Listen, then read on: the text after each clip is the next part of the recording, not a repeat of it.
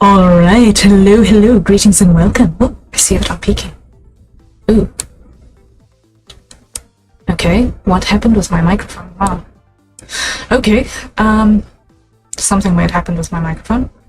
Let me just make that less so that it doesn't hurt anyone and that it doesn't do horrible things to audio quality. Ew. That's something that changed overnight. Sorry about that. Loud microphone. I need to monitor what's going on there and check what's going on there. I need to check what's going on there because that's new. That's new. But hello everyone, we are here. We're here. Welcome.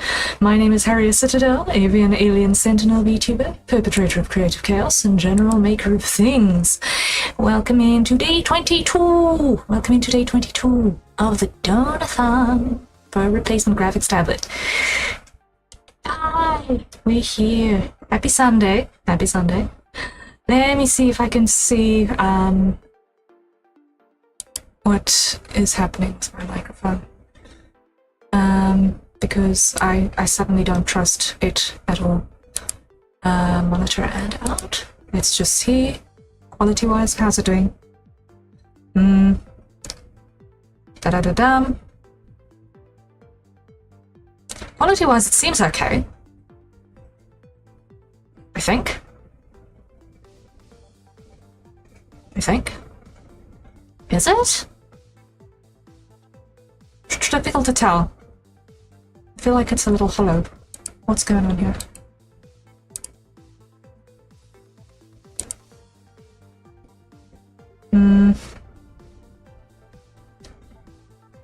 Let me just put that off. Let's see what that does.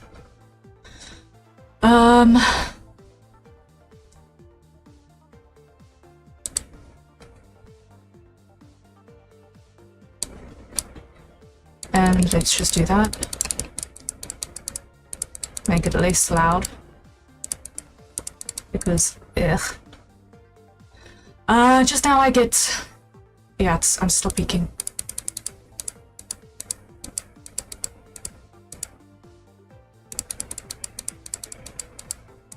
Okay, that's that. For some reason, my audio decided to do a reset. A bunch of things. And that's changing the sound.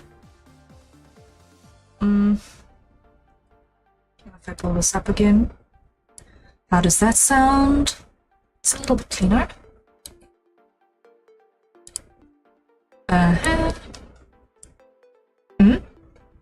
No, wait. No, it's rough.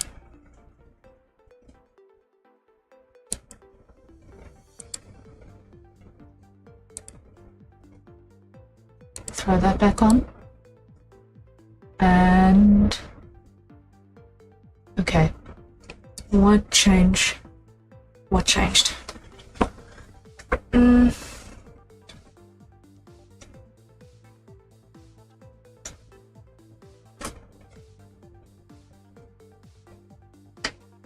How's that? That's a little bit cleaner. Okay, I don't know what changed, but I needed to redo my settings. It seems like I've got it okay now. I think.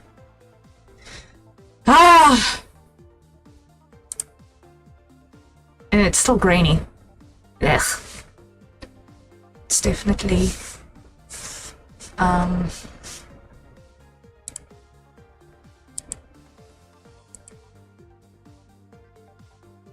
Let me just hear in this mode. Like that. Yeah, I think that's about as good as good as I am going to get it.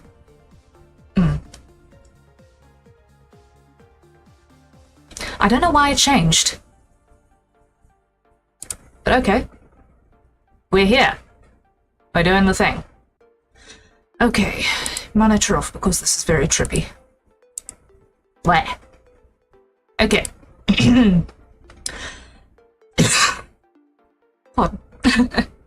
So, you might notice that the wings are out today. And that is because we are going to be drawing wings. Surprise, surprise, surprise. We are once again drawing Wilhelm today. Once again, we're drawing Wilhelm van der Bos today. Once again, for my own self-indulgence. But it is part of his outfit design art challenge, which is an opportunity to flex a little bit. And it's not every day that you get an official invitation to do outfit design for a pool post. So there's that little detail. And I'm really looking forward to it. I'm going to be drawing a lot of inspiration from my own original world build for this one. Because I've spent quite a bit of time doing clothing concepting for winged folk. Quite a bit, actually. And I just want to check one little thing on the side while we are all getting our faculties in order. I believe it's going to be this one. Let me just switch to this account.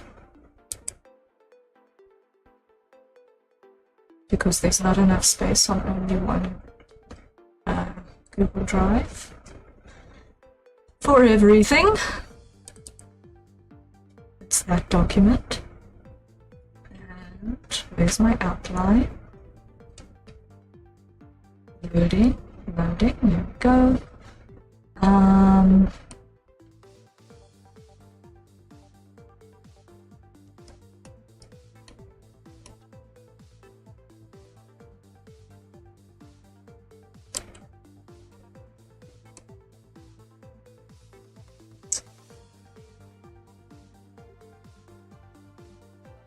Let's just see.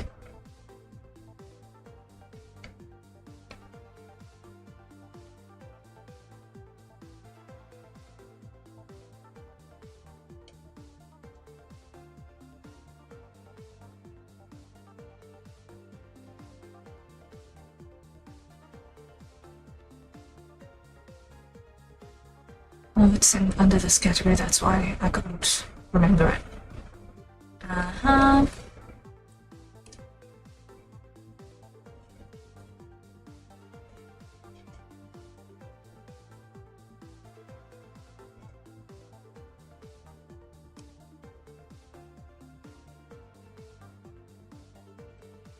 Are there any others?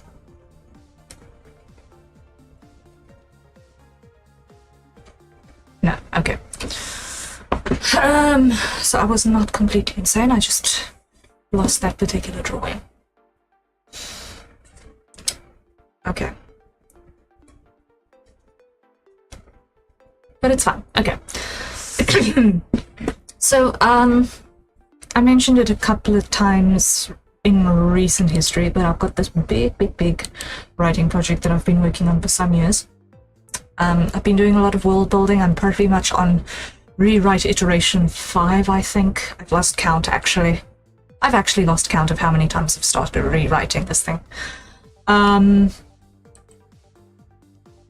But it's a pretty big fantasy world that I am writing for, and I guess you could almost call it science fantasy-ish. It's almost science fantasy-ish. And basically we've decided that I'm going to be throwing Misthaven in there as well.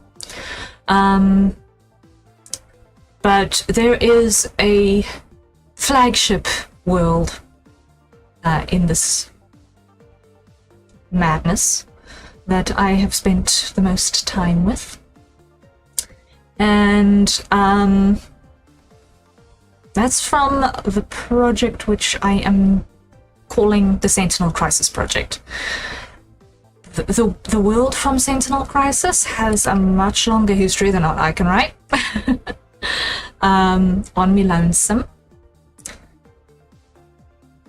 But I am picking a win that seems fun to work with.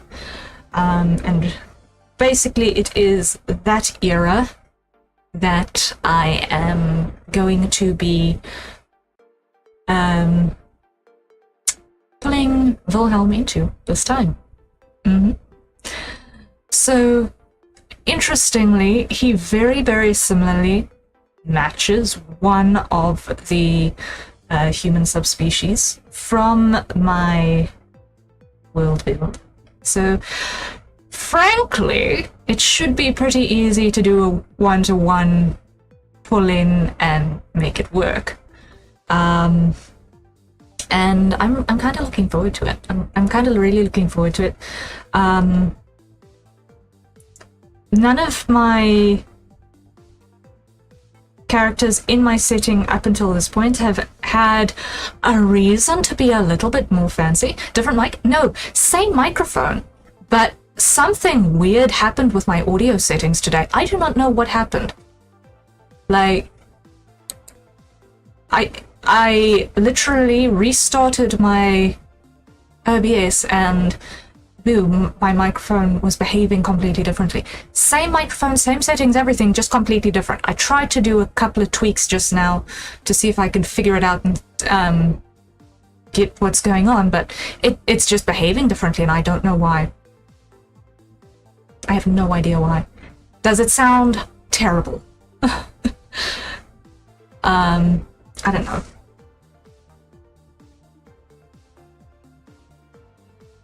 I don't know. She's turning into an android. The invasion has begun. Oh man, it sounds that bad, huh? Okay, that bad. Let's see. Let's just monitor on again.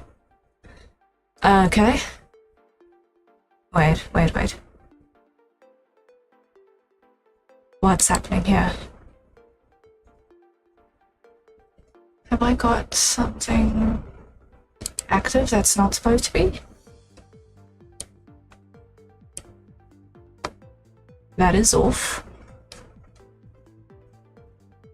Not terrible, just noticeable sound behind fire. Yeah. I'm trying to figure that out. Definitely trying to figure that out. Sorta hummy and wishy.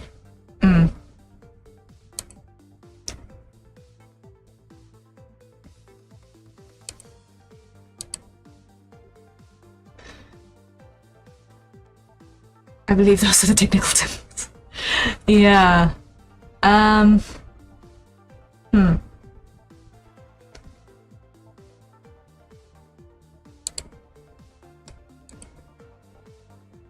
Let's see.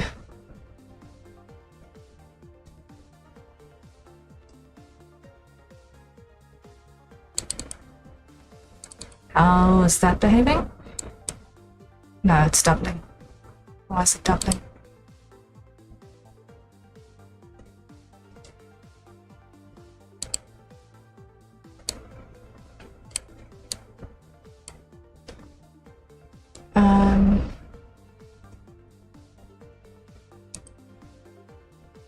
Wait.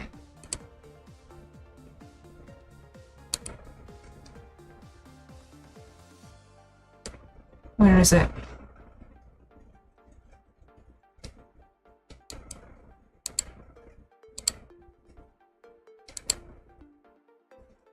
I just decided to close and disappear.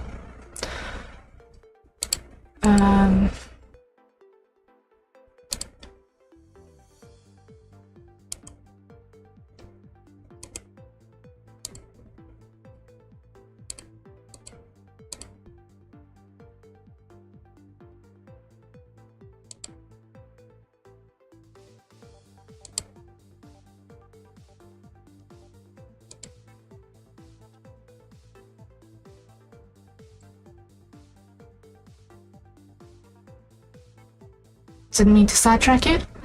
No, it's fine. It's been bugging me too. Because when it just suddenly decides to change things under you,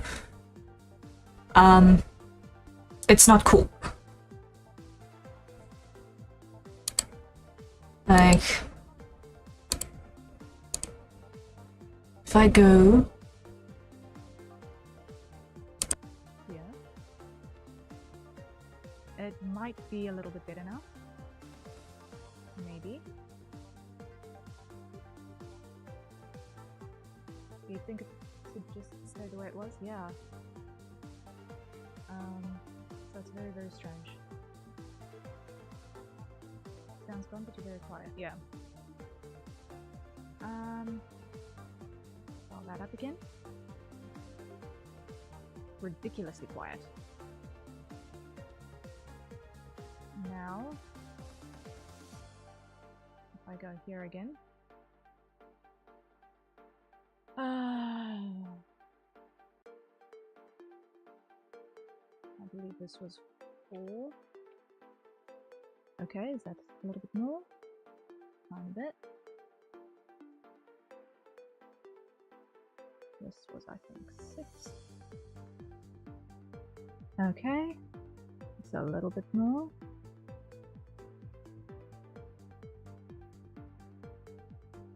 Okay. And then that. Okay, we're back. I literally have no idea why I did that. Okay. Well, that was a tangent. But we survived it. We survived it. Ah, microphone chaos! Woohoo! Now I can get rid of this monitor and off and output because sounds horrible. I cannot do audio monitoring of my own voice. It throws me so horrendously. I don't know. I don't know how people hear their own voices while they're working with it. But that's a hydrate, so everyone, acquire your nearest safer consumption beverage and let's take a sip.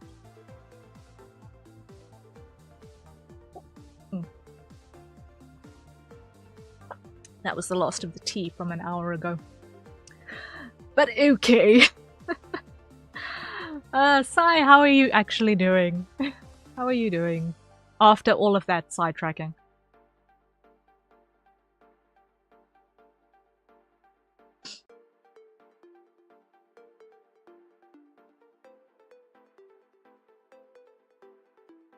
And I think I'm actually going to just dive right into the main canvas so we can get going. Chilling for now, having some vanilla iced coffee. Ooh, nice. Nice, nice. I'm actually just going to put reference on this side. Because wings. Because wings are out, I'm going to put the reference on that side. Vanilla iced coffee, that sounds decadent. That sounds absolutely decadent.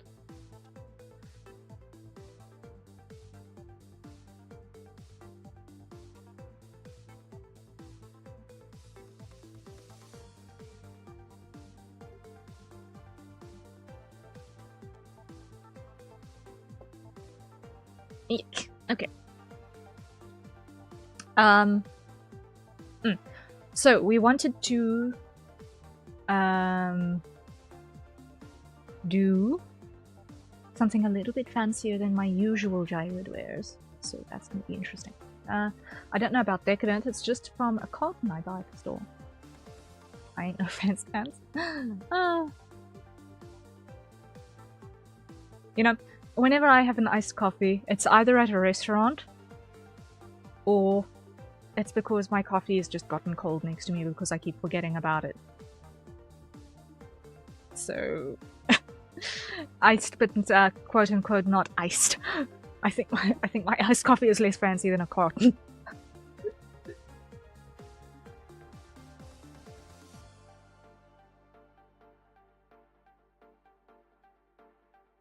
I think pretty much the only quote-unquote interesting drink that has been a regular in my household recently has been diluting orange juice with soda water. I think that's about the most interesting thing in my house in terms of drinks lately.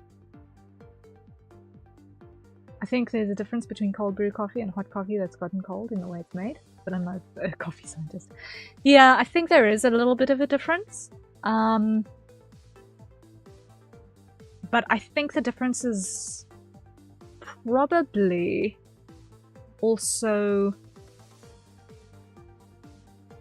less crazy than what we probably would think. Probably, I think.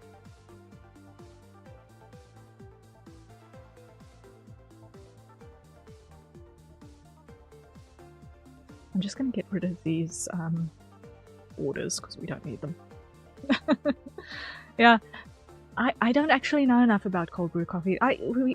If we only have one brand of instant coffee, well, one type of instant coffee that we deal with, really. We have the type that you just dissolve in whatever water is available, and boom, you've got a coffee. Quick and nasty, but not chicory. And then we have the stuff that we grind and put into a filter or a plunger, or yeah. that's the extent of our coffees. Like, I know my dad has a 1 cup percolator, but I don't think we've actually used it in a while. Probably because it's only 1 cup's worth and there are like 5 people in the house who very much enjoy our coffee, so it's like a little bit small for us. A round of coffee does not go very far. A pot of coffee does not go very far. Because we do a lot of filter coffee if we're going to have ground bean coffee. But yeah.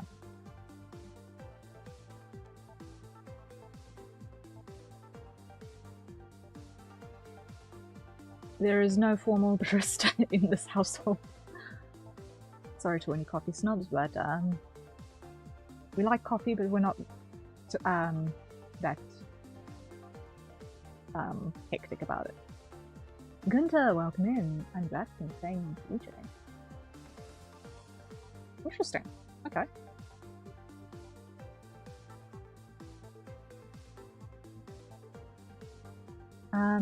You know what? This head is way too big, but I'll resize it down anyway. I'll resize it down just now.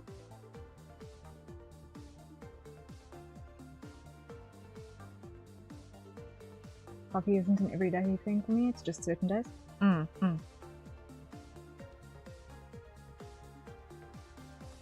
What are we doing?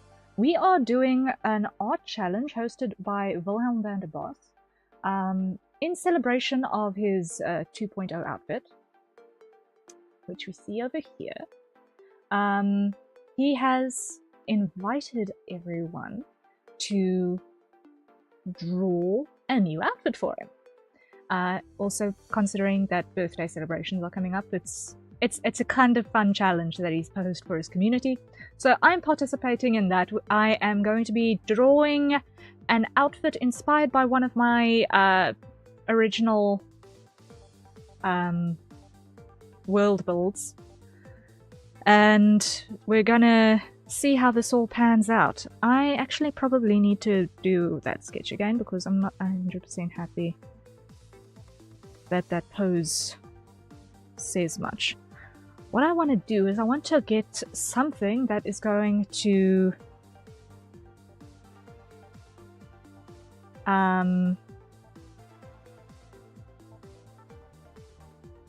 highlight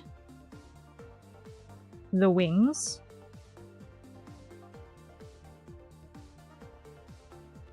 considering that we are pretty much focusing on the fact that it's winged person anatomy that's going to be happening here. I don't personally understand the feeling of I need my coffee to wake up unless I could have a major but certainly coffee in bed. I like the Jetsons. If I get out of bed, I'm awake more of it. Yeah. I am of the class that is... You wake up and then you have your coffee as well. Because I have to get downstairs to get out of bed. I sleep in a bunk bed, right? Because underneath that lives my craft station. Because I've got 4 rooms squeezed into 1 in terms of my living arrangement, right? So for me, if I am not fully conscious before clambering out of bed, I'm going to break my ankle or possibly my skull if I try to get out of bed before I am fully consciously awake. Wolfie Wolf, hello, hello, welcome in, welcome in. My name is Harrier Citadel, avian alien sentinel VTuber, perpetrator of creative chaos and general maker of things. Welcome. I hope that Sunday is treating everyone kindly this day. Can I draw you? You may absolutely draw me if you are so inclined. You will find my character reference sheets on my VGen page, which you will see is the link that says commissions open. You'll actually find my character sheet in the characters page there, as well as any rules regarding drawing me. I appreciate it if you do. Like, sincerely. It's always cool to get art from other people.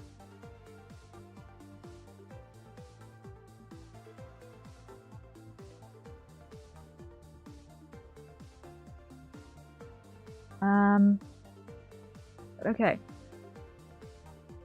What we're going to be doing for this one, I think, is let's do a sort of a sketch page. I think that's how I'm going to handle this.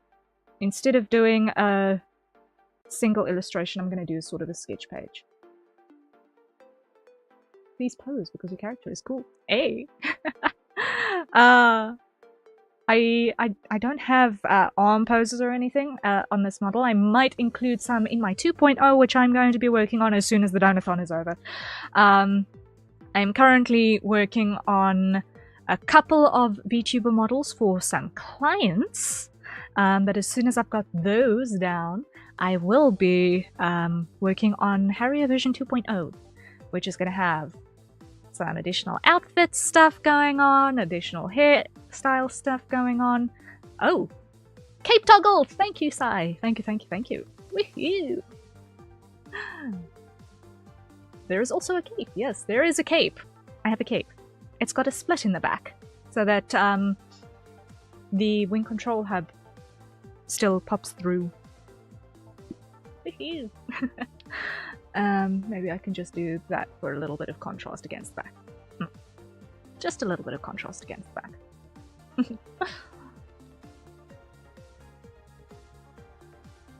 But thank you for the cape. I appreciate it. It's been cold today. It's been cold today.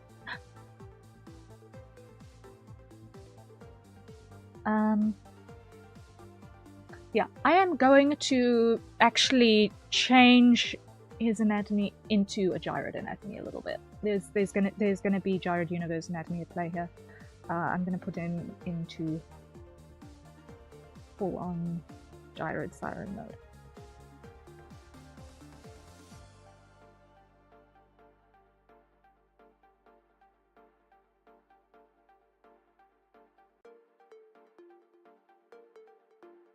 No talons on the feet, but the hands are going to be interesting. The hands are going to be interesting.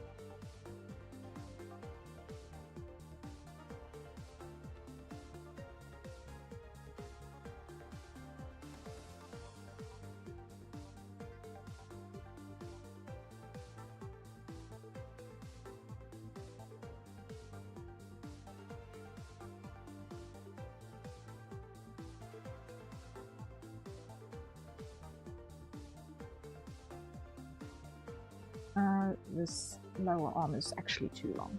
Lower arm is actually too long.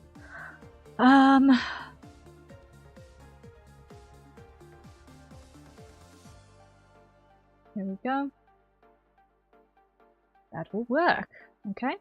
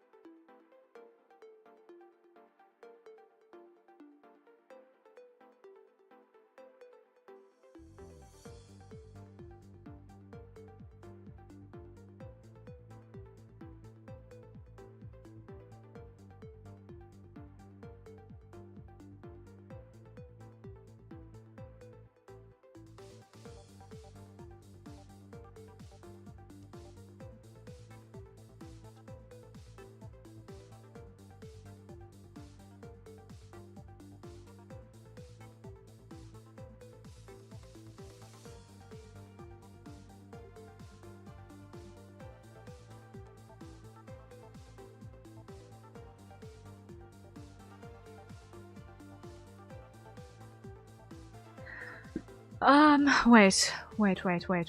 Did I have? What does my description say? What does my description say? And here, scroll up. I want to be by the siren.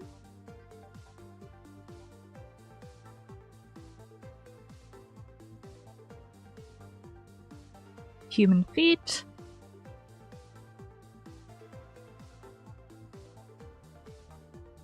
Large hands. Human feet, large hands, and muscular forearms. That is the Ambonian anatomy. Reside.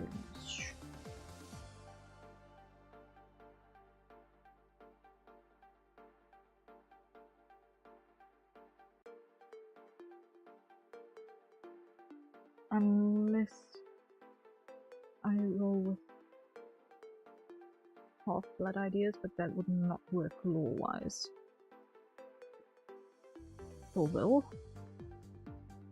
Because Noble Owl says direct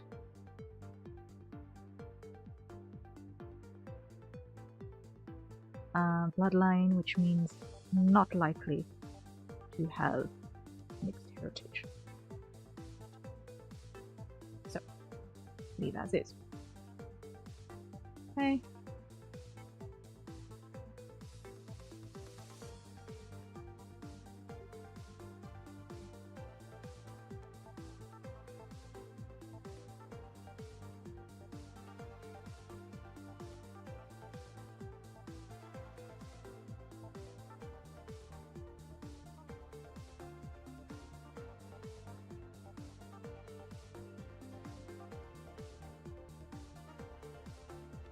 There we go.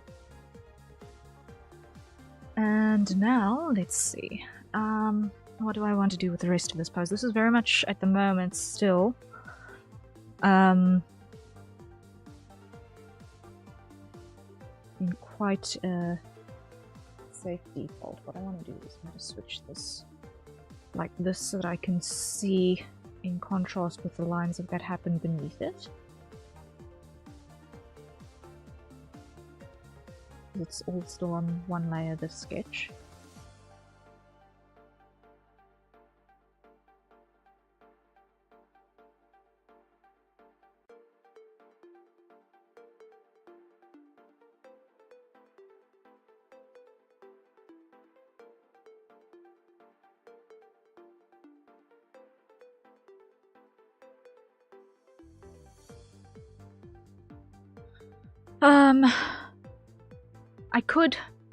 I could just make the outfit Ambonian inspired, or I could actually species change them. I think I'm just gonna pick the outfit. I'm not gonna go the species change thing, because that'll be a little bit too much.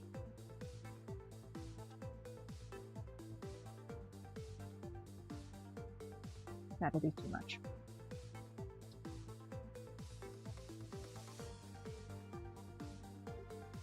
When I introduce you guys to the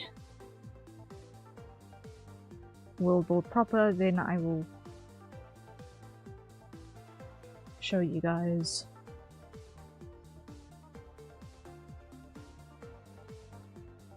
what that anatomy actually ends up looking like.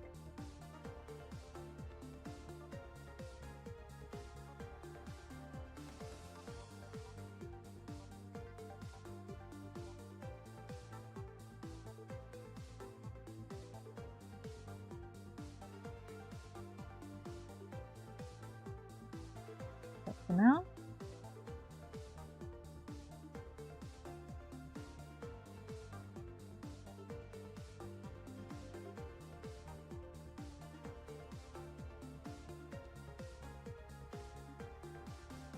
we'll start with, you know what, I'm actually not going to bother showing this too much because I'm going to have a second drawing on this page. There's going to be a second drawing on this page. So this arm would go behind, yeah, this arm is going to be hidden behind.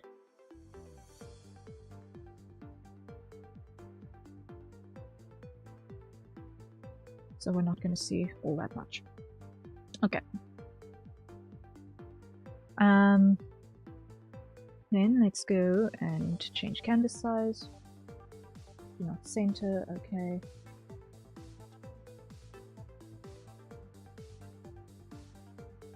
Make it double, I can always shrink it down again later.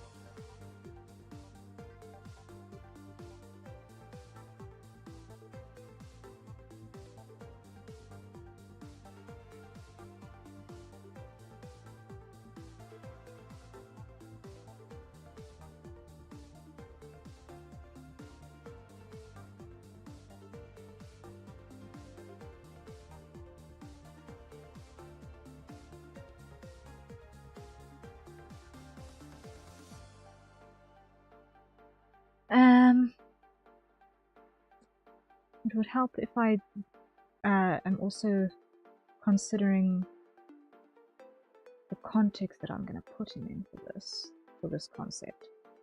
So it's all well and good that I know more or less what I want to do outfit-wise, but providing additional context does definitely help when it comes to deciding on postures. So we know in Wilhelm's canon lore, he is some variety of independent guardian agent, which means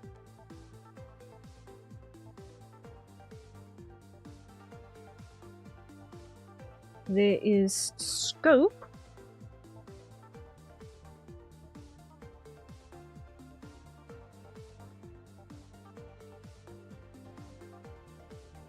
for quite a bit in terms of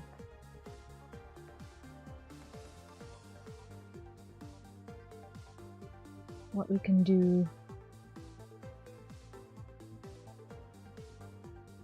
I don't like this sketch. I don't like this sketch. Be gone with you.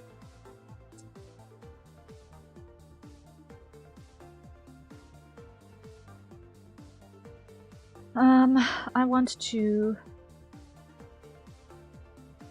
also put something that's a little bit more compacted.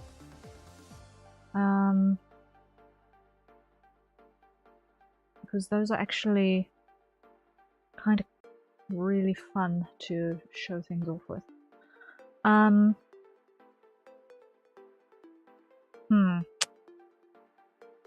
You know what? I'm actually going to restart. I'm going to restart. Because I'm not entirely sure that I'm happy with where that's going. As a foundation. So what we do know, courtesy the lore video that dropped yesterday, that was first featured in the Outfit debut stream, is that ranged magic is kind of a big deal.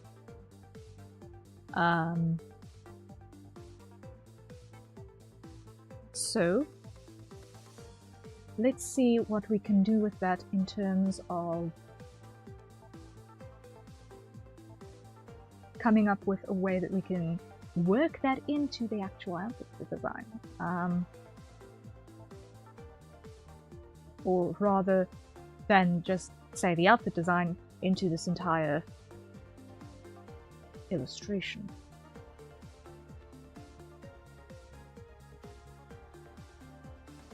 So I kind of want to incorporate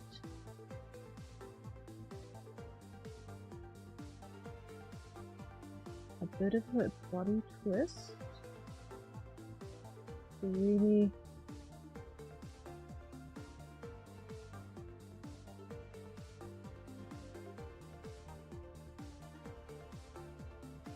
no, I don't want it to be that like that because we actually want to see the torso. So let's think. Start with something simpler.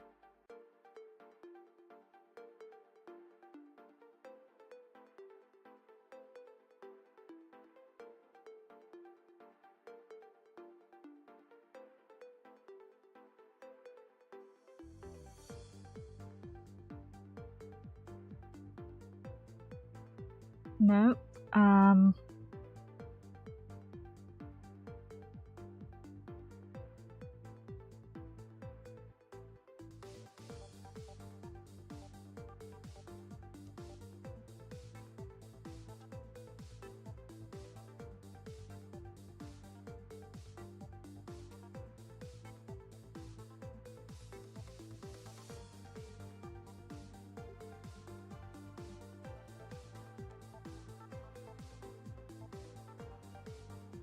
let's try.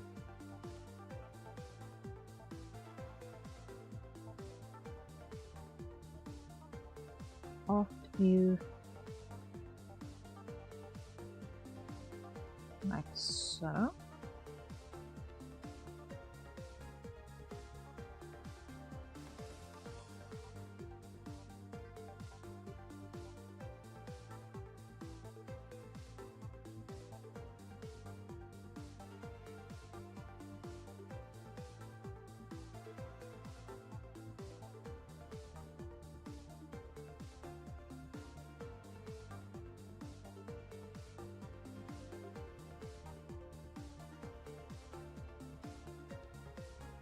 Foreshortening in there.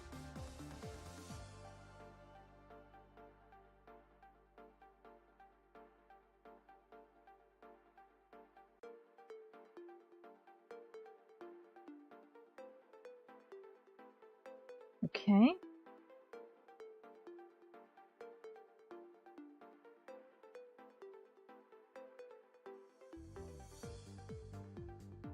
Other hand this side.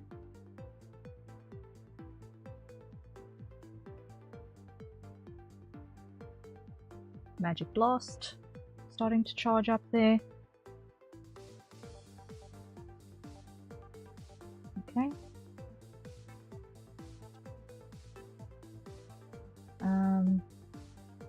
And stance wise, let's have this bracing.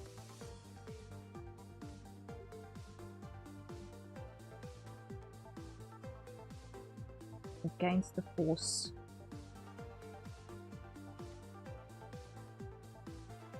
of that Magic Blast.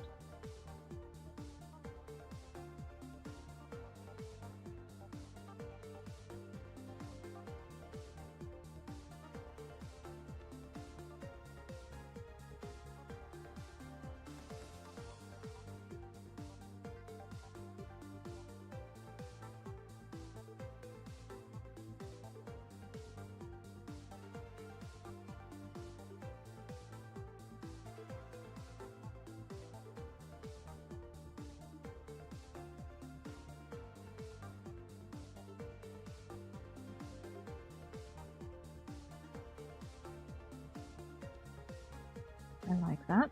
Nope.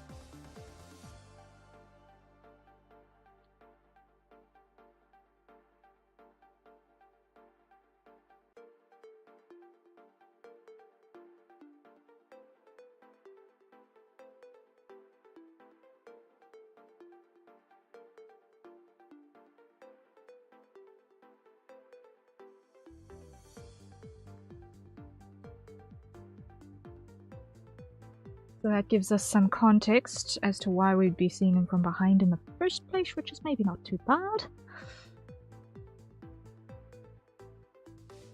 And then what we can do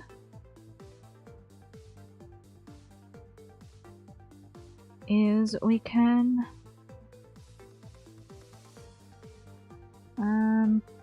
place our wings.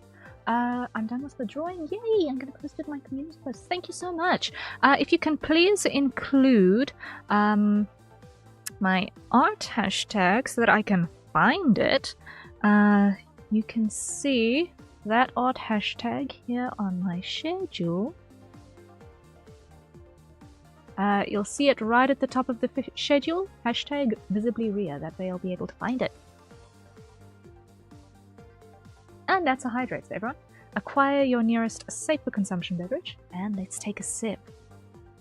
And I'll come back to the schedule. I'll come back to the schedule. I'll come back to the schedule and talk about it in a bit more depth a little bit later in the evening. But thank you so much, people. I appreciate it.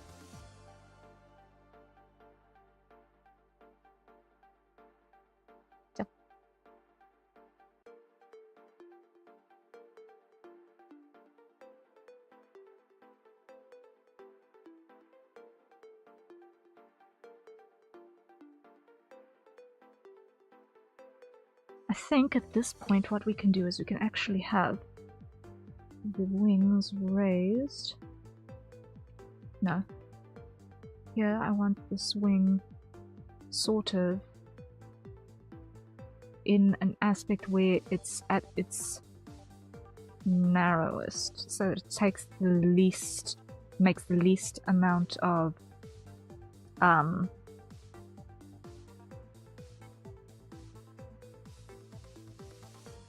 visible impact here.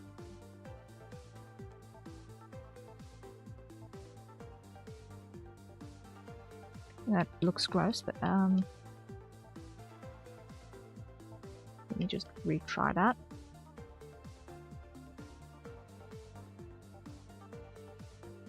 So the joint is there, and the elbow is there, and the wrist is there.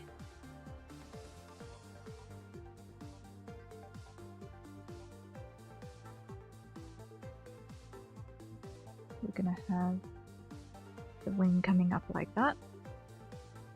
Elbow there. Wrist is there. Wing going like that.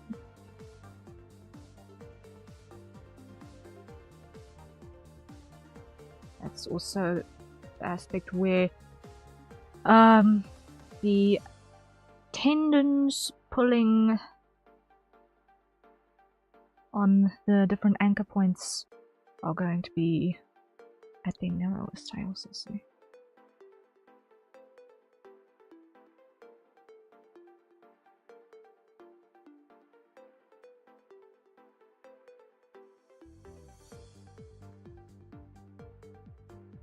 There we go.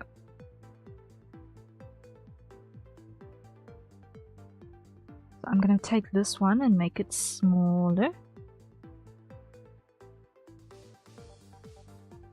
Put it this side.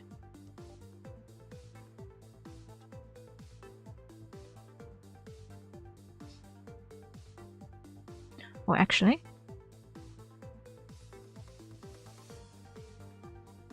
I'm actually gonna cut this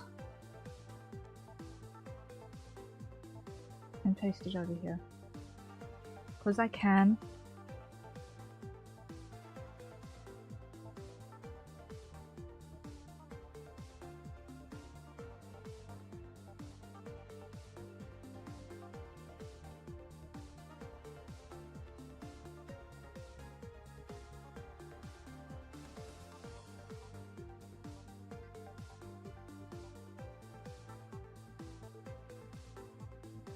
Once again, I think that arm is a little bit long.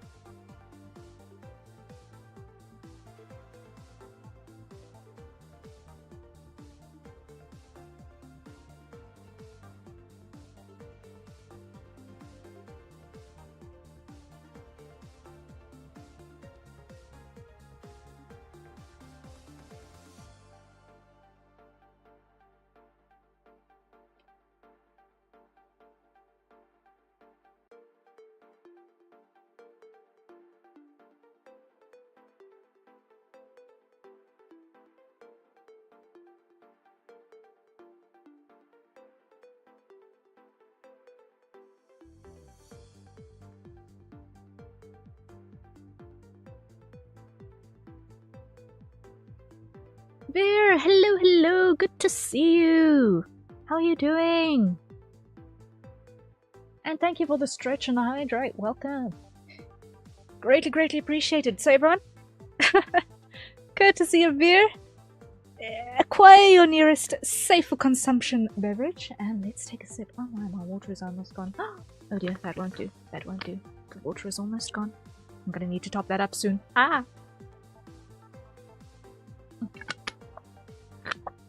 You good was locking in until I stopped locking in. ADHD got me. You know what? Fair.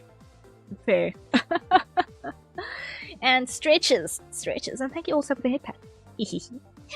Oh. Stretches. So we're gonna start locking your hands over our head and just pulling up. And that is tight. And rolling the arms back. Sort of hands up, pulling our elbows as back as far as they'll go. There we go. Hold. Hold. Hold. Ow. I hope you like the hand art. Thank you! Thank you! I will go check it out after stream. I will go check it out after stream, but thank you so much. I really appreciate it.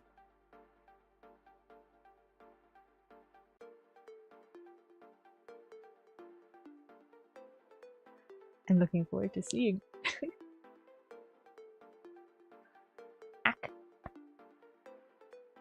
Then, let's drop hands next to us and kind of take the back of the head. And Toaster, thank you for asking for the save button. That's maybe not a bad idea right about now. Save. Cool. We're just quickly going through some stretches, courtesy of Veer over here. Thank you, thank you, thank you. So basically we're just going to take the back of our head and pull that up towards the ceiling. Not lifting our shoulders, not picking up our head anyway, just pulling the back of our head up. Just stretching out the back of the neck. There we go. Hold. Hold. Pull that up as high as possible. Okay. And relax. And then look to the side and do the same thing.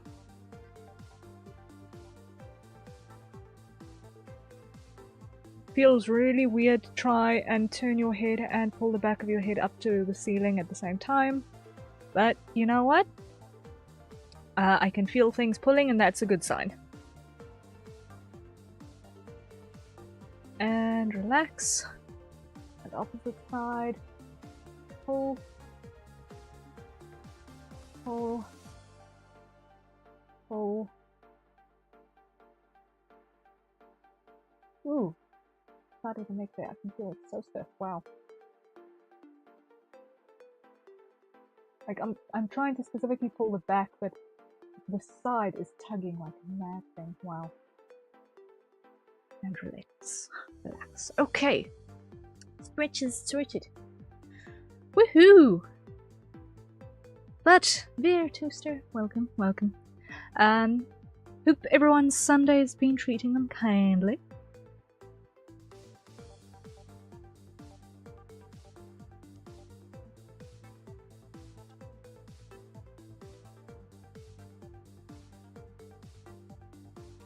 Me going to get water? Good idea. Very good idea.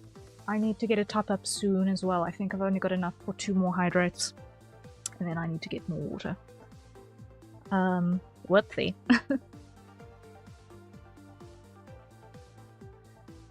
The coffee is gone, the tea is gone, the water is gone. I really started stream on an empty tank. Wow.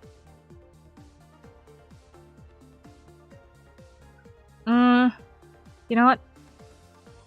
This is a good dynamic pose, but I don't feel like it's appropriate for right now. I think that's my issue. Because I want something that looks a little bit more refined and fancy.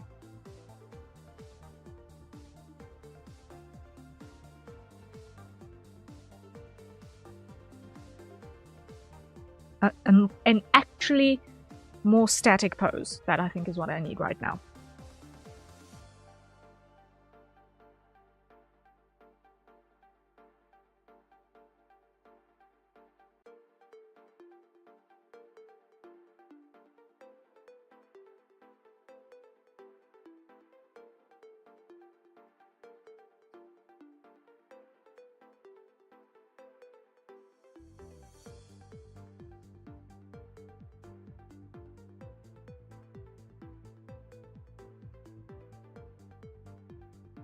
There we go. Let's see.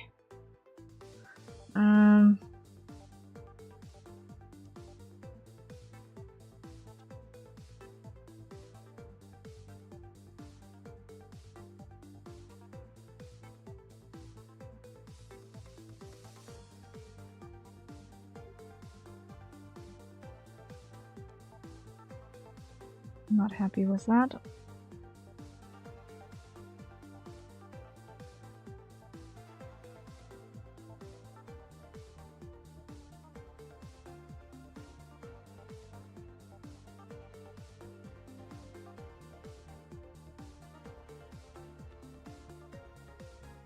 Let's just shrink that down a little bit so that I've got more space to think.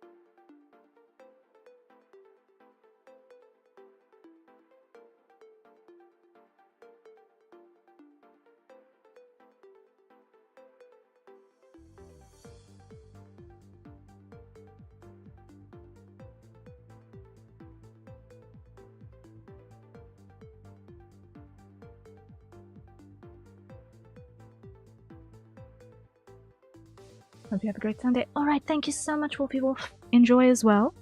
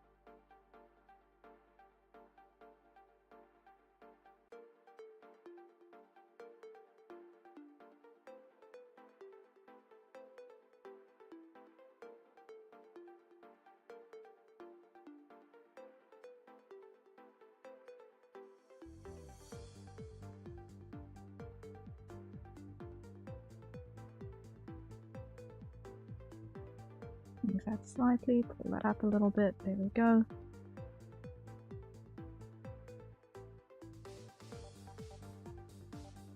And on this side, let's see. I sort of want to give a little bit of a arcane engineer feeling to this. Like,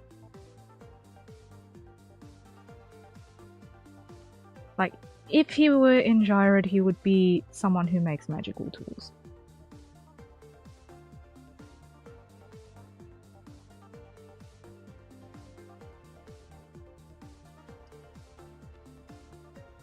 So maybe I can actually give him Siren Forearm Anatomy.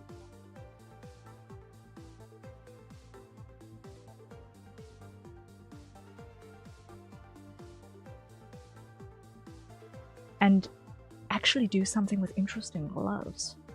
Maybe that would be cool. Maybe that would be cool.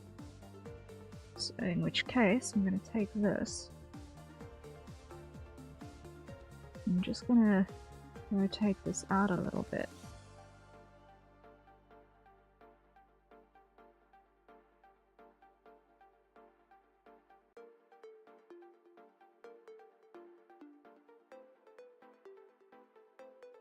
And on this side,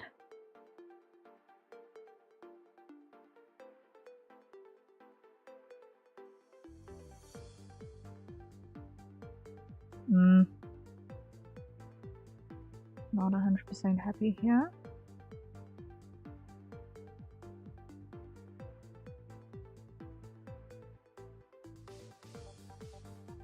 It's a bit better. Feels a bit more balanced. Let's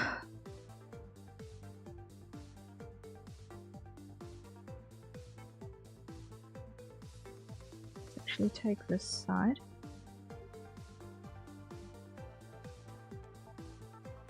And get rid of it.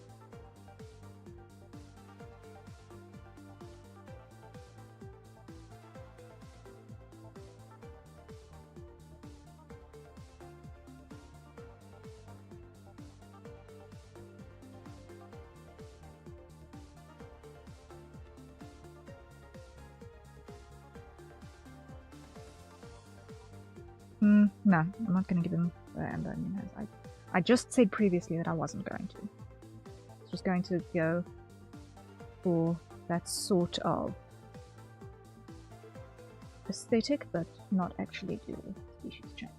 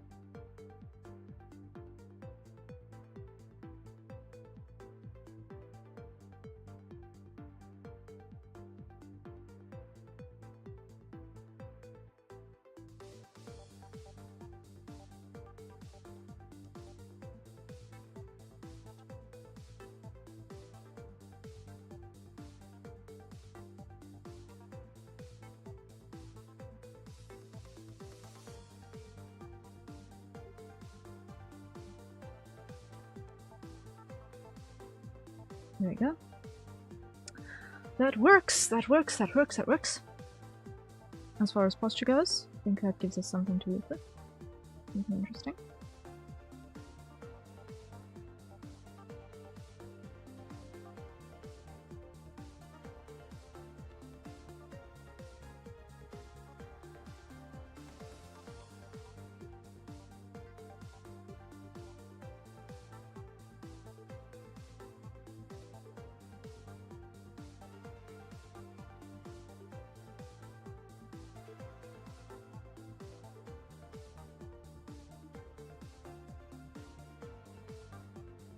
Okay. here. That'll be approximately forearm length.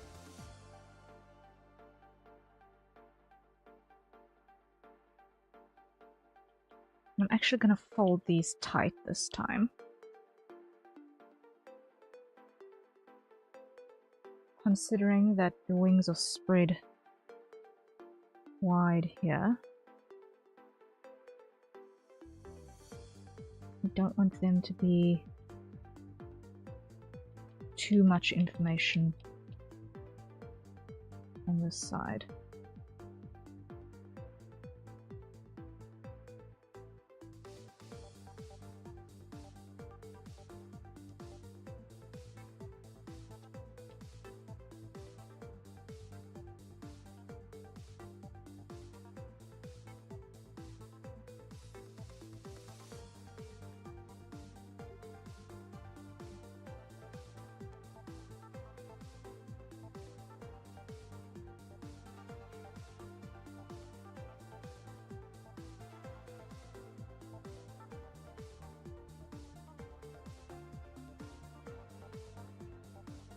I'm going to do the wings on sketches on a different layer. I'm not going to try and force that dynamic here. What I am going to do is I'm just going to put the marker for that elbow and for the wrist.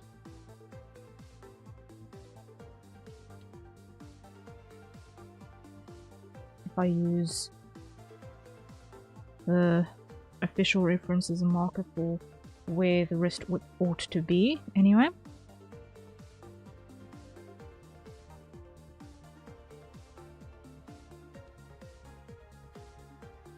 Height-wise. Okay, that will do the trick. Now what I can do is I can put that all there. Put that all in a group. Call the group sketch. There we go. Reduce the opacity. Make a new layer, call this one inks. And I'm gonna grab an ink brush. There we go.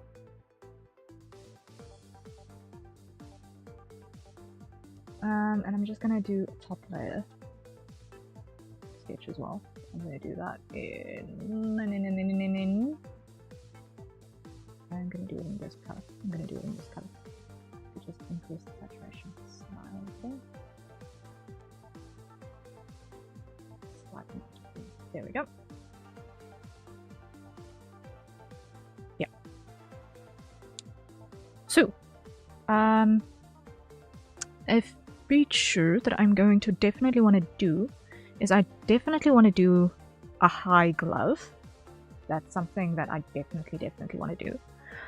But I want to incorporate like an oversized glove on top of that for a little bit of interesting silhouette. So I want to include like a wrist thing here and spread that kind of wide. Almost unnecessarily wide.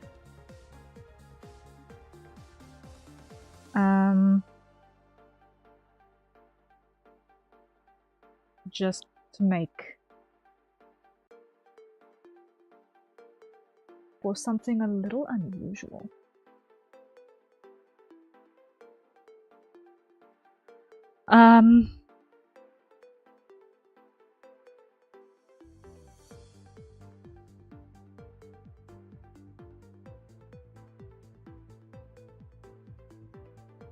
Because not all things that look good need to be necessary, right?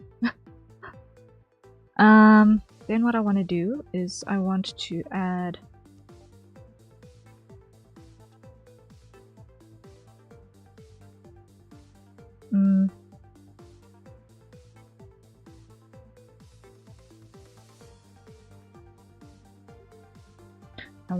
I need to put the pendant in, so let me put that in first. Because that's a non-negotiable. That has to be in there.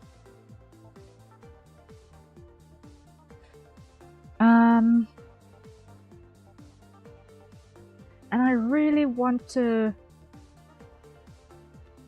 do something to show off shoulders.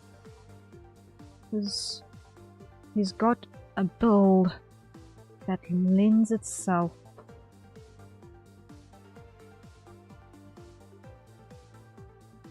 very well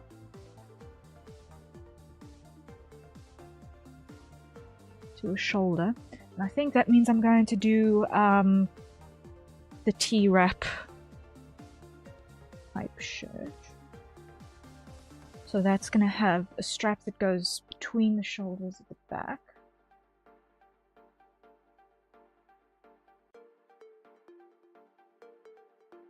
Moonshiro, hello, hello, welcome in. How are you doing?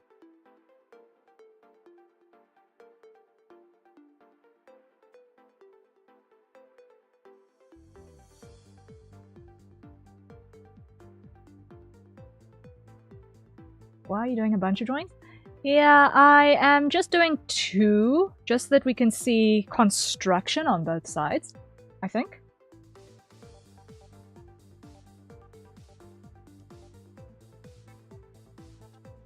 I'm okay, tired, about to eat. Ooh, I hope you enjoy your meal. How are you? I'm doing good, I'm doing good. I had a nap, I had a good meal as well. I'm drawing one of my favorite owls in the world. I'm a happy camper. I'm a happy camper.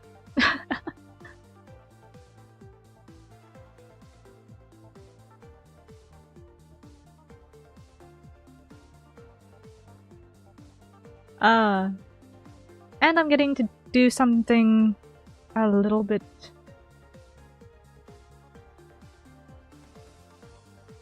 interesting as well, so that's fun. Yay! Yeah, all in all, it's a good Sunday so far.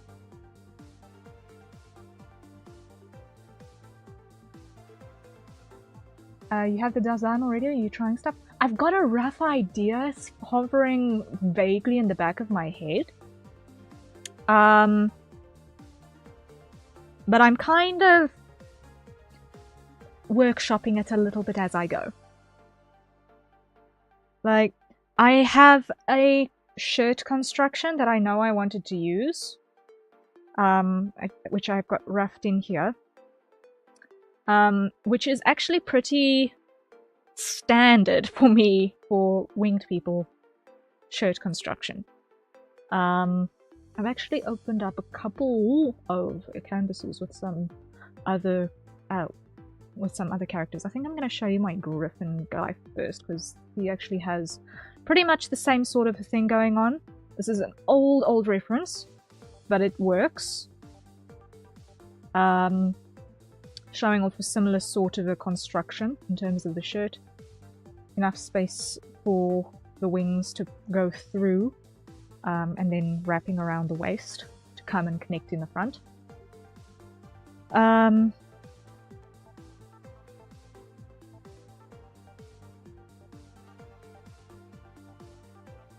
So I'm workshopping with something similar to this. Very D&D. Yeah, just a little. I'm workshopping off of that a little bit. I don't know why, but the upper view of the entire body, it looks almost like a carpet, is very funny to me. It's sort of squished.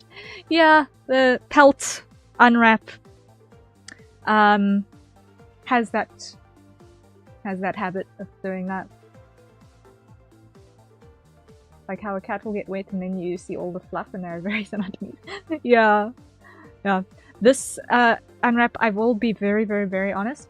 I think at the time I just wanted to get the rough idea down. I wasn't being pedantic about actual proportions of the pelt versus the proportion of the build. So, yeah.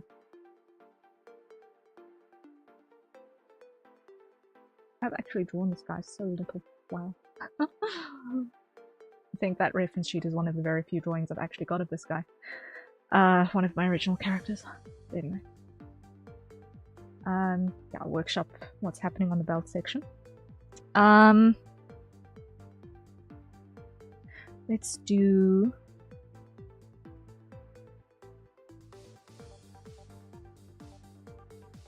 a little bit of fan service, just a tiny little bit.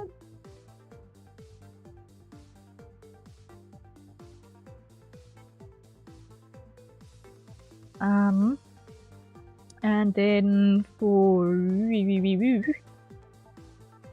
Okay, this shirt needs to have something that pops out under the bottom. How old is this art?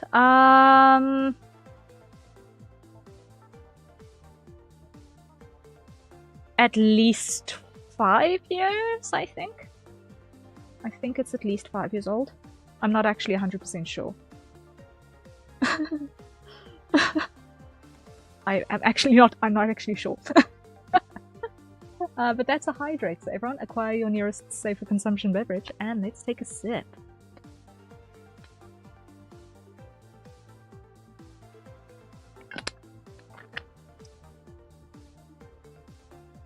I think this one is at least 5 years old.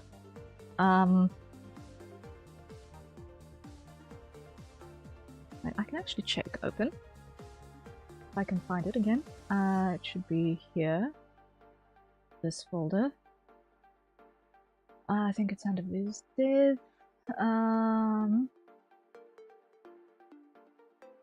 Properties. 2022.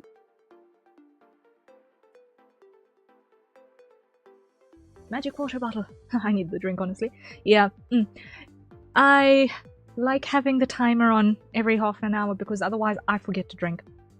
And then I wonder why I'm broken later.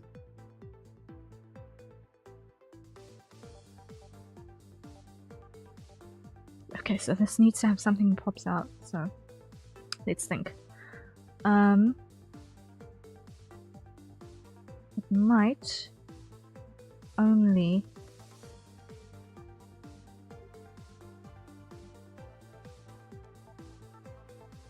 Okay, so what we could do is maybe something like that.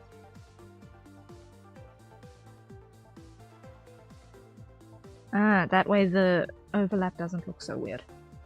That way the overlap doesn't look so weird. I can run with that.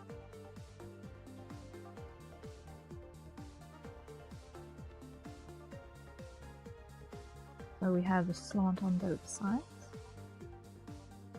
How I'm actually going to put the seam over there will still be determined.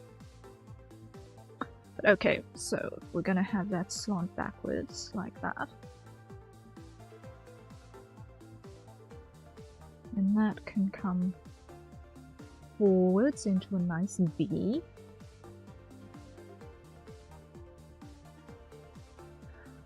And then maybe, let's just get rid of this because it's information that is bugging at the moment. Let's make that thinner so that I'm not so confuzzled with what I'm seeing. Let's add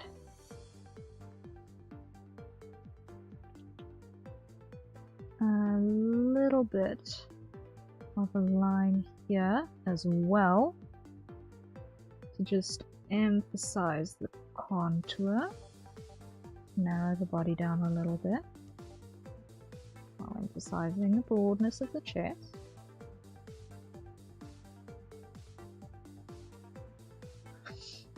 But we want fancy. Let's put something on the shoulder. Maybe something ornamental. And metal.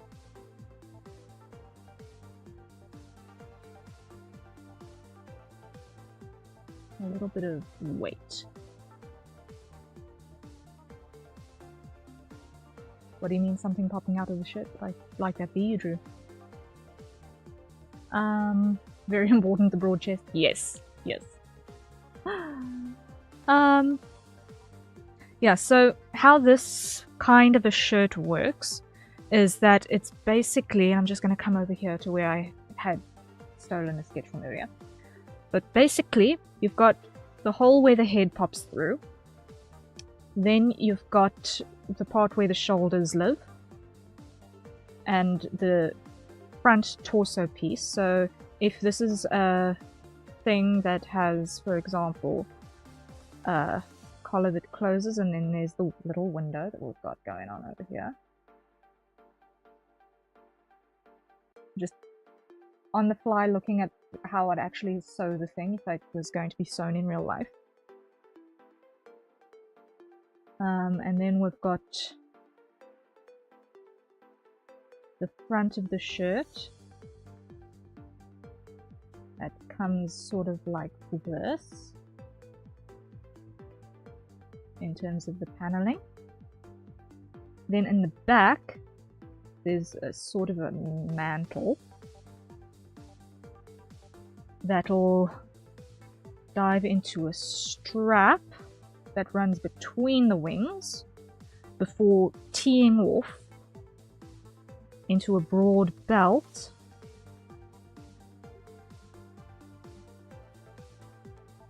that would wrap around and fasten that way.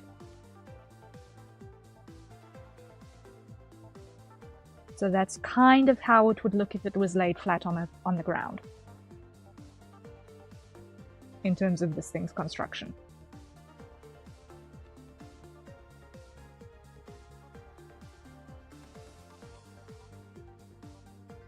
And that's something that I've used for a couple of my winged folk characters. There is an alternative, which is a little bit more boring, that I've also used, which is basically to have your normal sort of a shirt scenario with arm eyes so that you can have sleeves.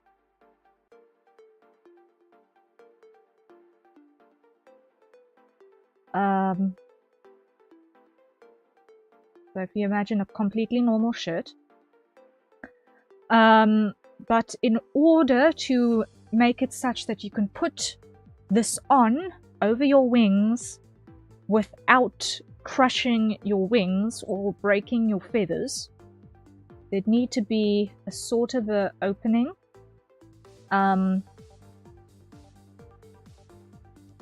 So either a straight across between the arm eyes, or maybe with a little bit of a border, just so that a tailor doesn't cry trying to get three things to join in the same place. Before having a closure at the back of some description. So those are two of my most common solutions for winged folk clothing, which can have quite a bit of variation already. My third solution is also a sleeveless type thing, where you have a torso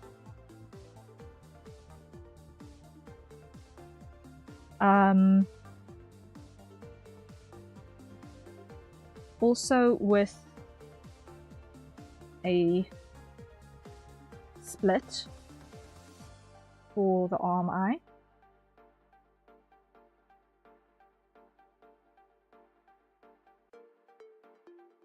It sort of goes sort of a racer back type vibe. And I realize that this is looking a little bit more tricky to see. But then with an over-the-shoulder fastening on one side. Or maybe on both sides.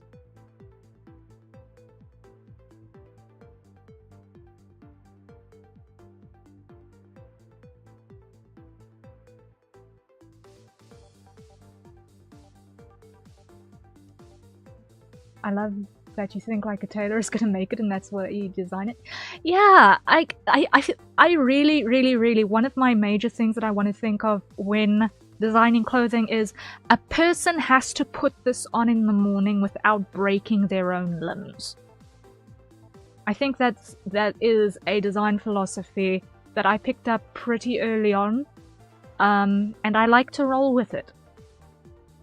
Because it's what takes it from being just costume design and turns it into actual clothing, even if the actual clothing is for weird anatomy.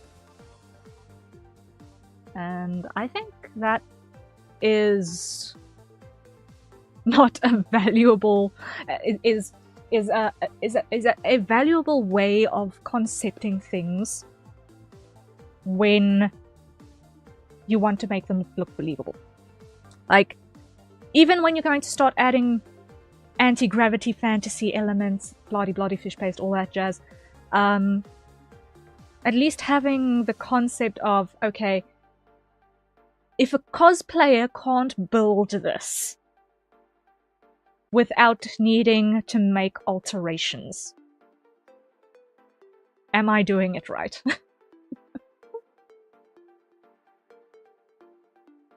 Like, I want to make stuff that cosplayers want to build, man. Therefore, I want to make it easy for them to build it without it looking weak.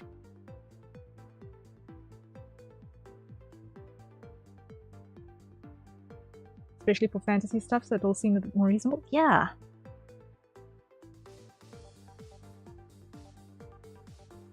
This is begging for a feather thing here. This is begging for a feather thing here, just for the fancy. A little gem with a feather thingy, just for the fancy. Because why not? Right?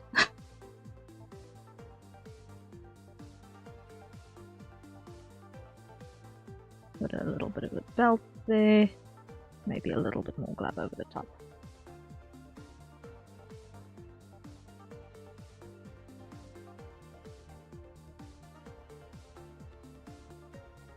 By the way, sorry for all my questions are distracting you from the design. So, no, it's all good. It's all good. I'm enjoying the conversation. I'm just explaining my design choices while I go because it's fun to explain. And it also helps me process and think in the same vein. But okay.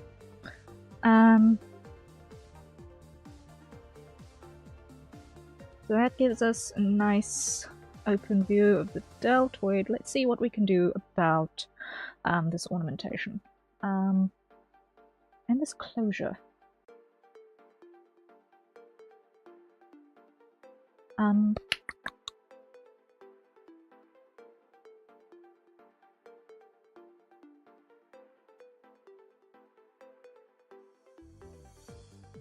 Make something that's got a bit more of a corner. Maybe.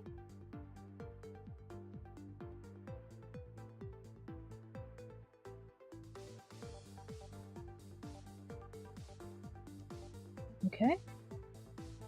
No, it's all good. It's all good.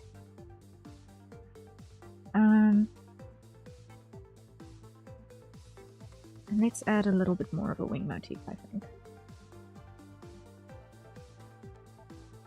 I like learning how other people design and think of those things. Yeah, no. I mean, it's not like it's not like I'm gatekeeping my design philosophies, so by all means.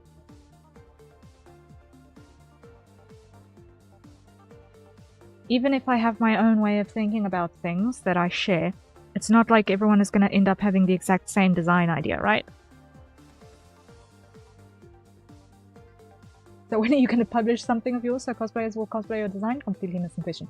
I want to so very, very desperately. I am still iterating a couple of things, like the griffin that I showed you guys earlier, and this guy who has the open back type shirt that I showed you in this sketch. And also this dragon of mine. It's actually a completely different... It's actually a combination of two types of closure here. That all from the same world. And this is the world that I'm drawing inspiration from for this particular character design.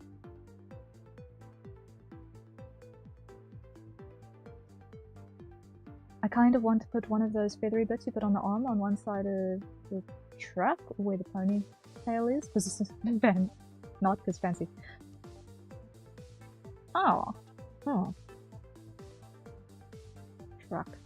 I'm not sure what you mean by truck.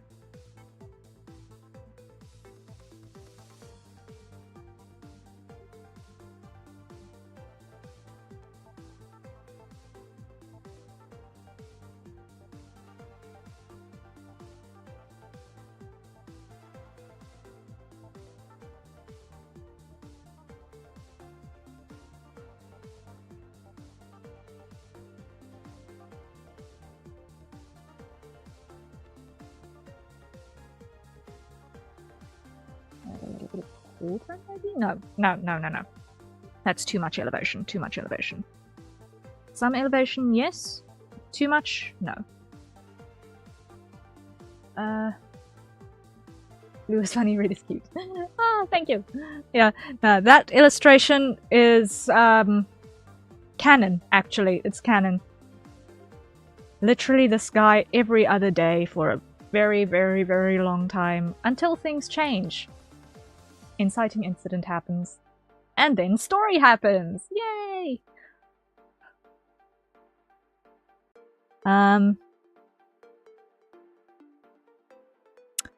Yeah. But I'm on rewrite number 5 of the story where that all exists. It's been my long writing project that I'm still panel beating. I'm experimenting with it a lot. I'm changing my mind a lot. I'm making things happen with it. And very, very loosely, I have figured out a way to actually put the same world build mechanics that I've got in there into the world of my own character that I'm currently showing you guys. Because my Misthaven build, which is where Harrier resides, I have decided is actually going to end up being part of the same planet. Or not the same planet, but the same universe system. So, yeah. And not track, it was supposed to be choker. Sorry, I'm talking and letting the phone write what I'm saying. Oh, okay, that makes sense, that makes sense. That would definitely impact how things get read, for sure.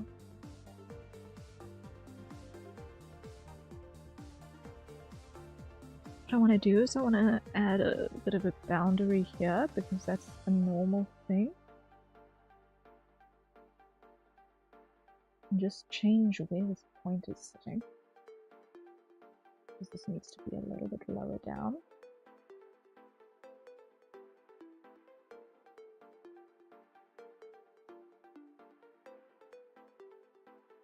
To look right.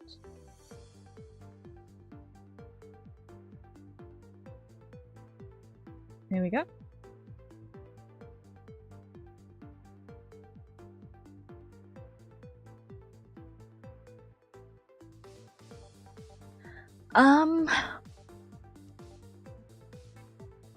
You know what? I am definitely gonna add another thing like that, I think. But then I'm going to make this not a blunt, but a diamond here.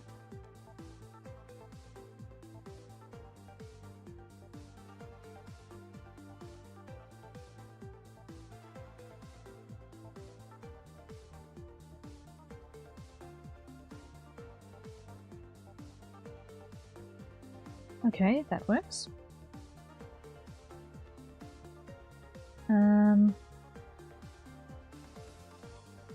Pull this down a little bit. Not that much. Just get the proportion the same on both sides there. Okay. I sort of want to add a little bit of filigree here just to tie in with the filigree that the bowl generally has, so maybe something like that. It will also add a bit of texture. I will use an actual brush for that.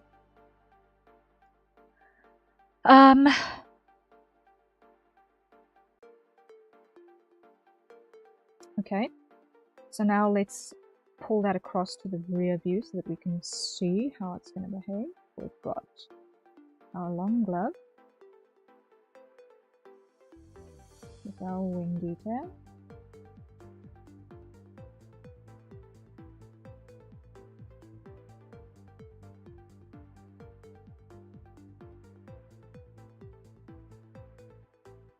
Okay. Then we've got... How does that work?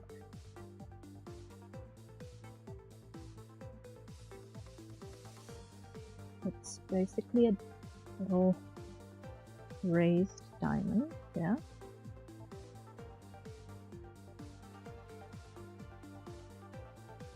With 2 feathers.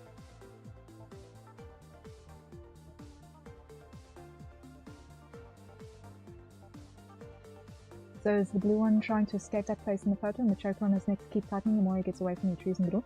Yeah, so that is an underground space. And the choker, he can't remove, and it basically is programmed to only allow him a certain range of movement around his abode.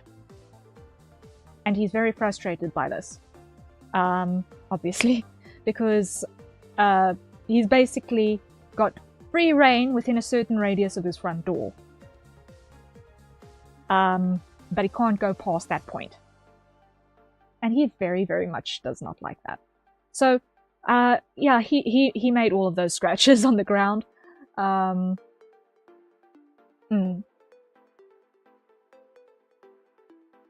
yeah. I'm so fidgety about back muscles. Ever since Makoto went free, he ruined me with back muscles and body. Oh dear.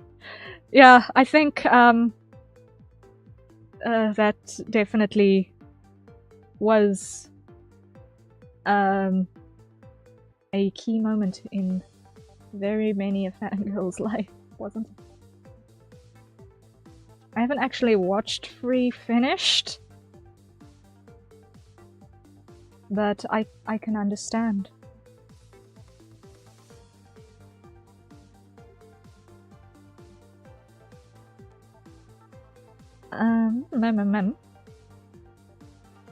So on this side, I'm not actually going to have a corner here. I'm going to actually follow the details straight down into this V. And do we actually need that to have separation on the mantle? I don't actually think so.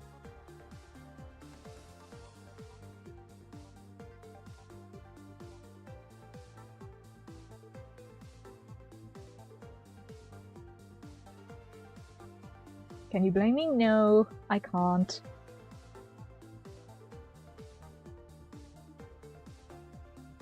A well-sculpted back is very pleasing. There is no denying this.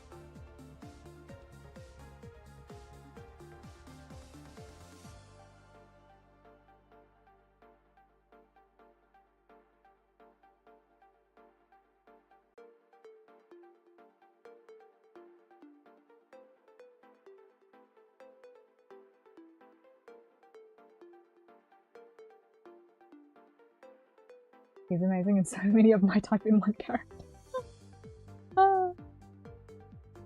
I see myself needing to revisit it at some point. I am not usually a big fan of academia type settings, personally. But I will see if I can muscle through it. Pardon the pun. Oh. Academia settings kind of bore me out after a little while. I don't know why. Actually, I do know why. I've got bad. I do not have fond memories of academy type places. So, I don't want to spend more time in them than I actually absolutely have to.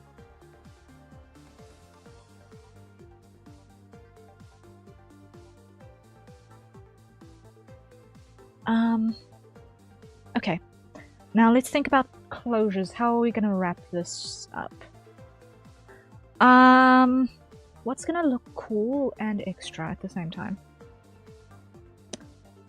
I don't want to do 3 straps because that's gonna be too identical to what I did with Athera.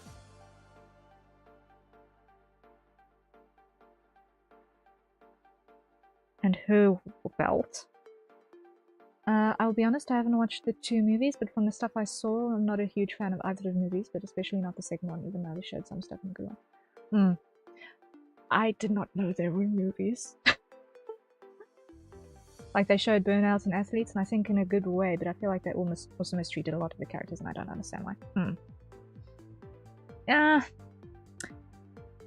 You know, it's difficult when it comes to the intent of a writer in terms of how to do things like that, but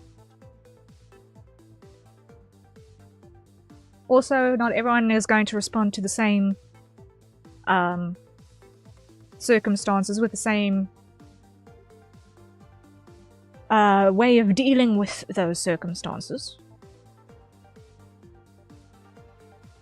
And so how sometimes things are just suboptimal in a lot of ways, and sometimes it's important to show that as well. I don't know if I'd call Free Academy type environment because it's mostly about the swimming, but I do understand it, but I don't want to watch it yet.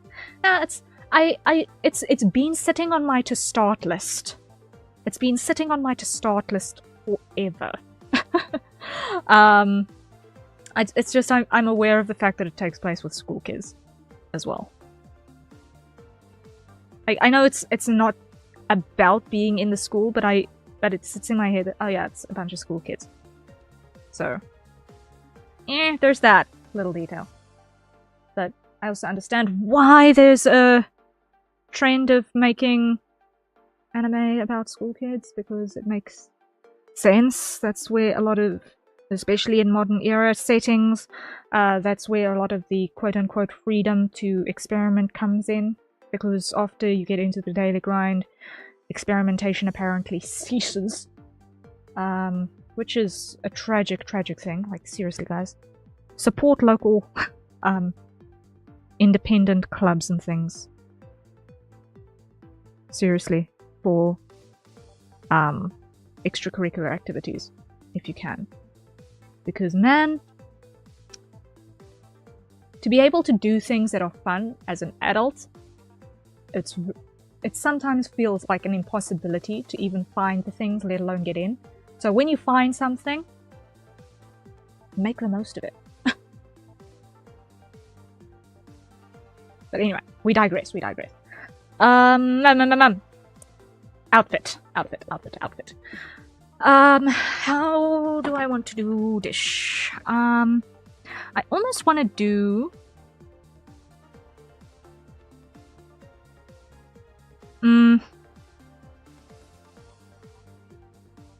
I want to split this in half, basically.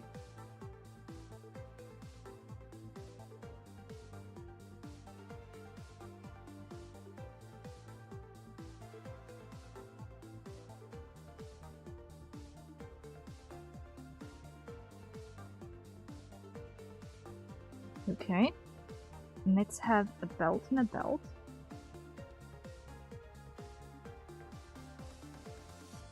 Let's clear the closure, this part that's not actually going to have material. Okay. Then let's have a little loop in the center.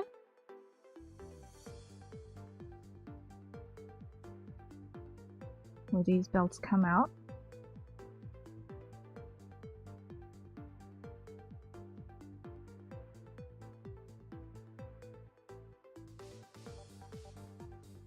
And then an interesting buckle where the strap pops out that side.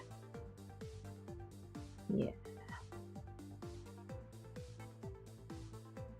That's gonna add some texture to that. That's gonna add some texture to that. I can roll with that.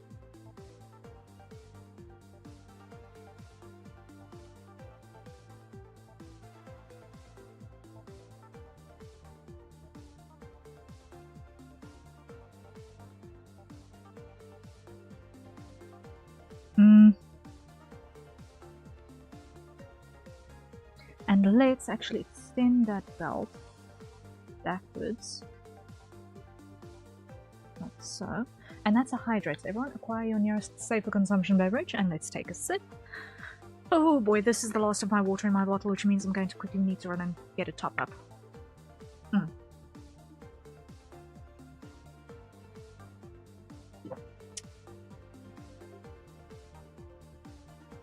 I was behind the stream because I'm talking and the stream is pausing and you have this thing. Oh, yeah, the DVR is on. Yes, the DVR is on. Ew. It's okay. It's okay, Moonshiro.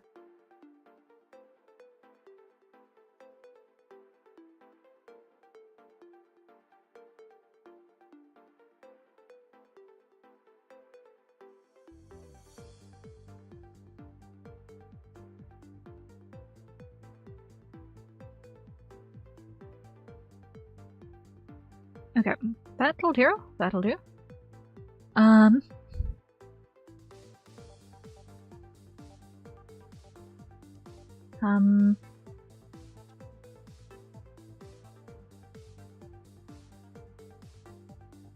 Let's go over here.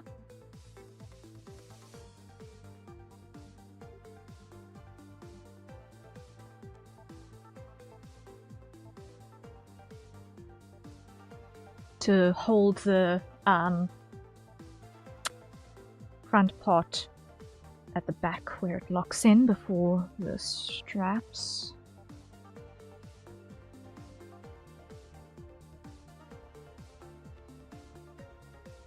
Like that.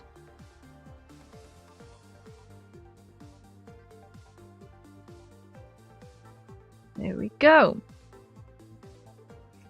That's something. Okay, we're getting there.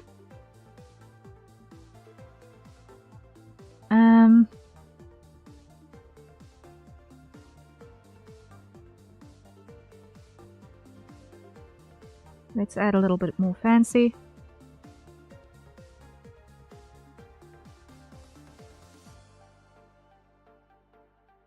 Because why not?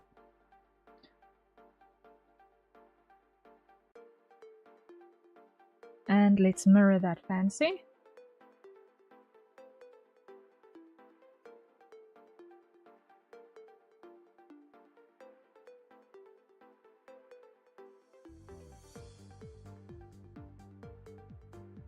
Back there.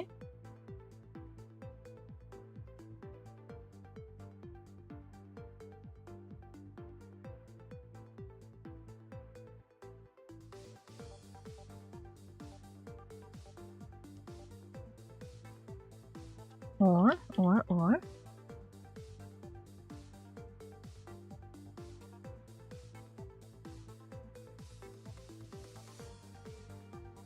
At that point, it's going to be uncomfortable to sit down.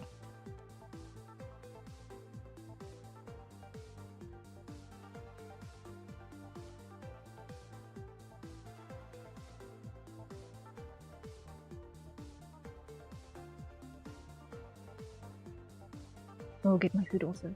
Not a bad idea. Not a bad idea.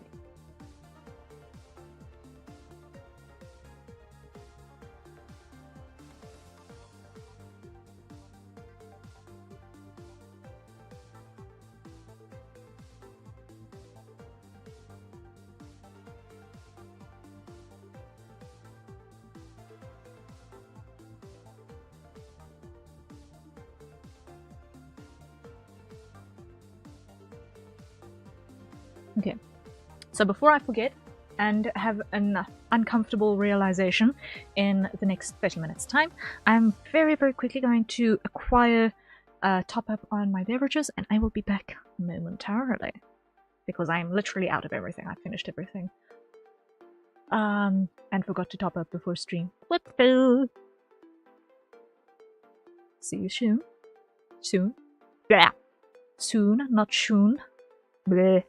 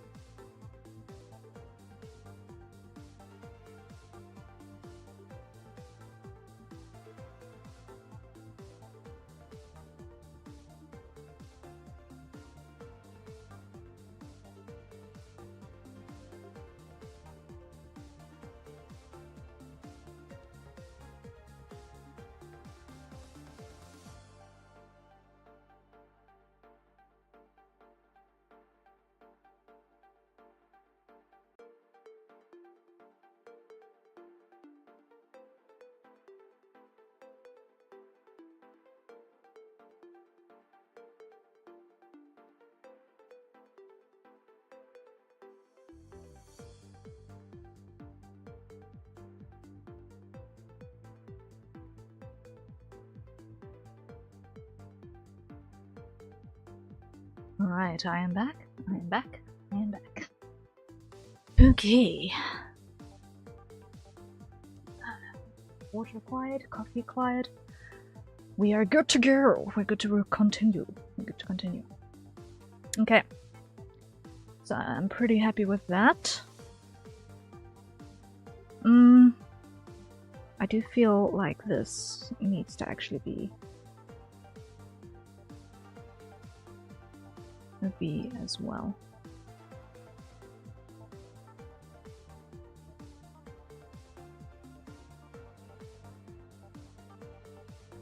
Just for the fancy.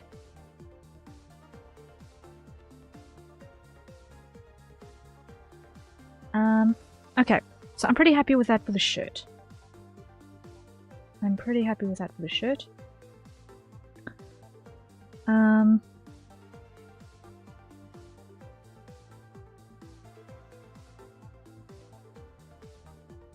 Cool. So now, let's look at lower body. I almost...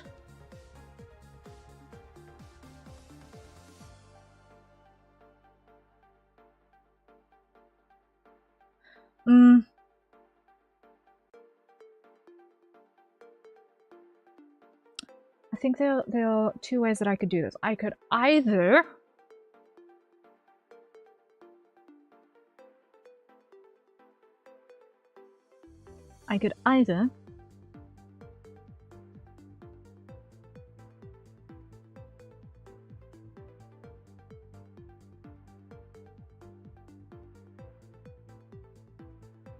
go for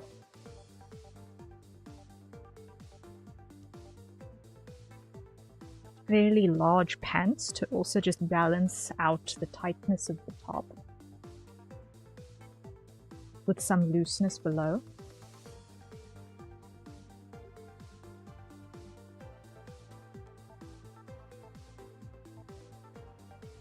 Or I can emphasize the owl legs with high thighs.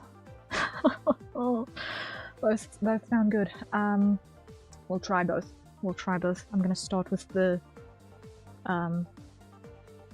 broader pant options. And let's see.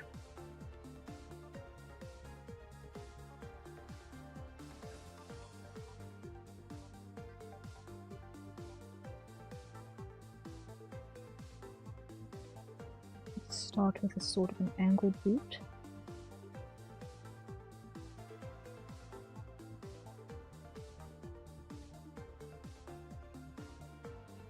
To just give us a end point to work with.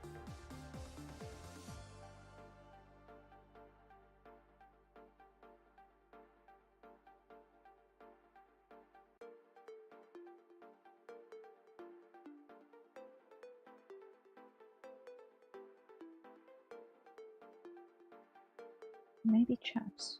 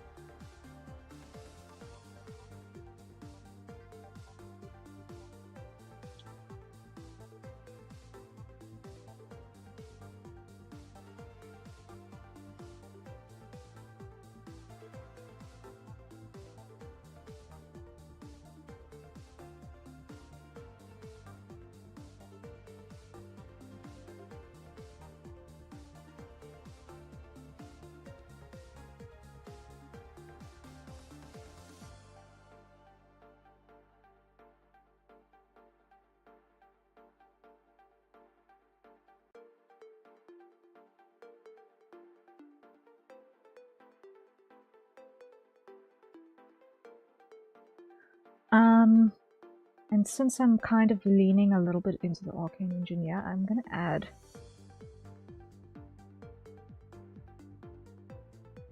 a safety boot toe, but I'm gonna make it sharp and fancy.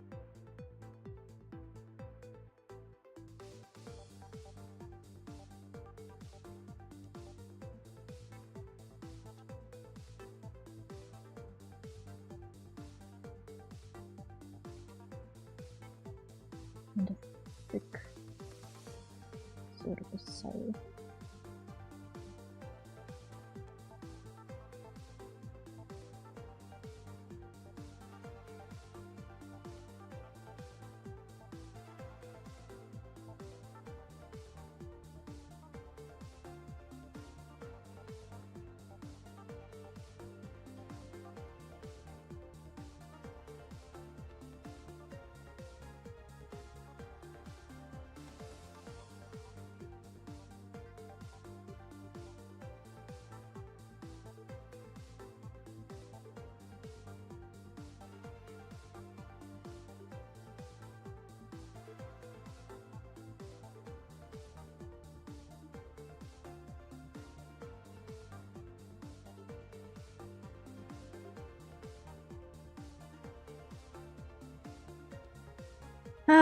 It's an interesting silhouette, but what's the purpose? I don't like it.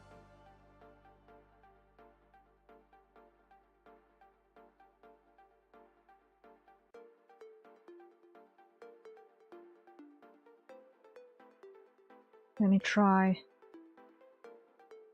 something else.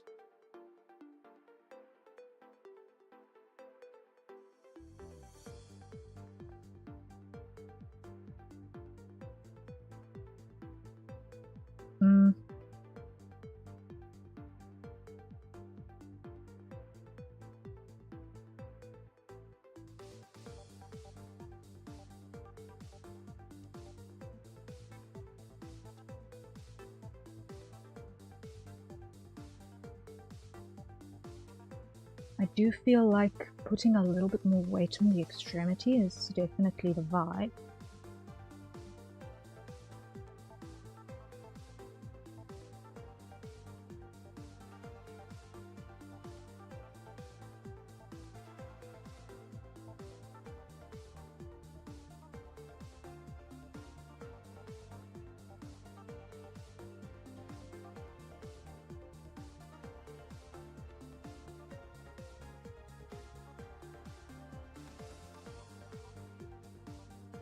Okay, I think what I need to do is tie down what the concept is that I'm going for.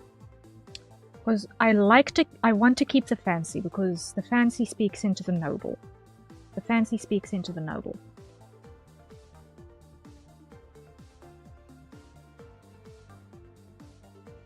But I need to decide. Do I want to lean into the combat, which is what I've got the sketch for? Or do I want to lean into the craftsman?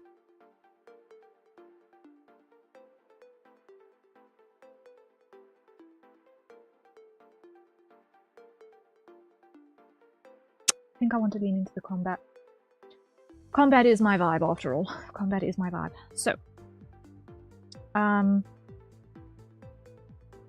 instead of having these be more craft gloves, let's actually turn these into van braces. Let's turn these into armored van braces. I think that's going to be our first step. No, first let's handle this. So, if we're going to have a little bit of an armored vibe, but light armor.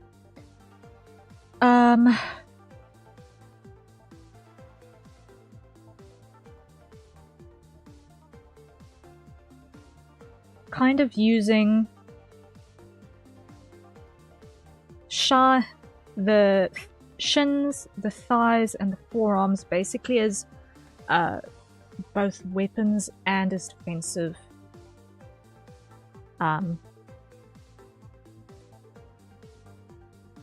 reflectors for protecting the wings and torso to cut down on unnecessary weight. If you can protect your most extreme extremities with an armor piece that can swiftly move in the way to deflect a blow to the torso, I think that is probably going to serve quite well. So let's add some weight in that way then.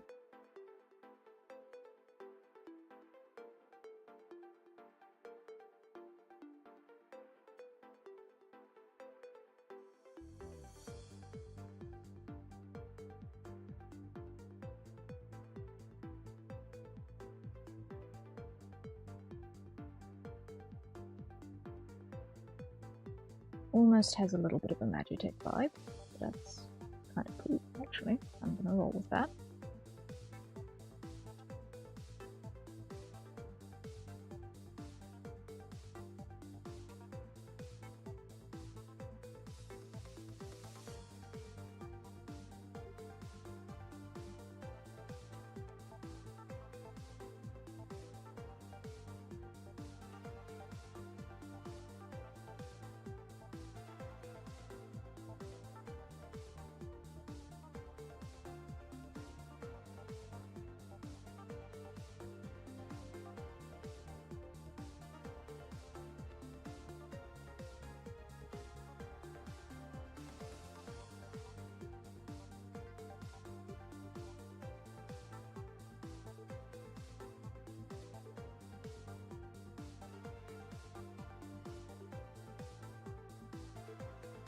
Am I a little bit biased as being someone with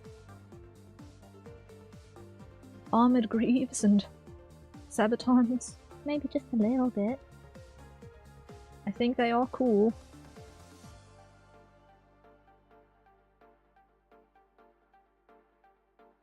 And given how much I bash my feet and legs into things, I kind of feel like it's desperately necessary in daily life.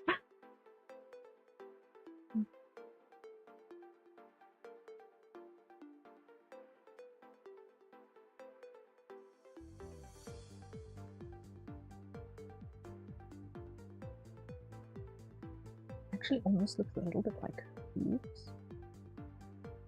Now that I look at that.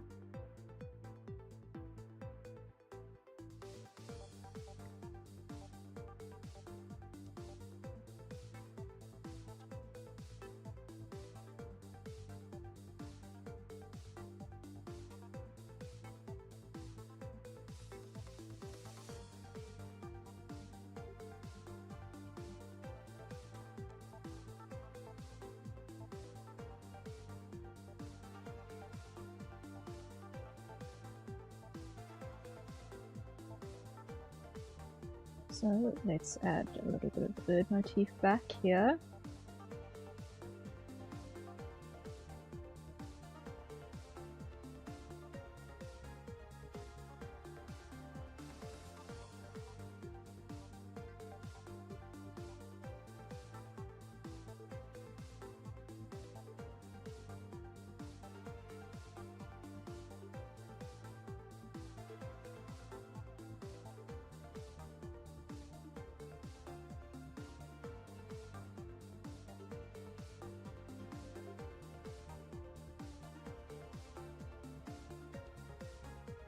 But does that look gross? Yes, it does. So undo.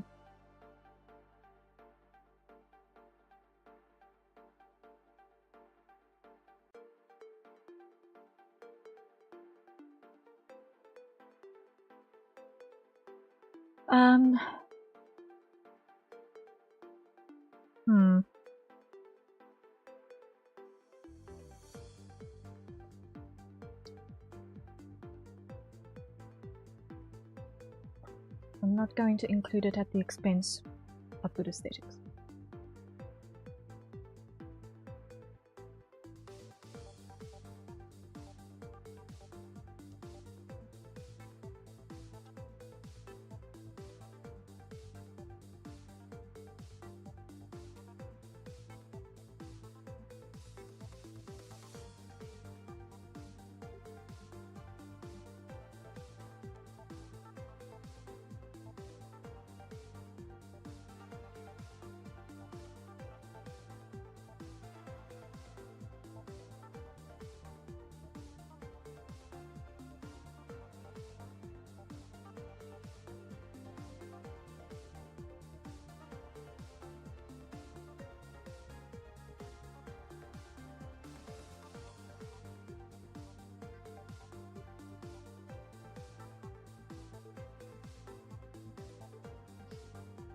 Okay.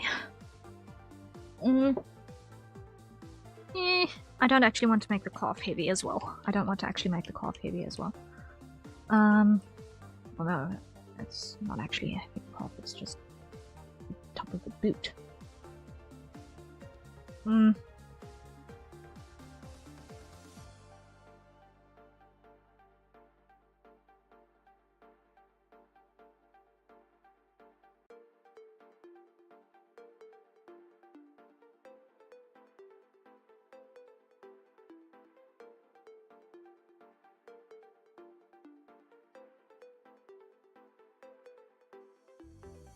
Shape first and then we'll detail.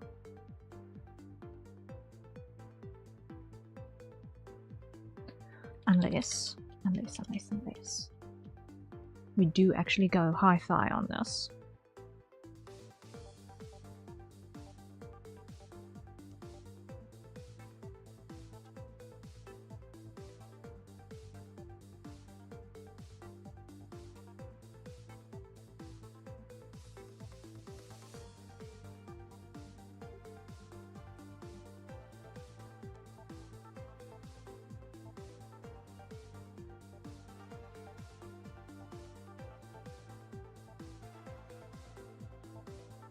But we go hi-fi with creases.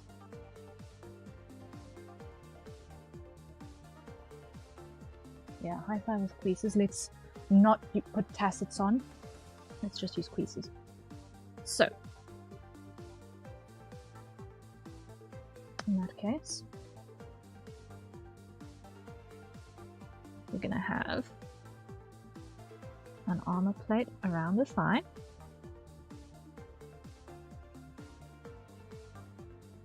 That goes up.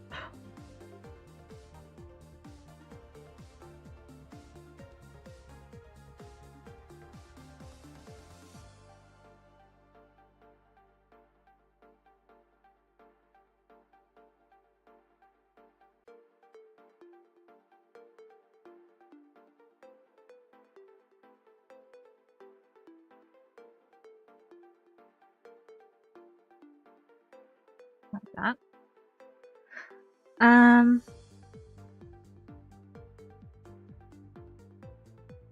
Actual fabric in there. Now, I also don't actually want that to be too heavy. I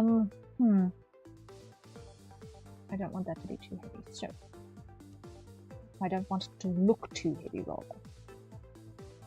Let's think.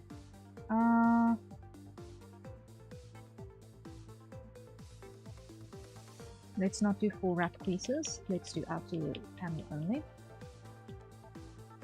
I know the inner thigh is where the major blood vessels will go.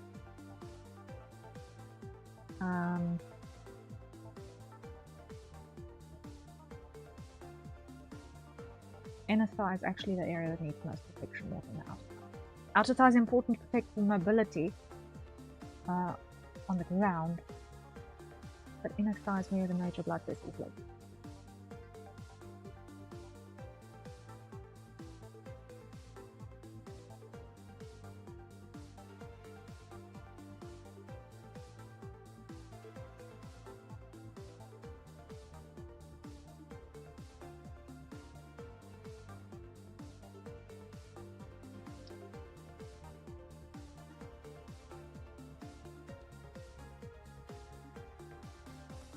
That being said, let's think mobility. Let's think mobility and movement types. So, if we're imagining a combat style where if evasion is not an option,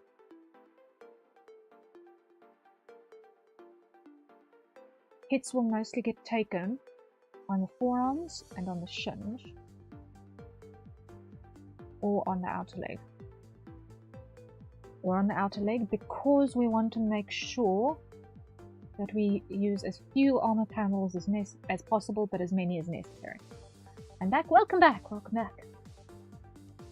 Because the main thing is avoiding taking hits to the torso itself and the wings. So, outer thigh.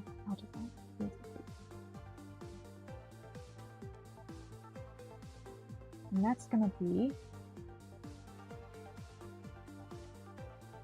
thigh, maybe with a sweep in.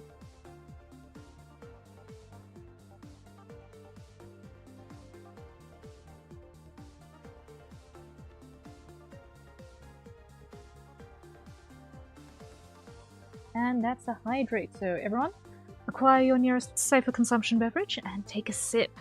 I've got nice fresh hot coffee. Yay!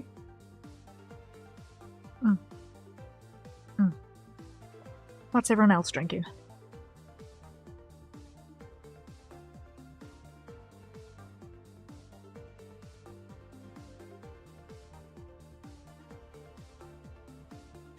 I have food, hydration, and beverages, and I'm going to sit here and watch you draw. Yay! I hope you enjoy it. I hope you enjoy it. I'm currently troubleshooting combat styles while I design outfits. So far, I've determined that we're going for a mobility defense build.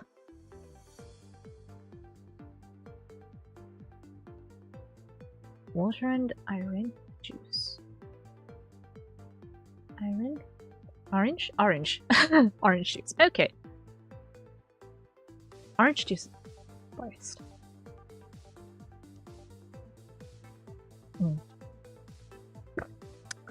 Okay. Yeah.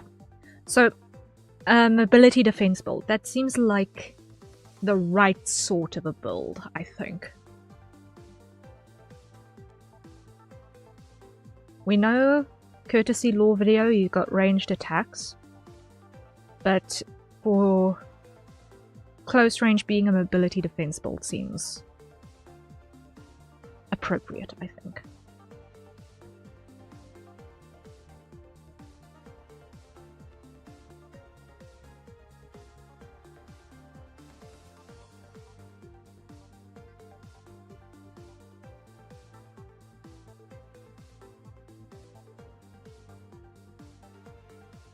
So, we then get to keep pretty standard trouser underneath.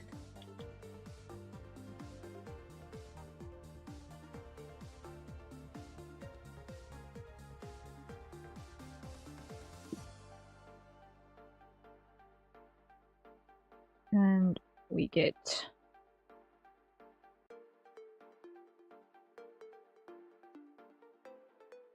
to hold that in place there. 1, 2, and a cross strap.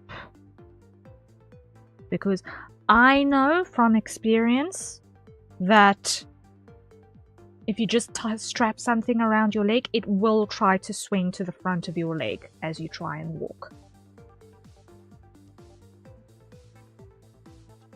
I assume it's because I decided to put it in your universe of the story, but something is very amusing to me, and the fact that you're referencing lore video instead of that is like full-on fan surfacing.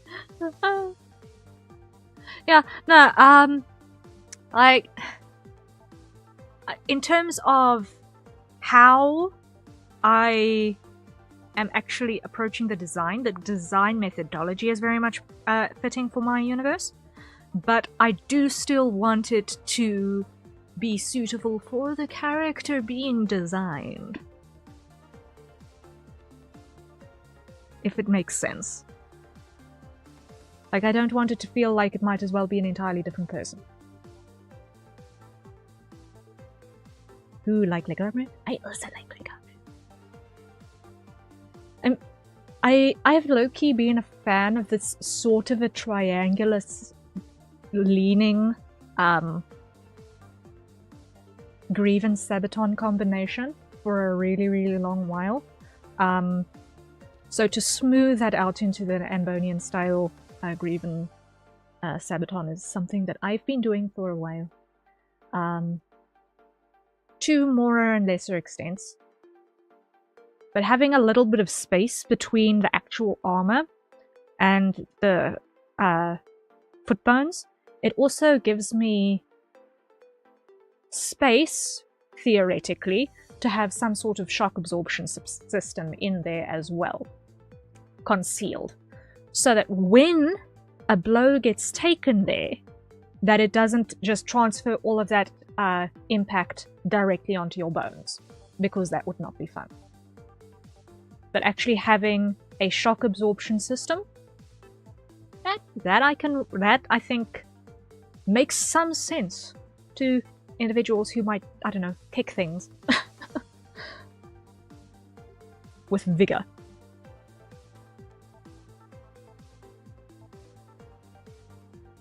And it also gives a very interesting silhouette to have this actually triangular look.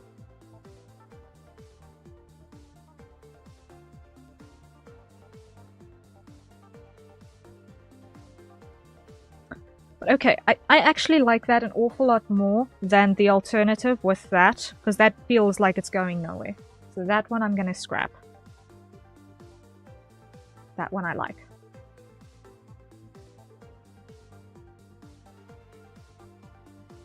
I like the bottom, it's cool and looks almost robot-like. Yeah, that slight mecha-leaning vibe is definitely fun.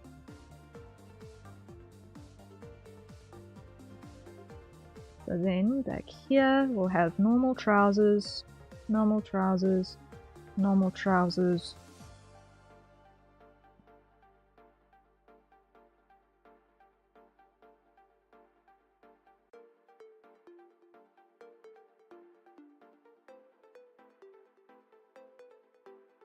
And then, boom, sabatons.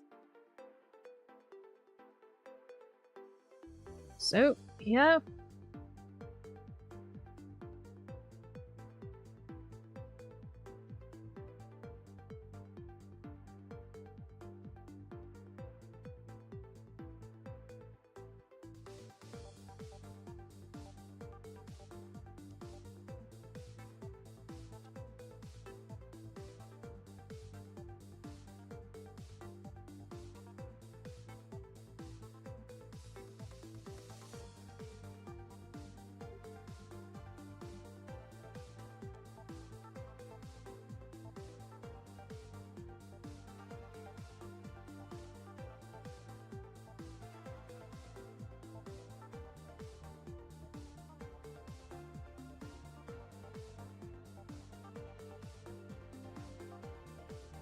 Okay, so now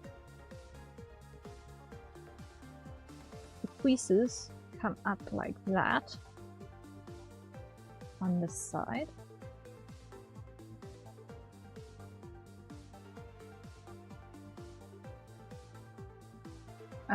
You said in your experience if you put something on your legs they'll try to swivel around and go forward. In my experience, unless it's super tight, it'll also slip down your leg. This is also true. This is also true. So like that's why you have to have something that attaches to the belt. But if you only got it attached to the belt, then it's going to try and swivel across to the front of your leg. Unless it's got tension pulling both forwards and backwards. So you need to have some sort of a cross-pulling system.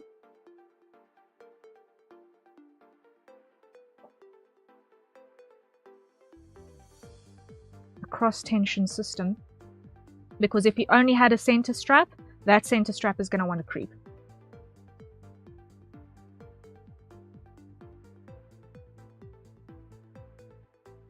Maybe adding like loopholes like about things on the side of seams or back of trousers. Just a suggestion. Yeah, like I'm pretty sure the trousers will go higher up than what we see on this. Like I am pretty sure. Wait, let's just pause for a moment. Hide that. Let's think for about this. The average man wears his belt around his hip, not at his waist. Therefore, that is around about where the waistband would be. That is around about where the waistband would be. If we look here,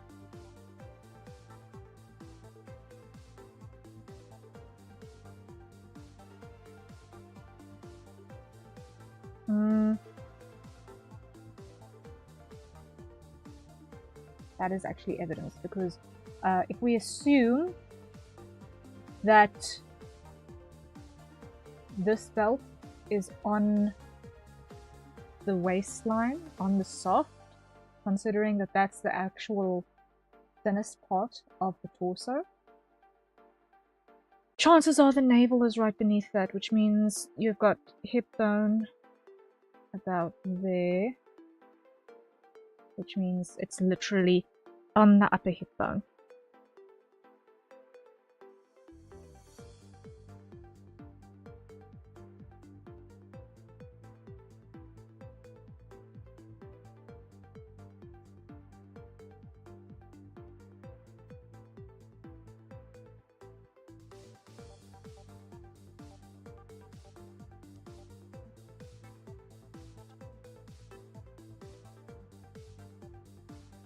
And it does actually get concealed. Waha!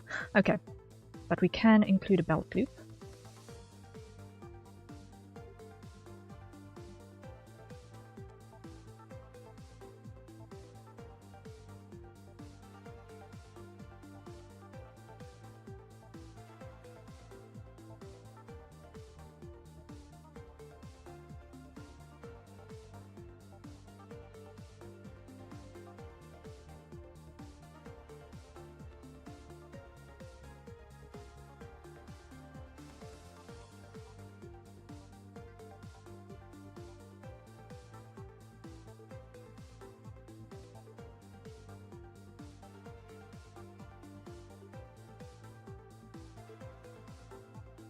Right.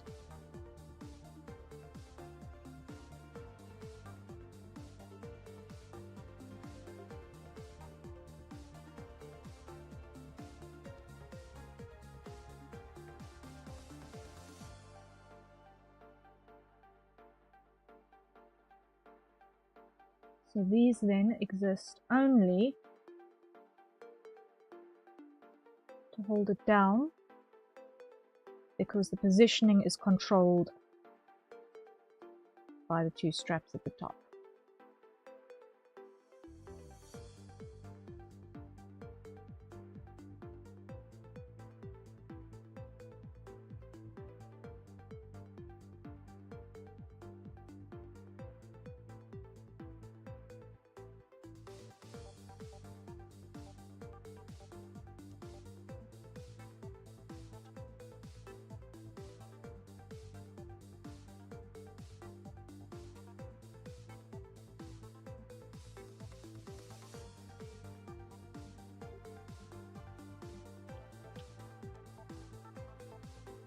Okay, that's all well and good. Now, how do these actually get fastened?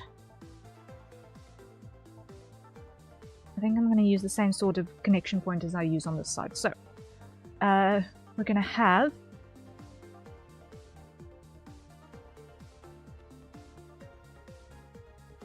a loop.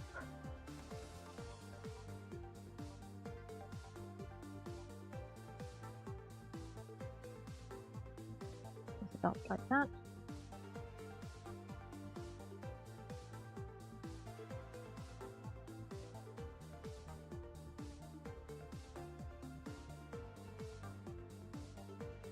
Why? Because we want to think about how would this get put on in the first place.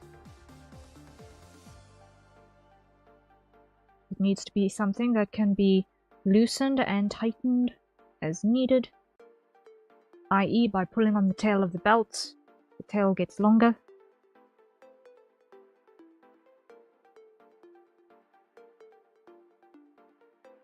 There we go. That solves that issue.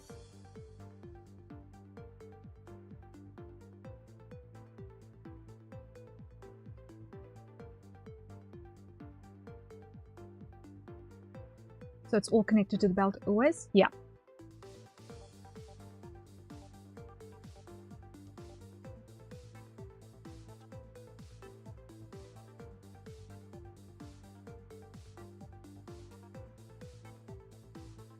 So far, so good, I think. That makes sense. Now, the greaves. How are we going to hold the greaves in place? I don't want to add more straps, because a strap is something that can get blown off.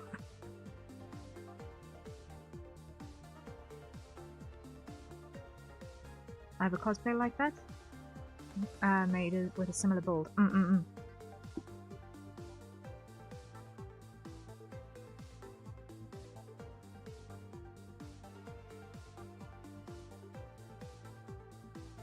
Like, a solid attachment is fundamentally a very, very useful thing. But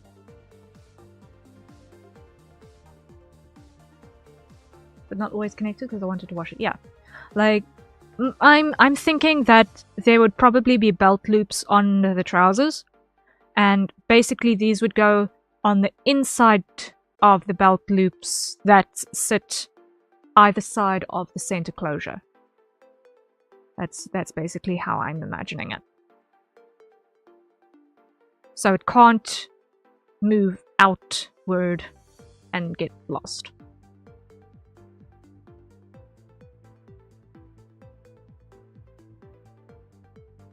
Toaster, are you winning, Harrier? Yes! We are winning!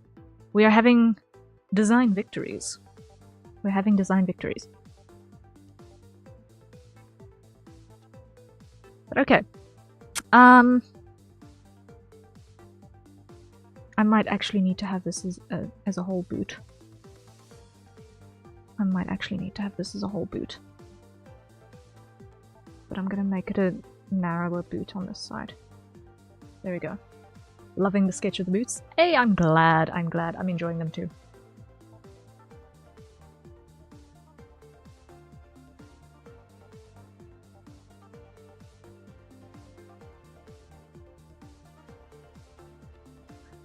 Because I don't want to have a strap around the calves, because that's another thing that could get damaged easily and potentially compromise the entire usefulness of the armor. So having a closed boot for those greaves and sabatons is maybe not a bad idea.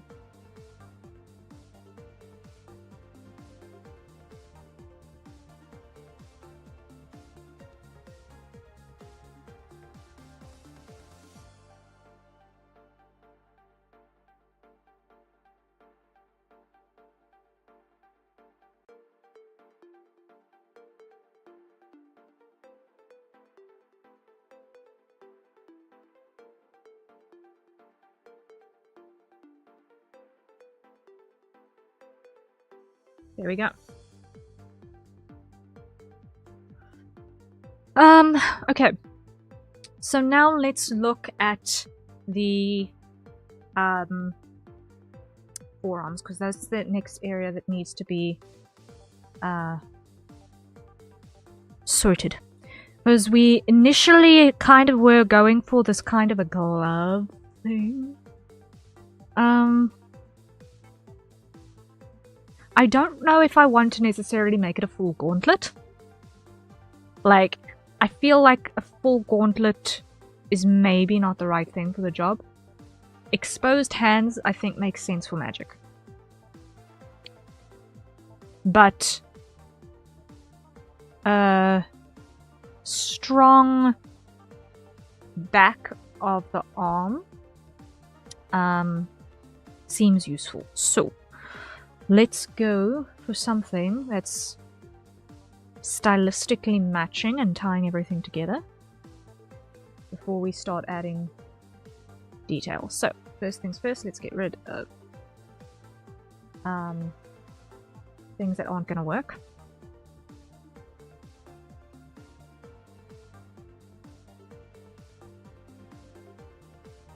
Maybe open hand armor and leather inner glove. Yeah, I'm feeling like if I'm going to have a glove on, I want it to be fingerless. If I'm going to put a glove, I want it to be a fingerless glove. Not quite like this, with an entire open palm, but definitely a back plate. Definitely a back plate. And I'm almost tempted to say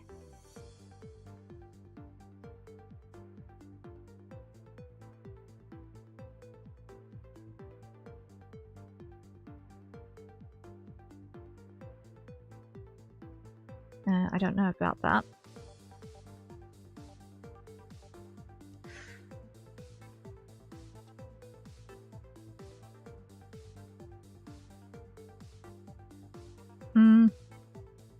Let's think about this. Mobility.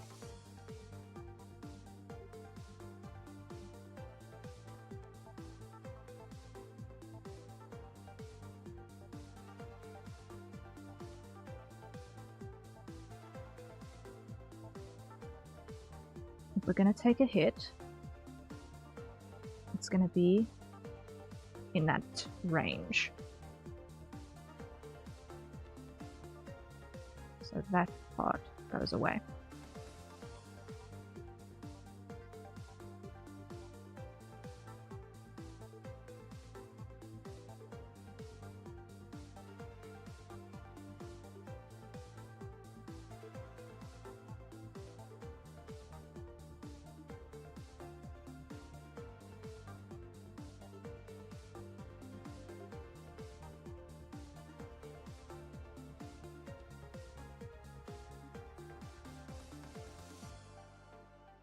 And on this side, we're going to get a little bit of a glimpse of the shock absorbers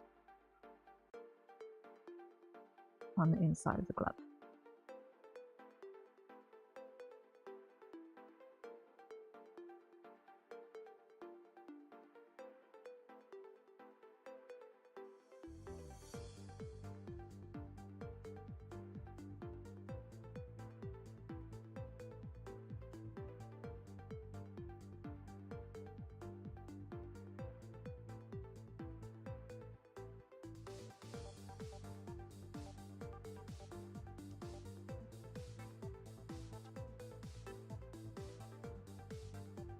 There we go.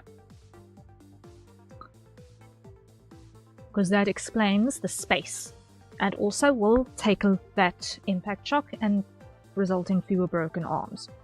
Because broken arms are not exactly convenient in the middle of a fight.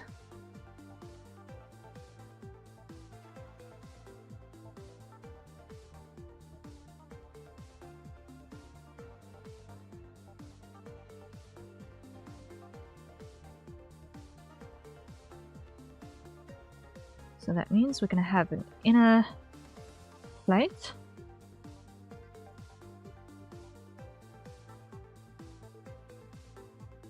And an outer plate.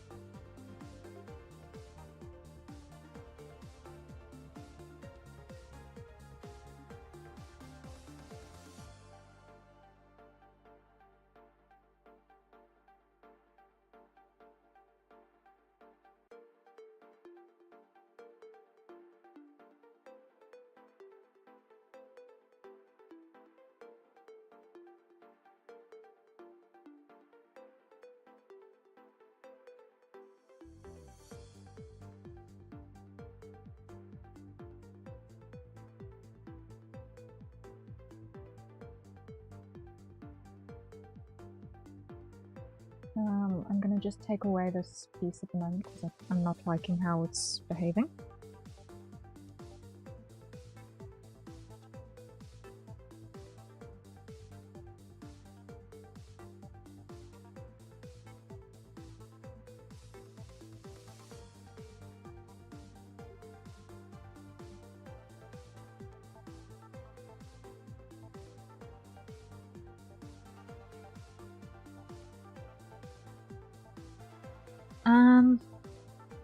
Do we actually even need this to be separated? Do we actually even need this to be separated? Or can we get away with just having space? I think having enough space there does the trick, because the tilt of the hand probably not going to go further than that.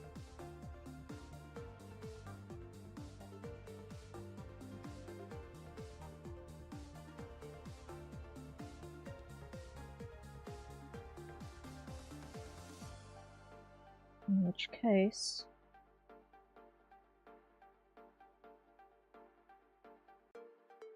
having a single plate to reflect in is less that can get caught on stuff as well.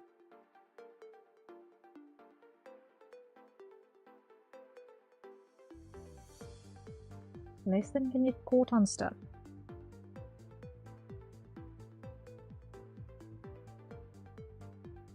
Wouldn't it be a little bit too heavy though? If we look at over here, it's actually very, very hollow. It's completely hollow, basically. And it's just got shock absorbers. And on top of everything else, there is weight magic. Weight alteration magic, probably.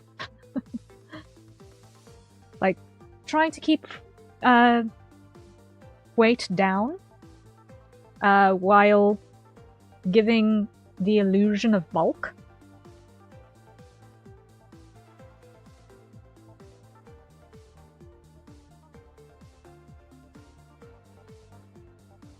So the same sort of shock absorption system would be inside here as well.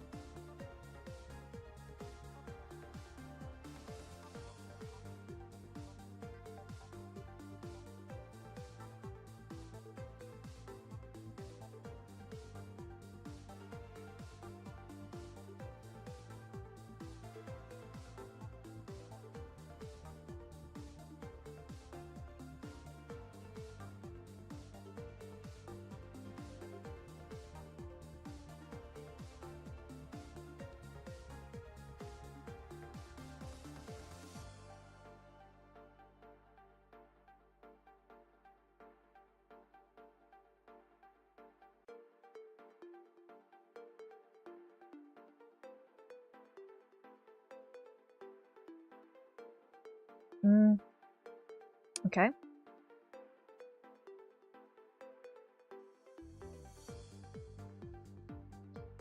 And as for actually holding those in place,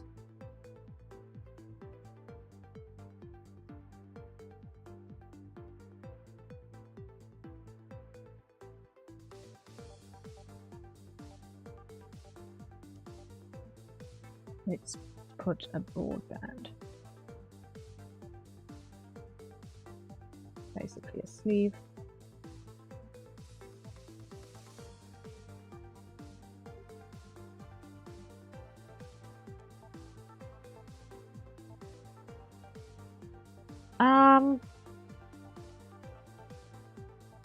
And you know what? I'm actually going to steal a connection from corsetry.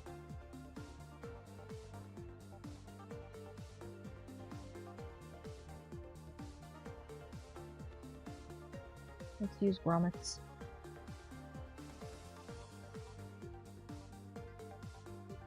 Close.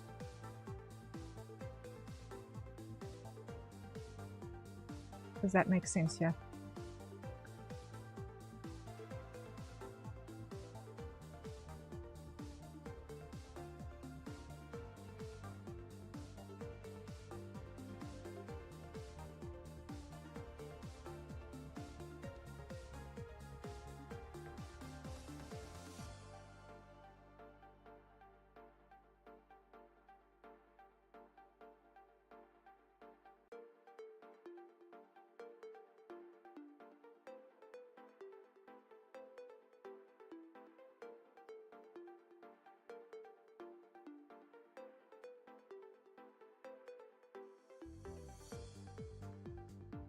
It'll also add a little bit of extra texture.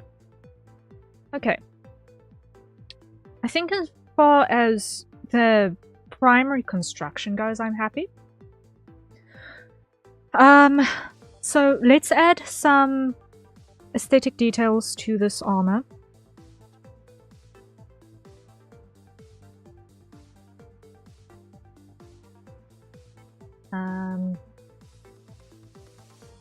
So that it doesn't look out of place with the shirt.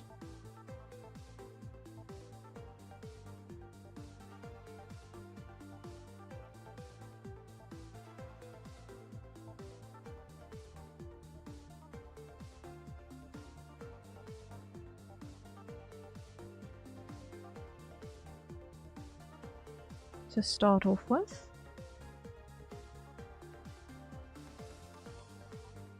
that is a hydrate. So everyone, acquire your nearest safe for consumption beverage. And let's take a sip.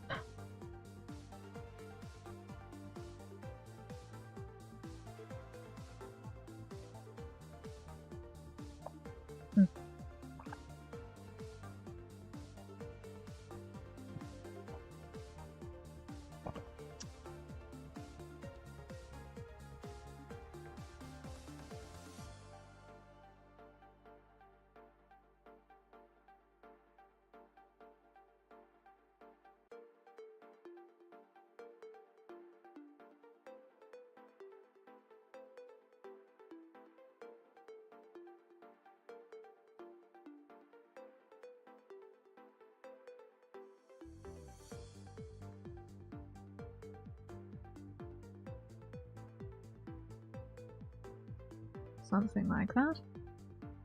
Yep.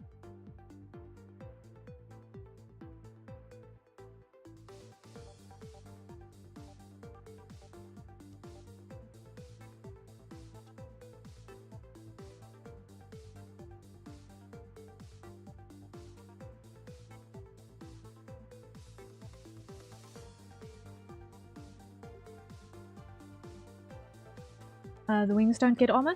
No. I don't think I want to give the wings armor because that will be a little bit much on the maneuverability. The wings are an area that need to be very, very flexible in order to function. So if we just come over to this sketch at the moment, because I've got it available. Actually, no, I'm going to come over here so I can make a new layer. In the wings, they are basically a hand, right? But what happens is that there is, I'm just going to pick another color. There is a tendon running across the front of the wing. There's one that runs from the elbow to where it actually connects to the body. And then there's another one which connects the elbow to basically the fingertips, right? And then from that, feathers come out. Now, when one is in flight, these tendons have little muscles that pull on them so that they can bend in various ways. So by tightening up different areas, it does control how the wing interfaces with the air. So by tightening it up, for example,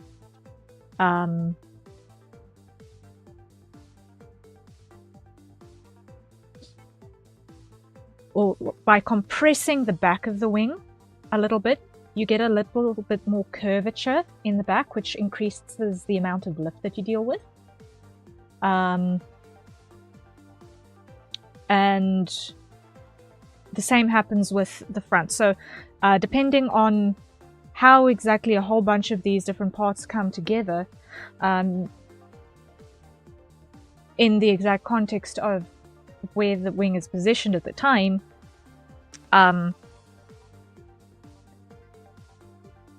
you're going to have everything between your gliding pulses, your soaring pulses, your stalling pulses, dives, rotations, etc., etc. It's a very big, complicated mess. And if you've got stuff sitting in the way, as cool as it may look, it's going to inhibit your ability to actually do the job.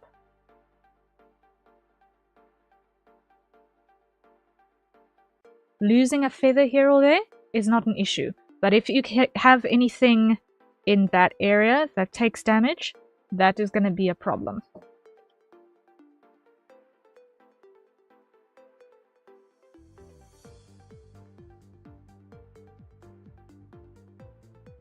Which is why, as a maneuverability build, you need to be flexible to dodge as well. This entire armor set is geared towards being able to quickly move the extremities to cover the torso and wings as needed. Lots of tucking and rolling for airborne maneuvers.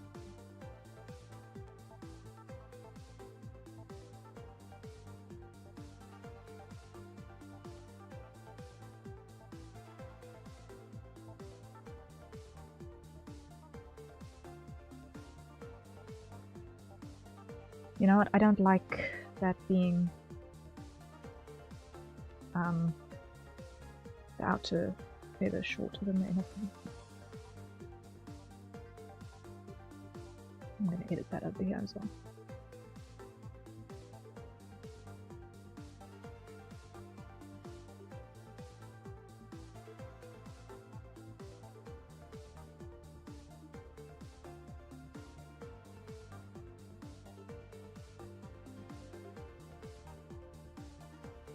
Right, this one's something. Okay.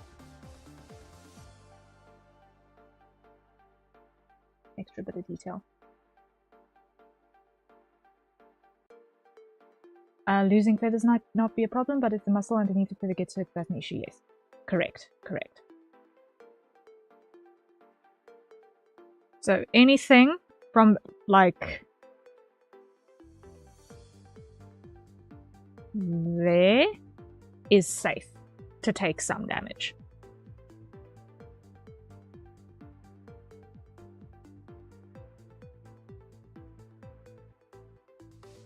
But if it can be avoided, then great.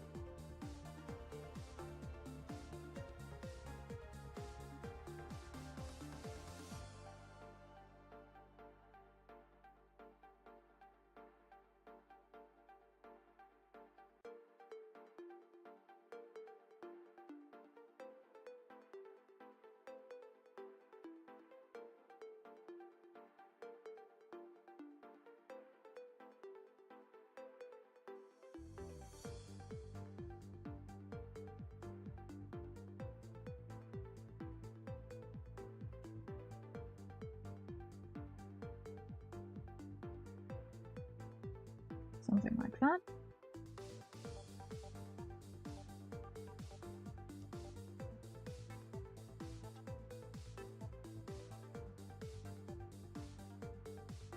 Okay, so that's starting to get a little bit of design repetition in place, which is nice. While still having resting spots. I think having the armor pieces pretty simple makes sense because they're gonna take a bit of a beating. So having a few places where you've got not much going on in terms of changes in color and whatnot. I'm not entirely convinced about this top section of the crease though, now that I look at it. Ew. I'm not entirely convinced by that. Yeah, I'm not convinced by this. It was like the first thing I did, and now I don't like it.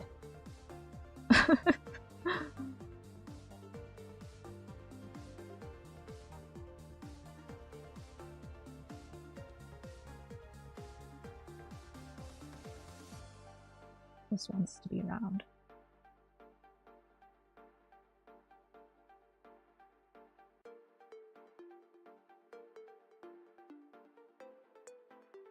I think maybe an engraving here, but definitely not something with a protrusion. Maybe a border engraving.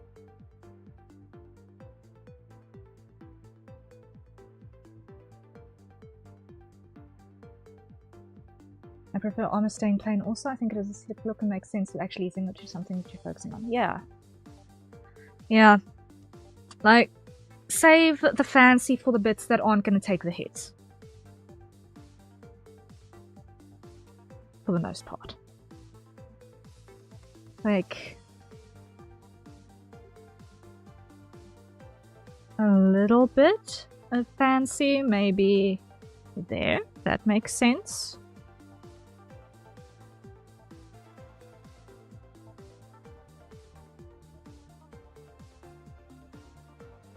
Now facing grave. I'm not sure about face, but definitely maybe some filigree. Because Vil, in a lot of his designs, he's got this filigree thing going on. So I think if we kind of mirror the filigree that will be embroidered on the shirt around the border here, I think it'll be a subtle continuation of the theme.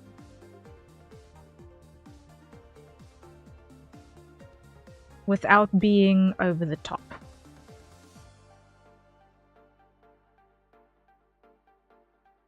Maybe continue that around the border. Maybe not both borders, maybe just the top border. Otherwise it's too much.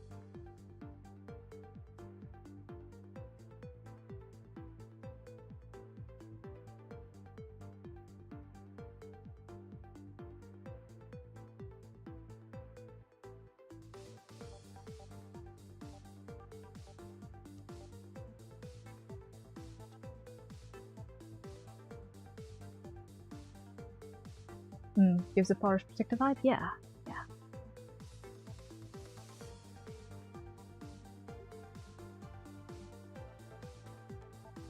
Just enough for interest.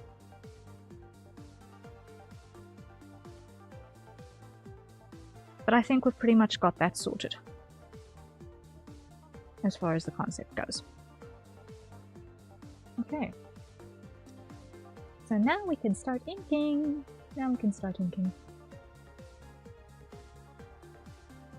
I'm happy.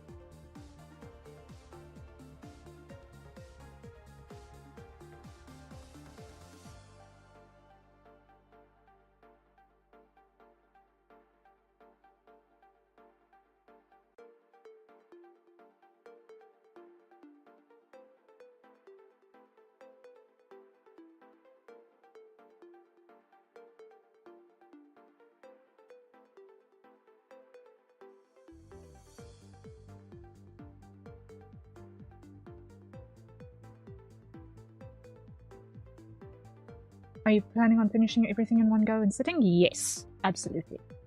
I've still got like 3 hours left to stream. So, hello. I will definitely be able to finish everything in one go. I think. Like, we spent a good amount of time just thinking with a pen on paper. Proverbially speaking, anyway.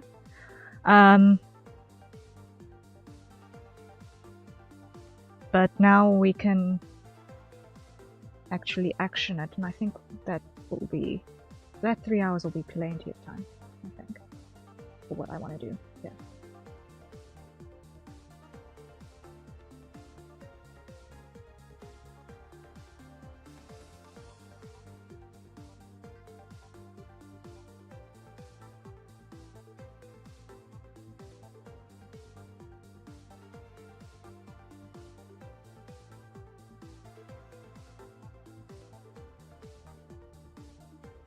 Why are you fast? Just a little. It's one of the skills that I've been practicing is drawing fast. Because I know that that there are a couple of things that if I don't finish them in one sitting, they don't get finished. And to counter that, being a little bit fast helps me actually finish what I start.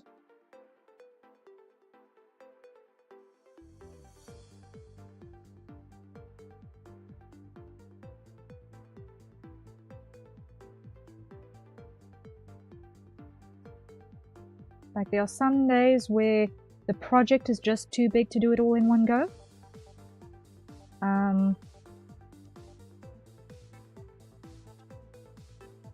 But for this,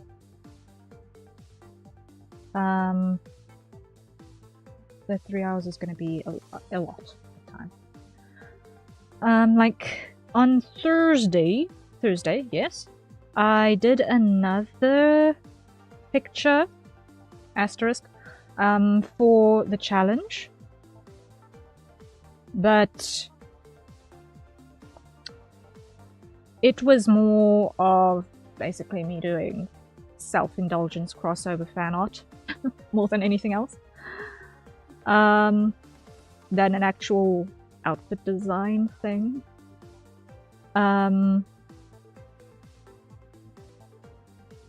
And I ended up drawing 3 pictures in 6 hours.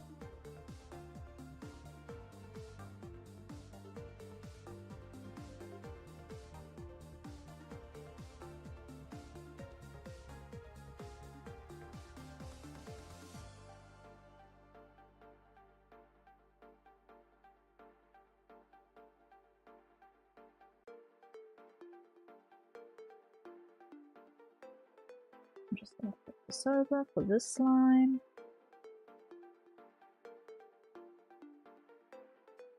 Just bulk that up.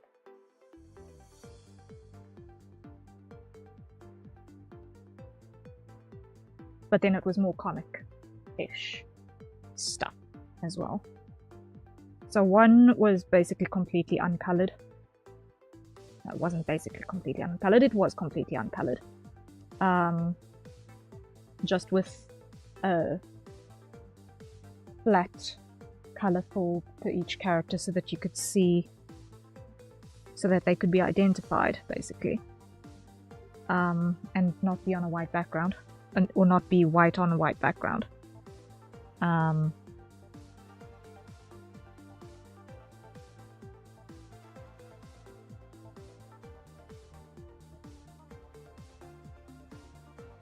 One had basic shading and one was in flat color.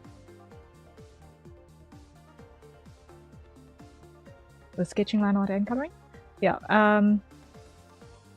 yeah, I just kind of wanted that. Whoopsie. I didn't, your message only came in now.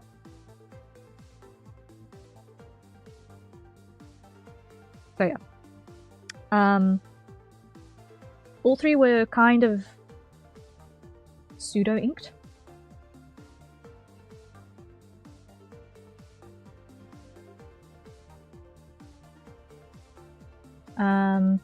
Basically, I went from anatomy sketch straight into inks.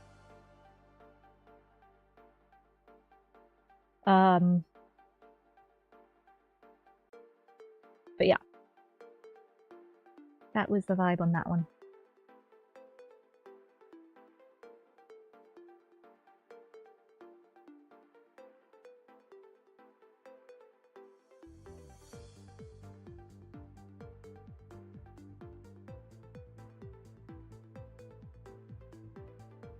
But I enjoyed it. It was fun in its own way.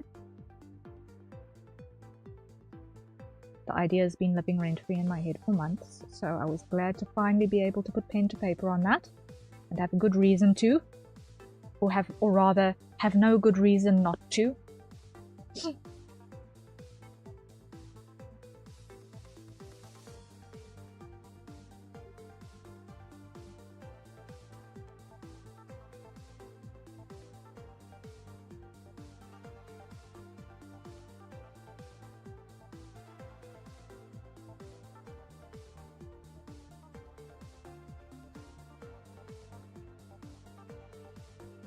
So yeah, happy.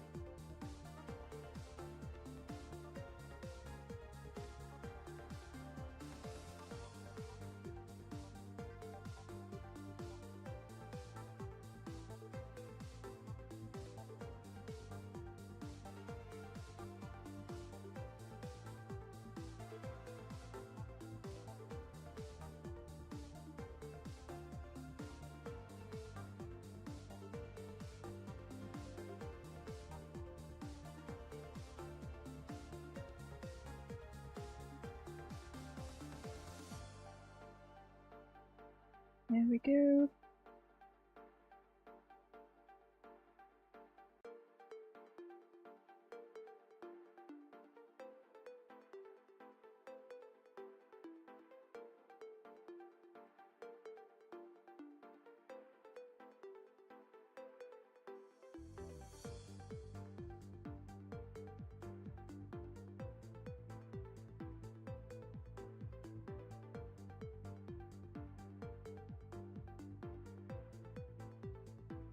I'm very glad that you were able to do that, especially if those are things that you thought of quite a while. And I have a few arts I want to do of Equinox and with how hectic life is.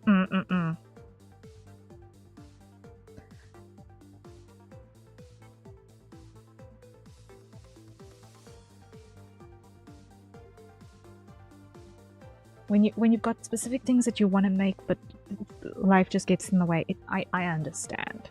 I understand very well. Been there so many times.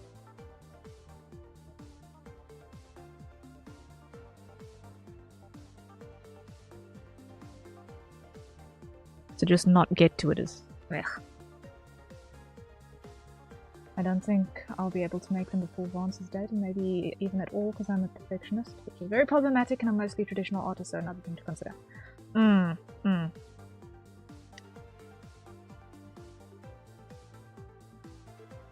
I also have a tendency to want to do everything just so, and it is something that I understand is quite a challenge to deal with.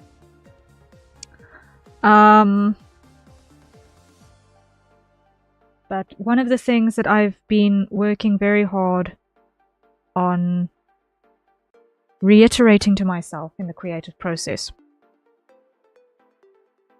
is that perfect is sometimes the enemy of good. You can fight to have something done perfectly for days and days and days. Or you can try 2 or 3 times and figure, okay, this is about as good as I'm gonna get it.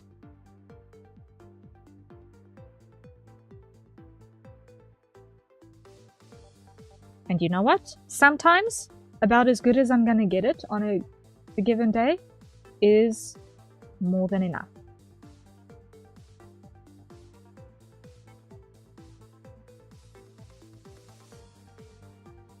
Because in the hunt for perfection, we sometimes end up breaking things that were good.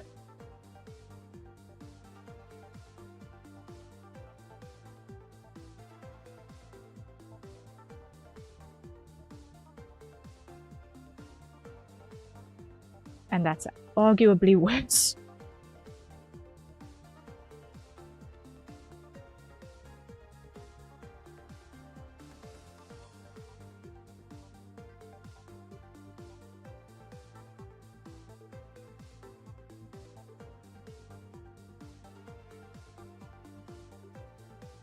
And having something that's got charming little flaws.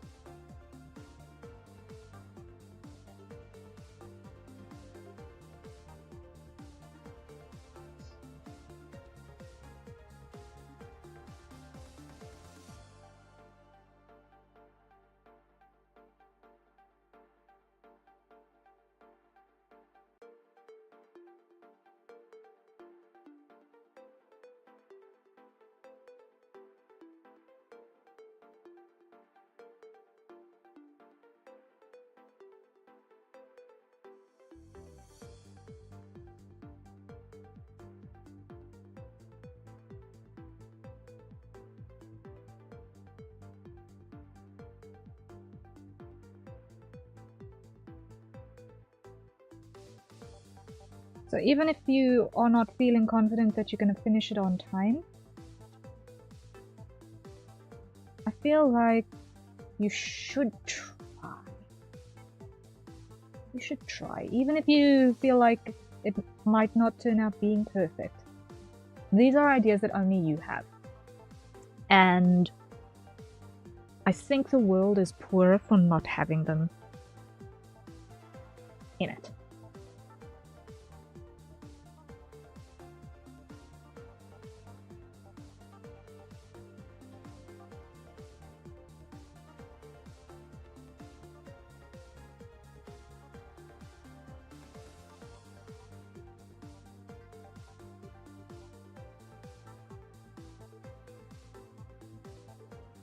In a way that only you can execute, you know?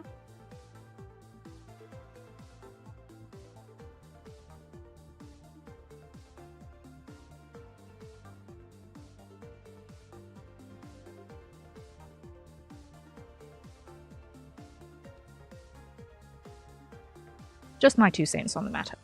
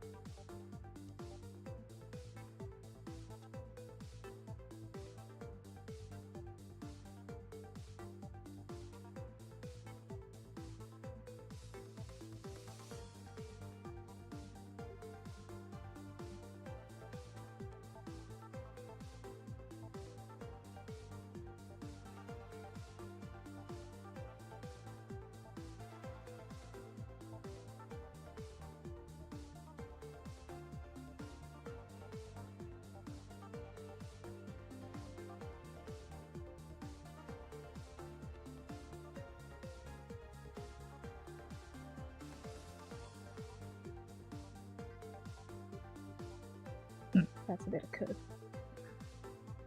Okay.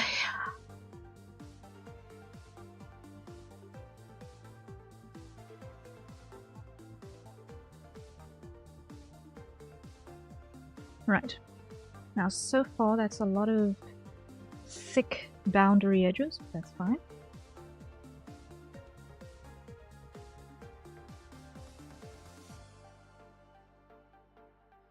What I want to do, actually... Oh, hello there. That looks wobbly. I don't like that. Let's undo the wobbly. The wobbly must go.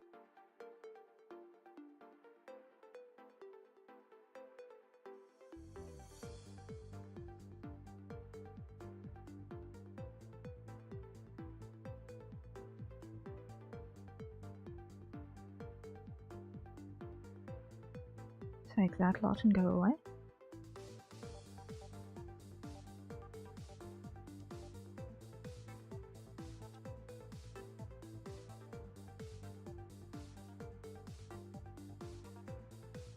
That's better.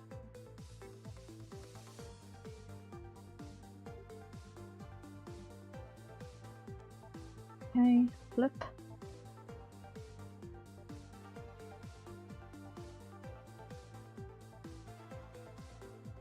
Make it jaggedy.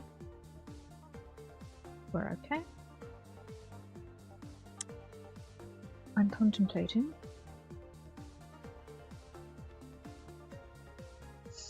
Should I trim this down a little bit? That's a hydrate, so everyone acquire your nearest safer consumption beverages. And let's take a sip. Yeah, trimming that down a little bit looks nice. Okay. Coffee is gone. Water it is. Good thing I topped up both.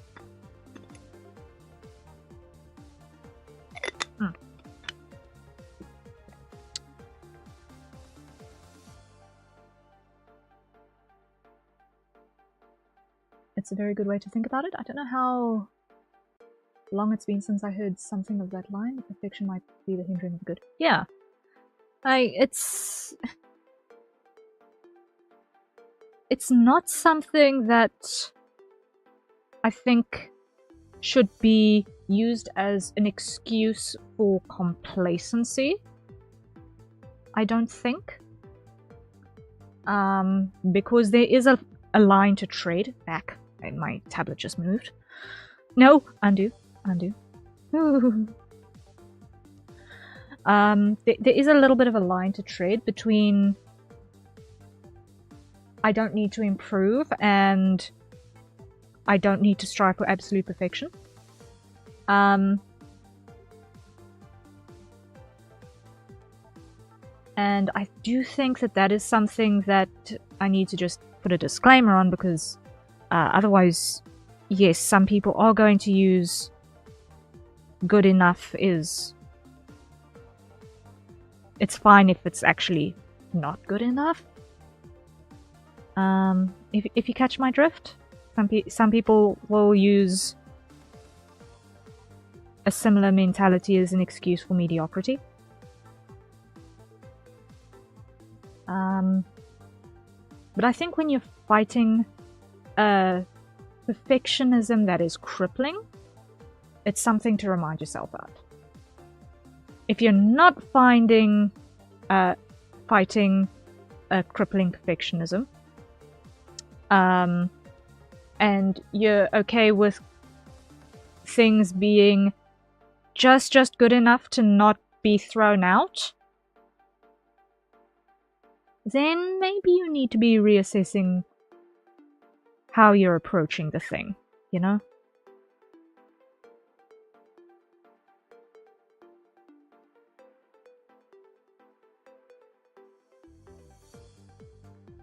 I feel like it's very much a balancing act.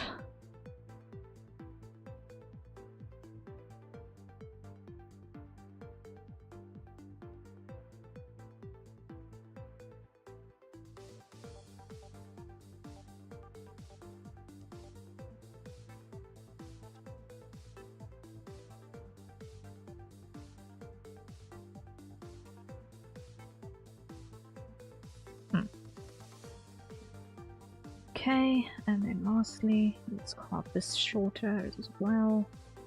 There we go.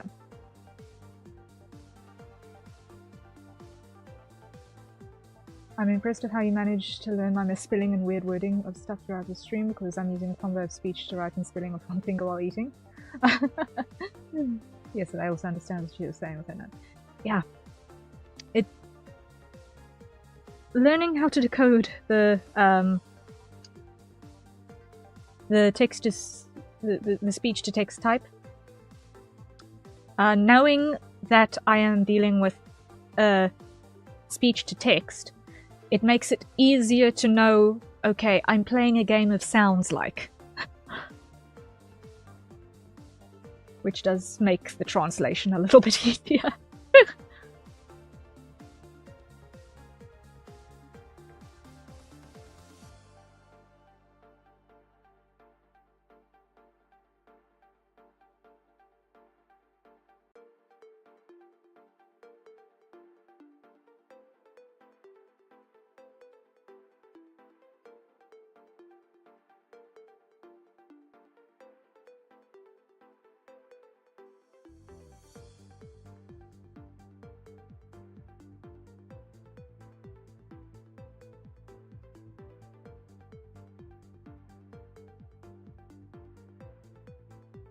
Okay.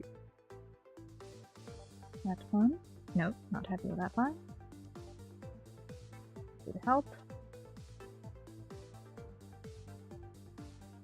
If I flip the canvas so that it's on the easy curve. There we go.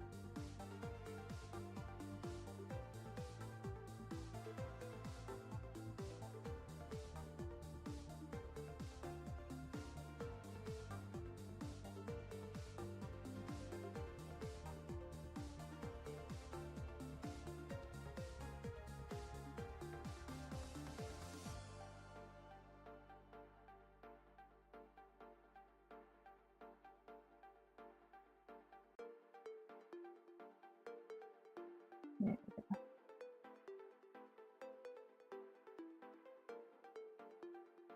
It's not 100% following the sketch, but that's maybe not a bad thing.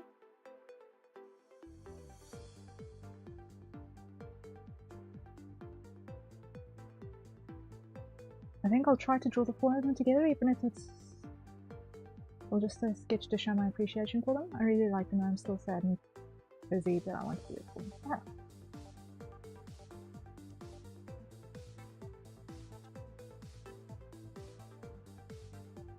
Like, it is sad when one of the crew leaves. It's always sad when one of the crew leaves, right? But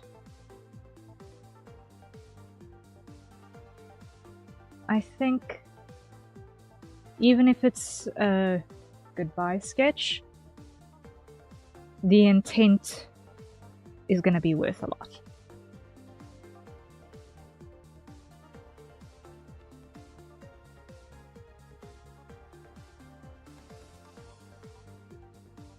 You can only do so much as what you've actually got capacity to do.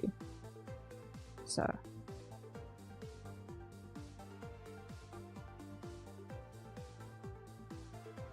a little bit of something is better than a whole lot of nothing.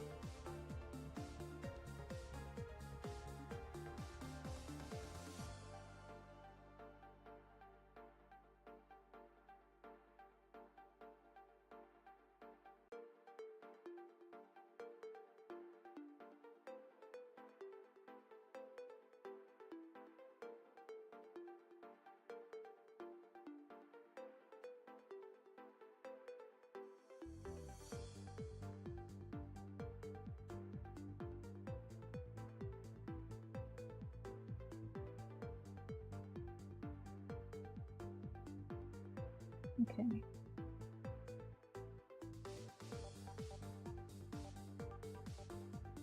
There we go. That's that.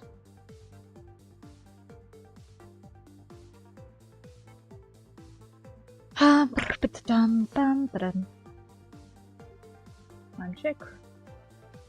Now.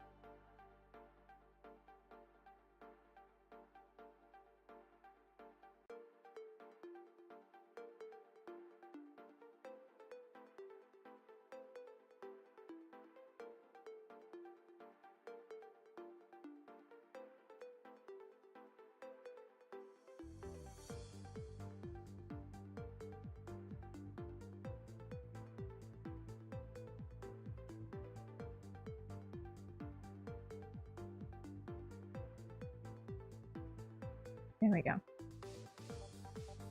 That will do. Wait on that side. Nope.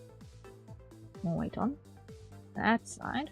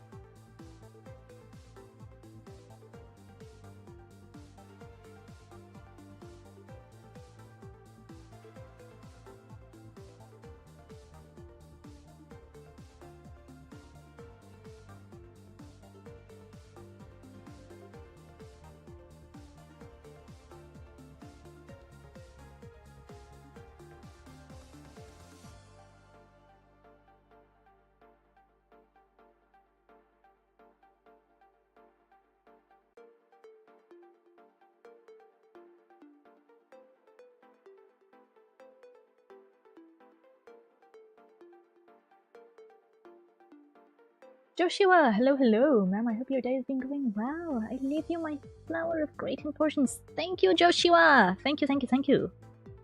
Yes, the day has been going well. Is there fabric there? Yeah, yeah. There's a long glove going on. There's a long glove going on. Surprise, surprise.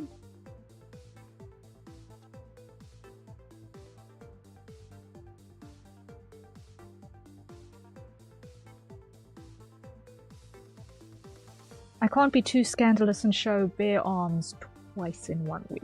I mean, come on. That'd be way too much.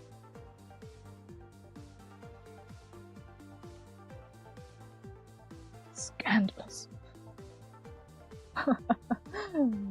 There? That's too lewd, I know. Please think of the children. Yes.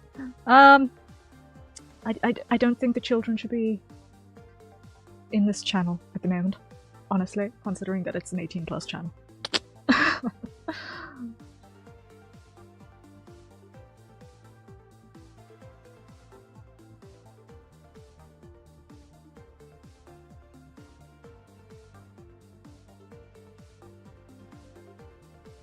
Not because of the content, but because of interactions.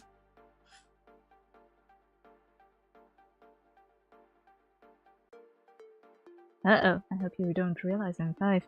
Well, I hate to break it to you, but you've just self-reported, mate. Dun dun dun!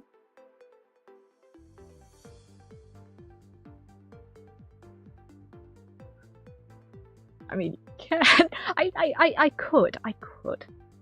But sometimes allure lies in what you don't show. I mean, 1 quarter of interactions were you getting to cause the rules change? I don't think I was there. Okay, the sorts of interactions that I got were kids who come in with no sense of stream etiquette, firstly. Changing topics on us. Talking entirely about their own issues the whole time. Generally not being able to read the room. And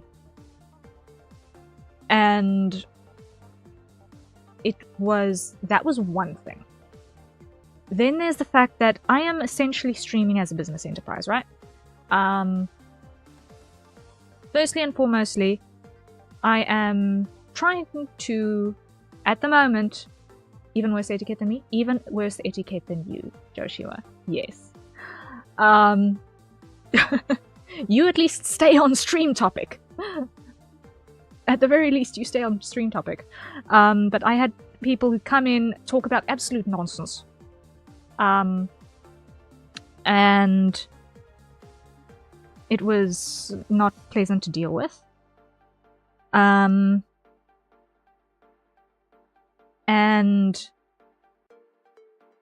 on top of everything else, I'm basically trying to sell commissions. Like, let's just say I decide to talk about Five Nights at Freddy's because I love Five Nights at Freddy's so much, that kind of bad. Yeah, when it's like exclusively, you come into my stream, that's an art stream, and you talk about nothing except a game that I tell you when you first bring it up. I've not played that game, I'm not interested in that game, I'm not going to play that game because it's a horror game and I'm not into horror games. Can we please change the topic? And then you persistently do the thing. Yeah, that would be bad, and that I've had. I've had that. But yeah, to go back, the second thing that I'm trying to do is basically, at the moment, my primary focus is to market the fact that I'm selling commissions, right? And prove that, hey, I am actually a human artist drawing the commissions. Having a bunch of 15-year-olds with a zero budget is not my target audience. Because they've got a zero budget. As much as I want to nurture creativity alongside what I do for funding, I can't have the people who are not my primary target audience actually dissuade my actual target audience from being around here because of how they behave in chat as well. That's the second point.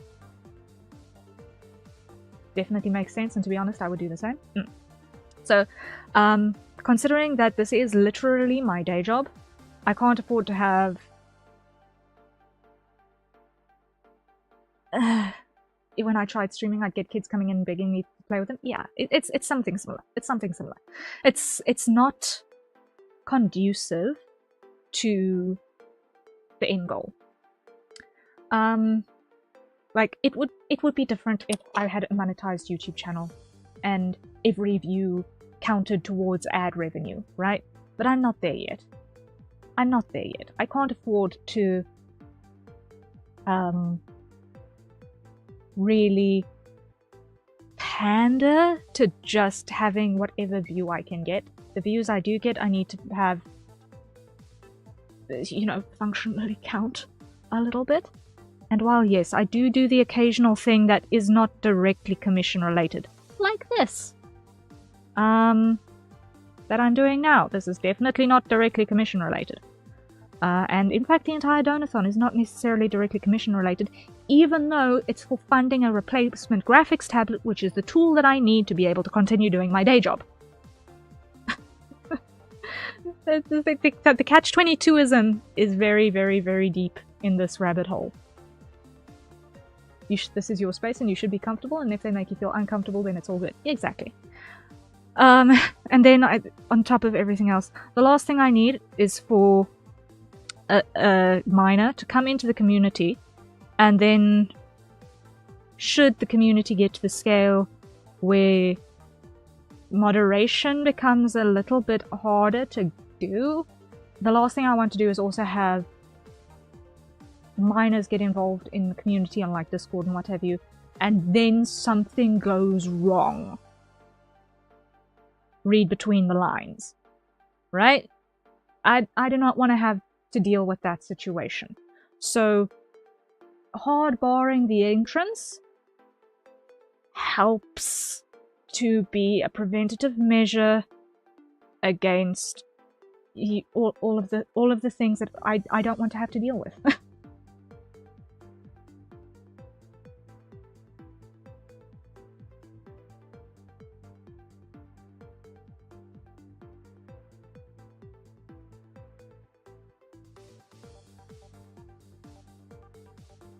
Because this is the internet.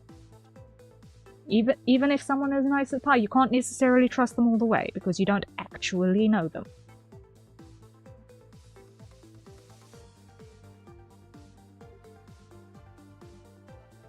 And there are things that I would rather not have to deal with.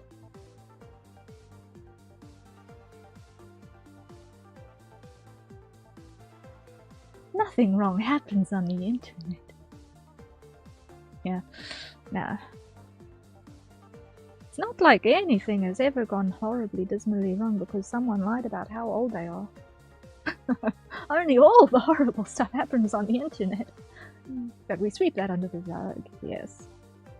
That is the unfortunate truth. So those are the big three of the reasons why I have decided that I am changing my community to an 18+ community, despite the fact that I'm still doing very much safe for work stuff. I have no intention of going into the not safe workspace. I don't have any intention of all of a sudden starting swearing and blah-de-blah-de fish paste, all of that jazz on stream. That's not my intention for where I want to go as a content creator. But for protecting myself, protecting you guys, protecting the little ones who should not be here, I think that I've made the right call. Thank you for telling me the reason, by the way. No stress. The other reason, which is kind of the last but also kind of a really important reason, is I've actually got really bad patience for dealing with kids. Like, I've got really, really, really bad patience with dealing with kids. Like, I have done more babysitting in my formative years than what I could cope with. And I'm still in recovery from that a little bit. I do not feel confident in my ability to deal with kids in a patient and coherent manner. There's a reason why I'm not a primary school teacher.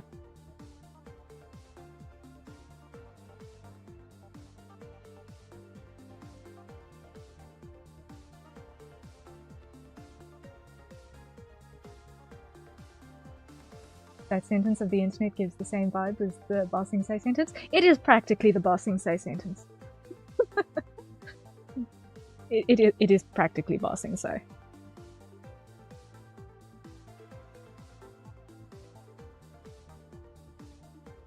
They ain't your kids, so they shouldn't be your problem. Exactly. Not my circus, not my monkeys. I've got enough monkeys to deal with. Namely the ones that break into my house to steal food. Literal monkeys. Because Africa.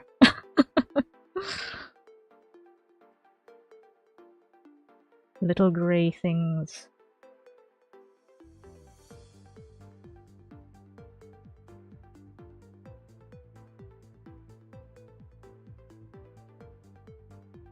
That's the thing that happens. That's the thing that happens. If you leave a window open, be sure that they are going to get in. Do they just smash your window and dip out? Thankfully not yet. Not yet. I don't think they've realized that glass is shatterable yet. And I really, really hope that it's not something that they'll learn. They have already learned to open window latches of specific types, which is terrifying. But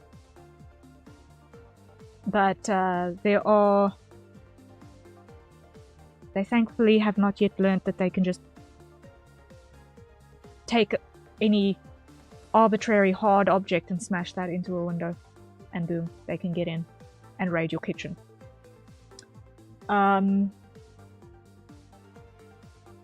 But I wouldn't put it past them if they get the opportunity. They're definitely smart enough for that, which is a terrifying concept, but anyway.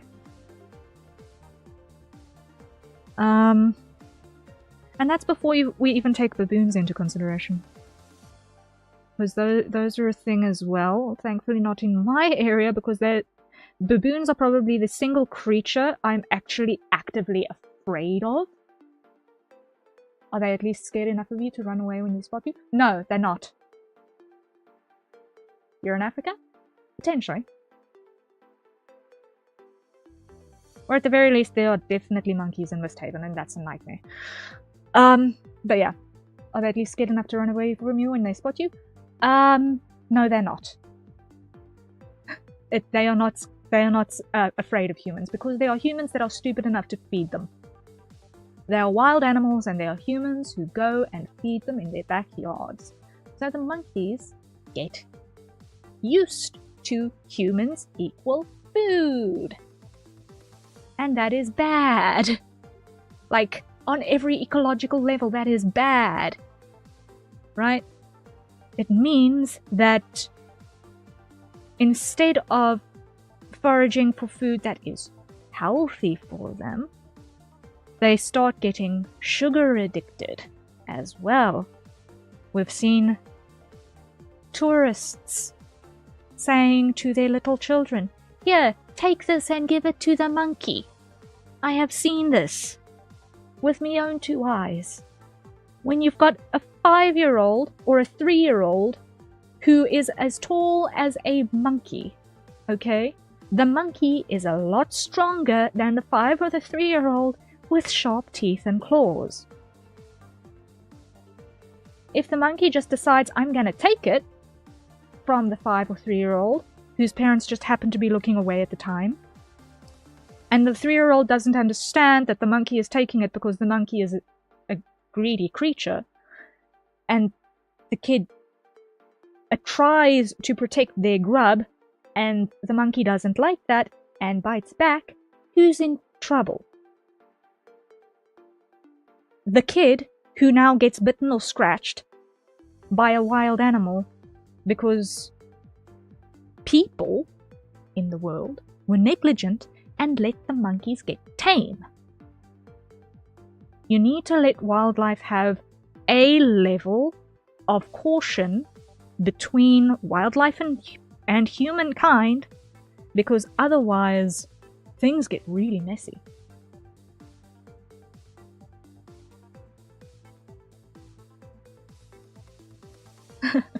Hello, Zany. That emote. Yeah. What a conversation to walk in on, huh? Yeah. Harrier, I know you're from another planet or place, but monkeys are related to humans, and humans have the biggest brain. Do they use it? That's another thing. But yeah, monkeys are smart. Yeah, monkeys are smart. Humans have the potential to be smart. But one thing that they severely lack, for all of their wits, is common sense. In any case, it's time for a hydrate, so everyone. Acquire your nearest safe for consumption beverage, and let's take a sip. Safe for consumption beverage being a case in point. I need to say safe for consumption beverage so that people don't assume that I'm going to instruct them to, I don't know, grab bleach or whatever. I know they're cute, but are they really cute when the bugger decides to bite your child? No. They also have been known to attack small dogs. I'm drinking syrup. Yeah.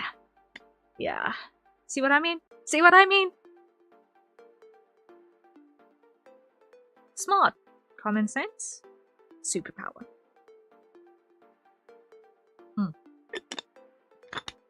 Yeah. So, the greenies and the monkey huggers out there who say, no, but they were here first, do not understand that it's a much more complicated thing than just they were here first. Ecology does not work such that you get, in a naturally occurring 10-kilometer radius, 3 troops of monkeys with upwards of 30 members each, breeding 3 times a year, with no natural predators. That's not normal. That's not natural. That's the result of there being too much food, so the population explodes.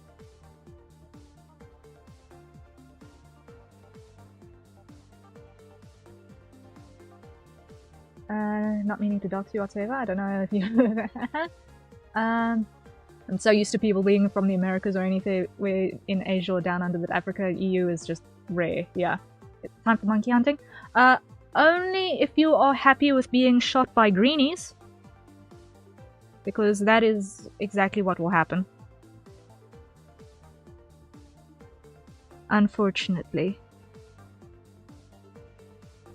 Like, I'm all for ecological preservation, But there's... in every class of person in the world, they become fanatics at some point. And when that unreasonable nature starts creeping in, then where actual reason and logic falls away because of the cause, quote unquote TM, etc., etc., it gets very, very messy to deal with. Also, you read the monkeys and human brain message exactly how I said it aloud and pressed. I am glad I at least interpreted that correctly. Yo!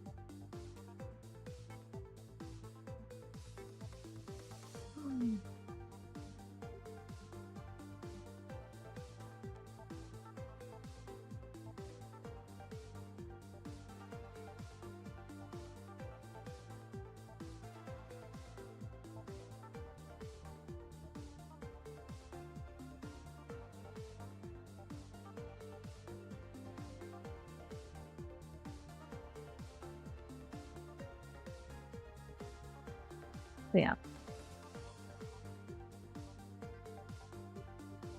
Simply, it's the same reason why you don't feed the raccoons. Or the bears.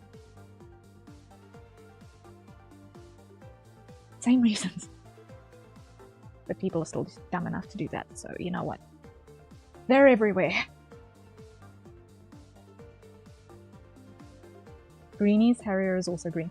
Yes, but there is a difference between being green and being a greenie.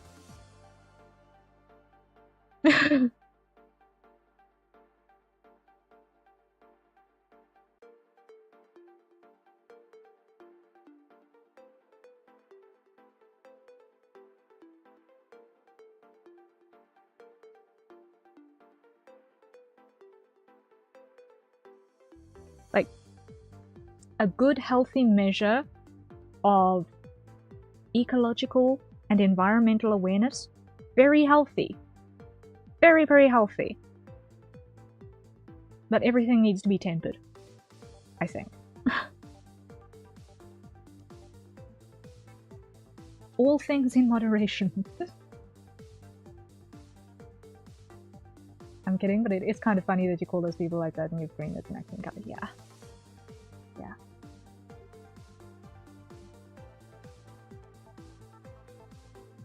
It's a little bit of a funny thing.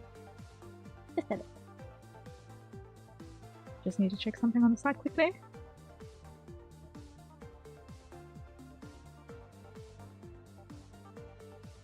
Okay, that is work that I need to do on the side there. That's fine, I'll do that later. I'll do that in the morning, I think.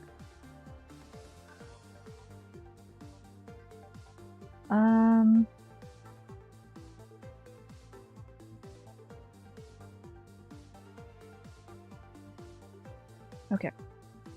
I can ignore all of that. Cool.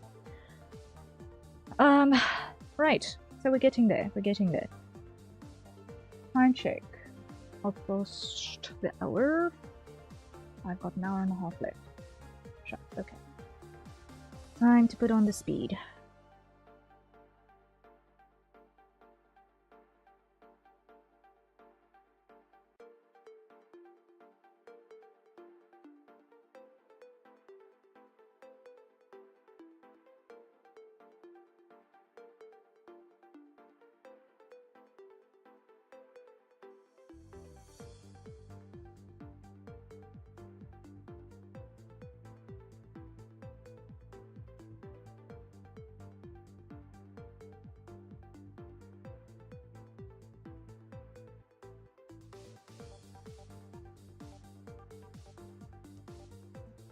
One of my favorite colors is green. I get. Yeah.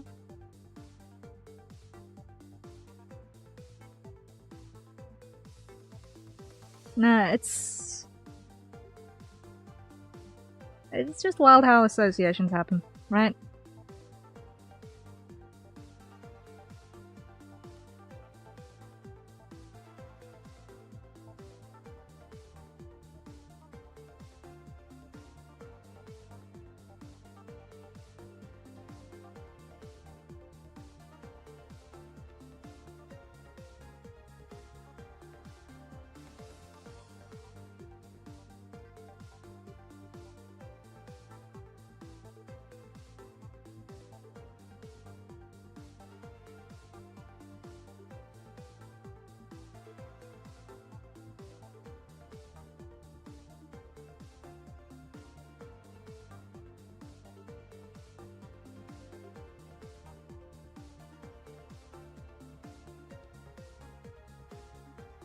Also, if anyone lurking or in the VOD squad is a quote-unquote greenie, I apologize if that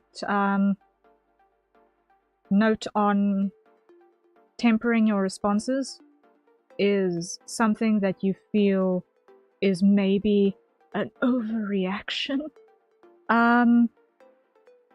But humans are life forms on this planet as well, and unlike other life forms on this planet, we are not designed to operate outside of some level of shelter and infrastructure of our own development. So you can consider that we need to either learn to cohabitate in a way that is harmful to neither party,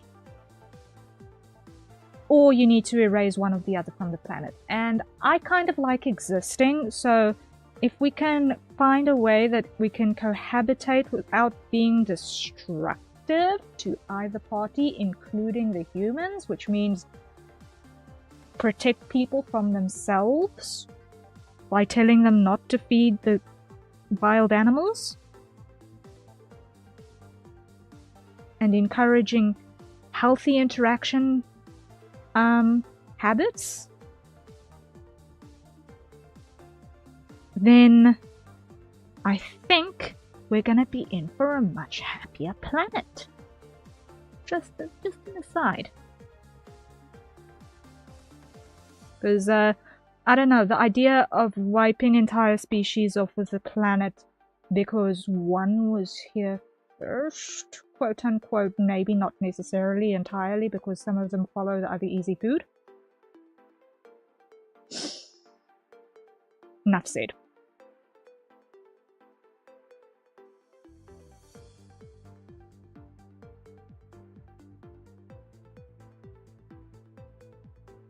An anti-human rhetoric does not agree with me.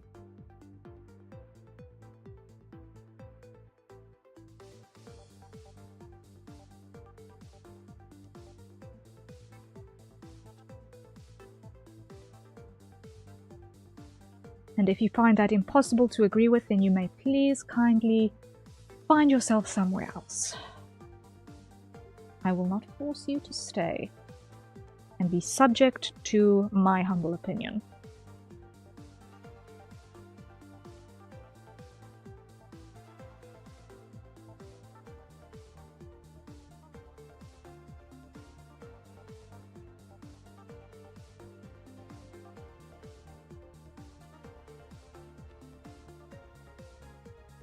In my area, they took down natural barriers and we've started having tons of warthog and wild pig, but I'm not really sure.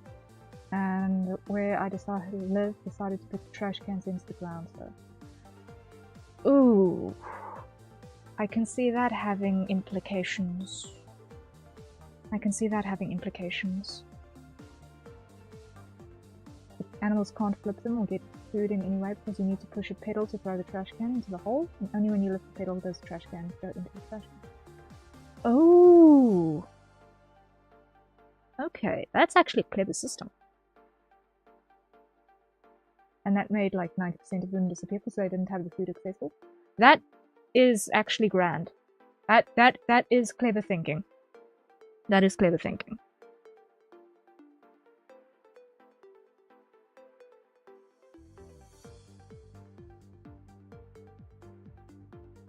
Means that the ones who are around have figured out how to survive off of what is available without relying on eating trash. And generally not eating trash is a great starting point for a healthy population of anything.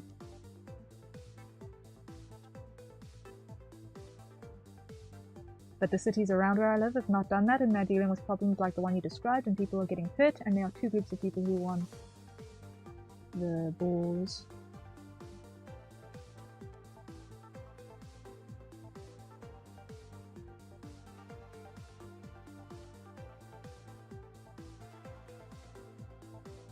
Gone, and others who want the balls to be left alone. Yeah. See, good management negates a great many problems, but that takes political willpower when it comes to infrastructure like what you're describing.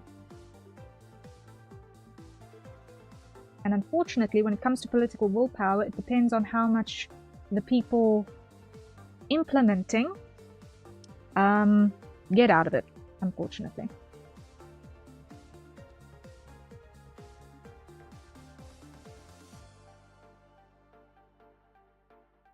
No direct profit, no direct change. It is a very, very, very sad state of affairs.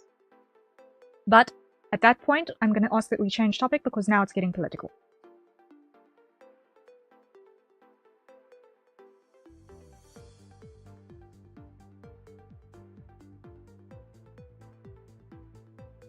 Well, actually, it has been political for a while now. Whoopsie.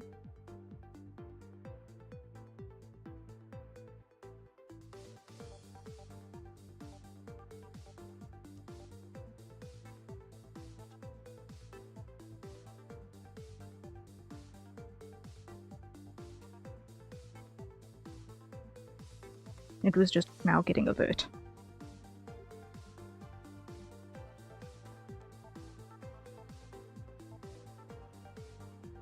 In any case.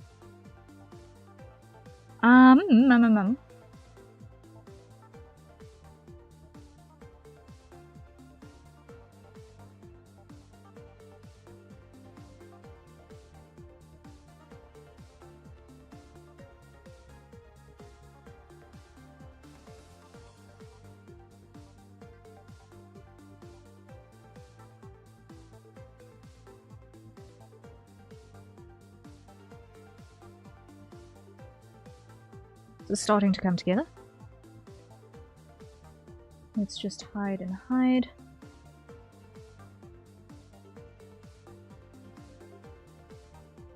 Primary lines are almost all in place. Primary boundaries are almost all in place. Okay.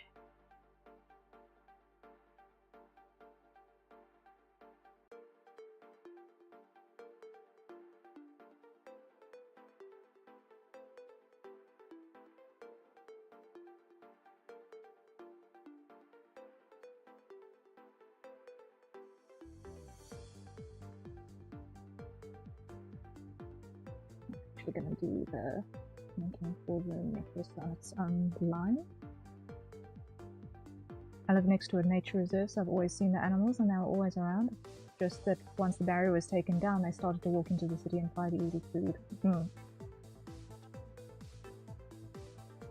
From trash cans, so where I live decided to do the thing of putting the trash under the ground, which was a great result of that evolution. That makes sense.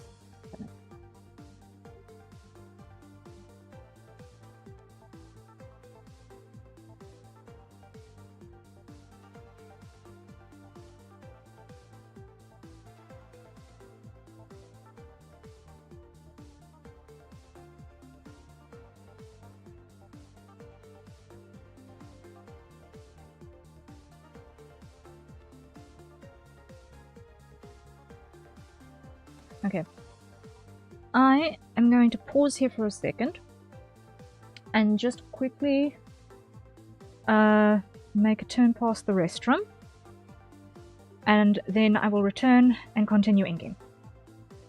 It's just that I am cold and I cannot think, so yay, I will be back in a moment.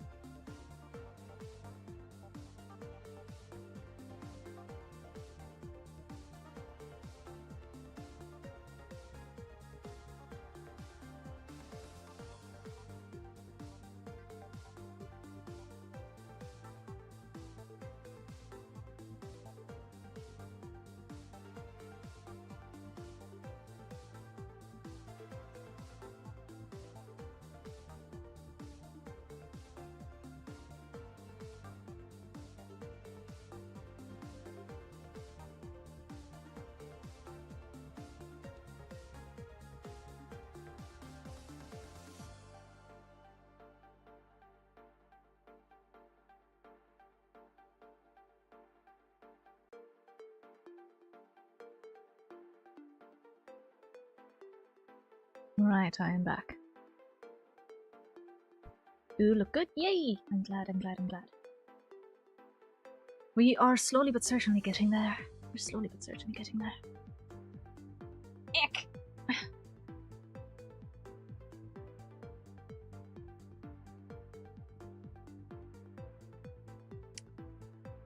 Okay.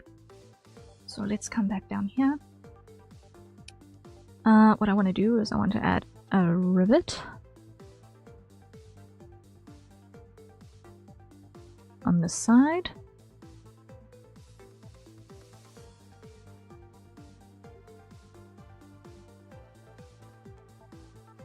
There we go.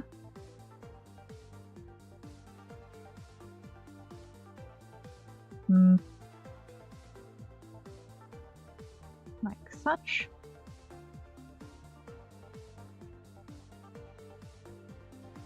That'll do.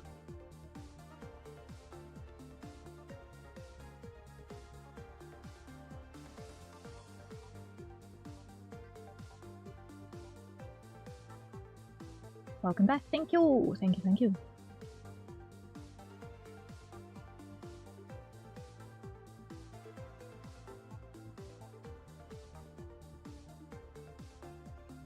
May I ask, just because I noticed that once you're putting Be Right Back, there's a lot of you're drawing shorts. Yes, yes. I have my time lapses on my Be Right Back screen because I figured, hey, it's my primary content is drawing stuff, so even when I'm not here to draw stuff, you might as well see me drawing stuff, right? There was a Vol art where he's looking up from the chair he's holding his teacup and the viewer's kind of looking down at him. Yes! That was actually the first time I drew him. That was actually the first time I drew him.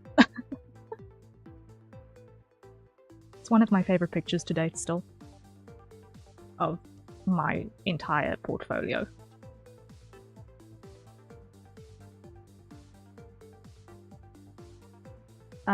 Before you started doing the art, there was like a model engraved the entire body in the background, but without any details. Okay, yeah. That is the Clip Studio Paint 3D model. That is a posable model that you can move the camera around and put your own pose on it, so that when you're doing things with interesting perspectives or postures that you can't really figure out for yourself in your sketch, you can drop the 3D doll in, tweak its proportions, and then pose it, and then get your camera where you want it, so that you can basically draw over the doll. It's a tool that's in Clip Studio, and I just found it infinitely useful in that particular case. Sometimes I use them, sometimes I don't. But I've been using it very little lately. Because I'm trying to actively use my own anatomical knowledge to get positions and my own perspective knowledge to get stuff down right. You can do that with that thing? Yeah! Yeah! As a tool, it's a very, very versatile tool. And on top of that, you can also push perspectives quite drastically. Like, let me come back to our Scratch screen over here and actually drop one in for you for a sec. So 3D, body type, let's go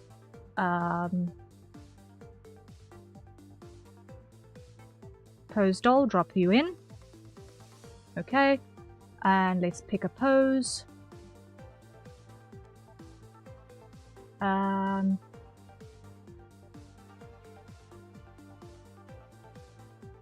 You know what? Let's pick the face palm.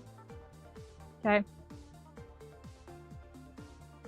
So there are a couple of default poses in the library, which helps significantly. So then what you can do is you can take your camera and look around, which is really helpful. I learned about the 3D model not long ago in that program, so I didn't know you can do all that you described. Yeah, there's a lot that you can do with it. There's a lot that you can do with it. So let's say we want to zoom in a little bit and rotate a little bit further. Get this swipe going along. Now I'm just looking down my library. We can change where the light is coming from, which is helpful.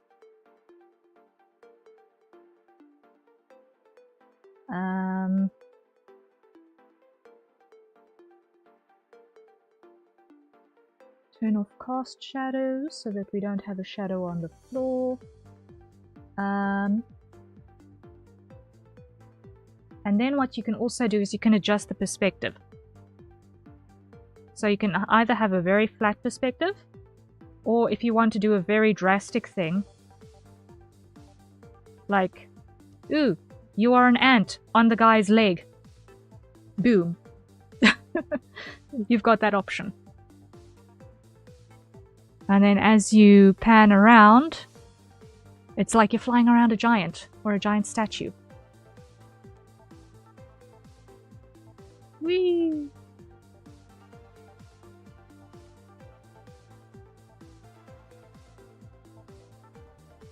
That pushed perspective gives you a lot of options.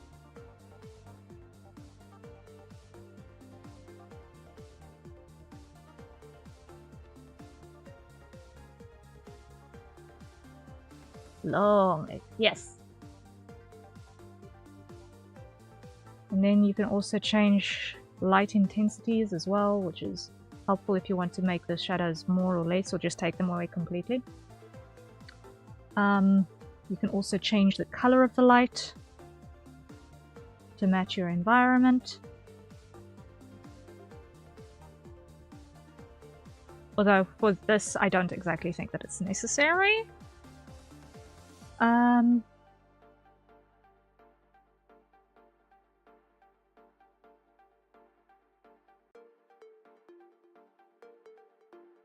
But yeah, there's a lot you can do with it.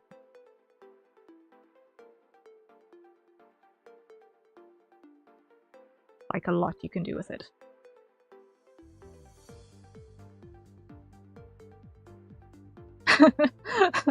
Wanted to write legs but cakes fit swivel. It did, it did.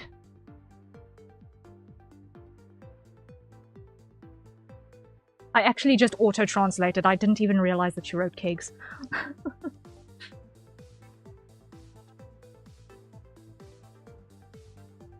I am ashamed.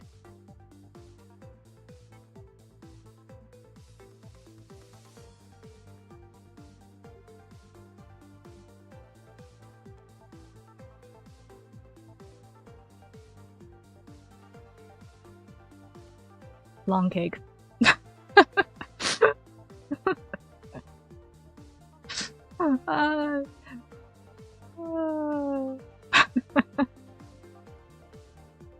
This is so cool. I am glad if you are being enriched by the experience.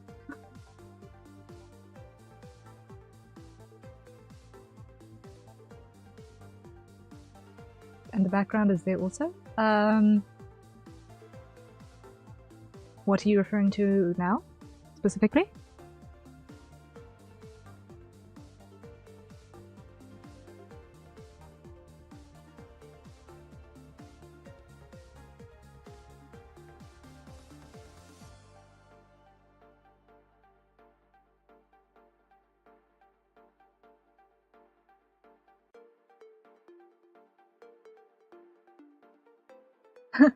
Please add that long cake to the art tag. I'm gonna need to do this.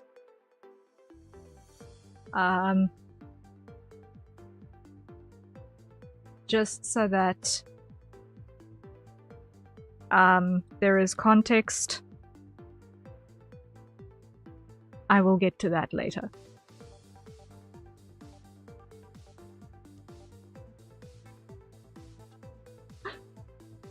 Just grab the chat there.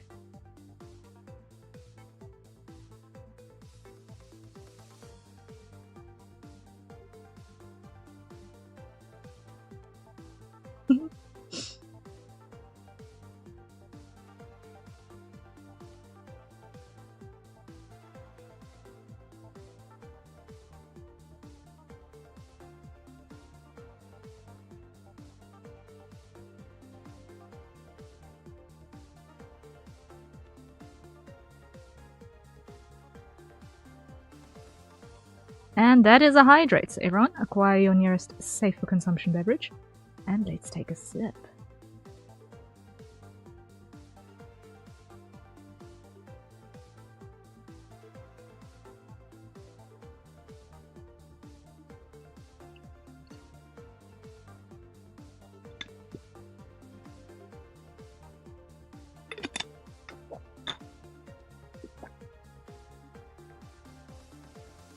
The 3D model, is there a background and stuff also, or just the model and you added simple background and gray yourself and added detail? I did in that particular case add the background myself. You can use some of... There are 3D background assets as well that you can use. There's also an asset library where you can download extra stuff. A lot of it is paid though. And there is also a way where you can import your own 3D background assets as well. So those facilities do exist. I just didn't use them because I didn't have a ready-made 3D background for that area.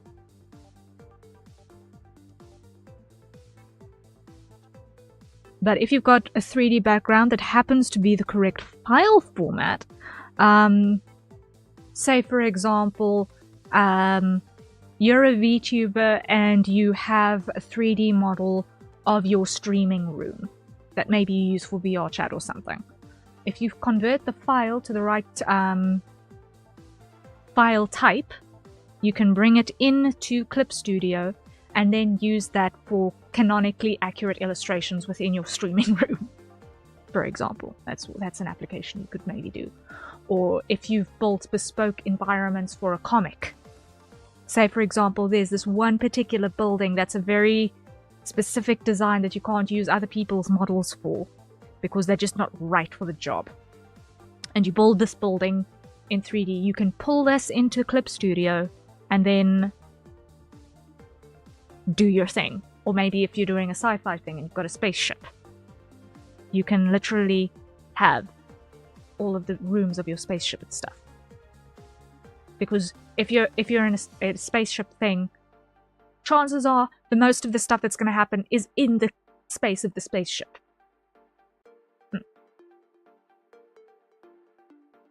That's honestly so interesting and intuitive from the program now. I'm just trying to understand why they still have issues with the layering thing. The thing that you can't move one thing from one layer to another without merging them or something like that. They can add 3D models into those programs but can't add a picture to help the layer.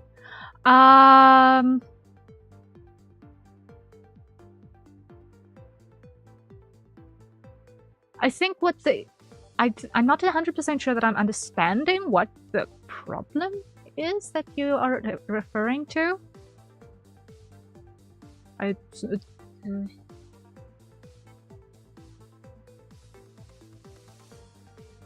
not sure I'm familiar with the problem you're referring to, actually.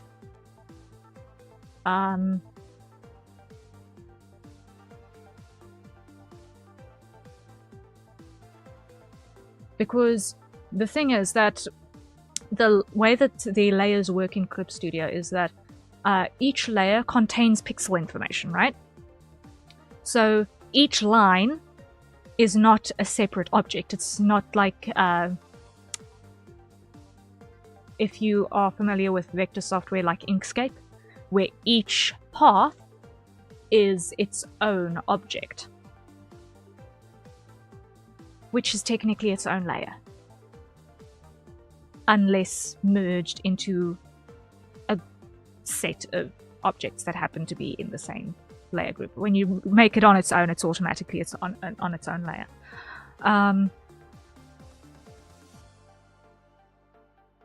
But everything that you draw on one layer is calculated. It's these pixels in this space. It's not its own object, if I'm understanding correctly.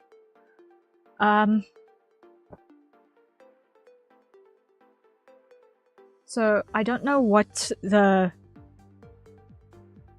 quote-unquote problem is that they're not fixing. We had a talk in one of Bill's streams about how you cannot move something you drew from one layer to B without merging them, and that's the repeating issue with most art programs. Oh yeah, it's because you are dealing with rasters. It's because we're dealing with rasters. We're dealing with raw pixels. So, unlike traditional art where everything kind of mushes together anyway,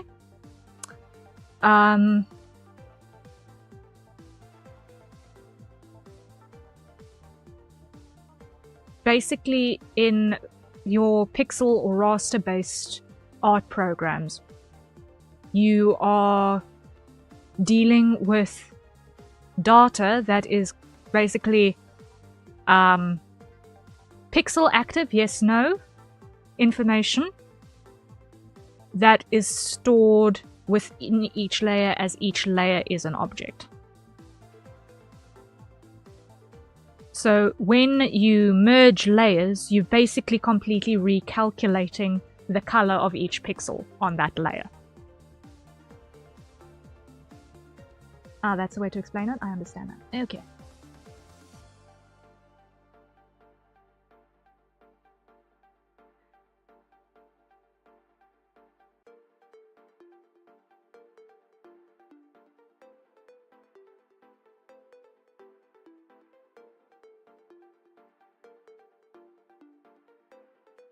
Because the thing is, if you're looking at moving objects from one layer to another, it makes sense if you're looking at, you're putting every object in its own layer group, perhaps. So you've maybe got a group of layers in which you're drawing a character. And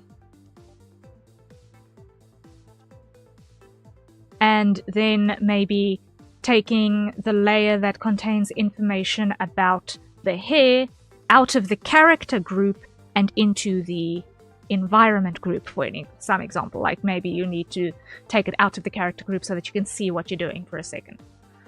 Like that's a use case to have things separated like that, but you need to manually set up the separation because otherwise the software isn't going to know what you're trying to do.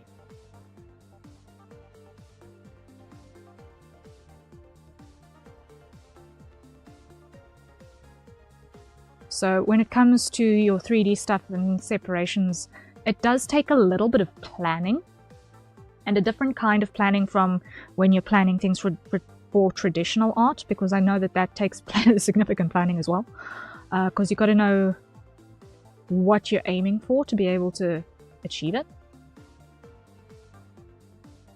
We didn't talk about any explanation like you did in that stream, so I don't understand why it was such a problem, but with how you explain it now, it makes more sense to me. Yeah, Vil streams are more aesthetic in terms of how he approaches explaining art stuff. Where I have some technical background, I will give a little bit of technical background, but I don't claim to be an expert. Like, I am not a programmer. Not at all.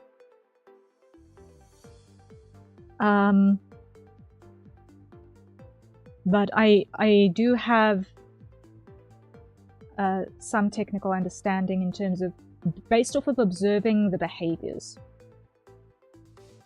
and comparing behaviors across different packages that I have used personally.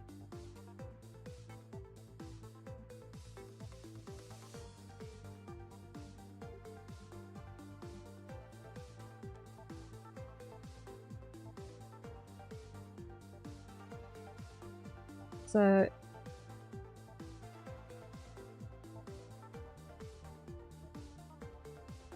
we all have our own different experiences when it comes to how we interact with our tools. But at least having a little bit of understanding about exactly how they work makes it easier to understand the limitations you're dealing with. And that helps you to use your tool a little bit better.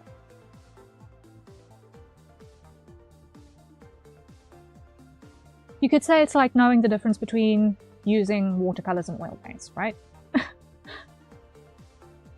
It's similar in the sense that knowing the difference between your vectors and your rasters and how they behave and how they calculate. Or even knowing that there are such a things as vectors and rasters is a good point. Stretch! Thank you, Zany. Thank you, thank you, thank you. Let's do just that. And save. That is also a good idea. Thank you.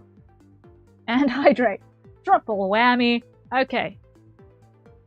Greatly, greatly appreciated. So everyone, courtesy of Zany, acquire your nearest safer consumption beverages, and let's take a sip.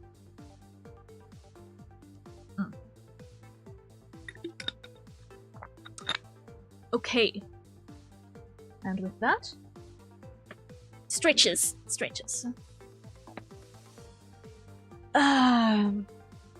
Hands above the head, and go up. And while that's happening, let's just put the feet way as far forward as they can go. I will tell you something I told another girl today when we were working together, and I did not know the language, and she said to me that she knows it, so I told her, and it's more than I knew it.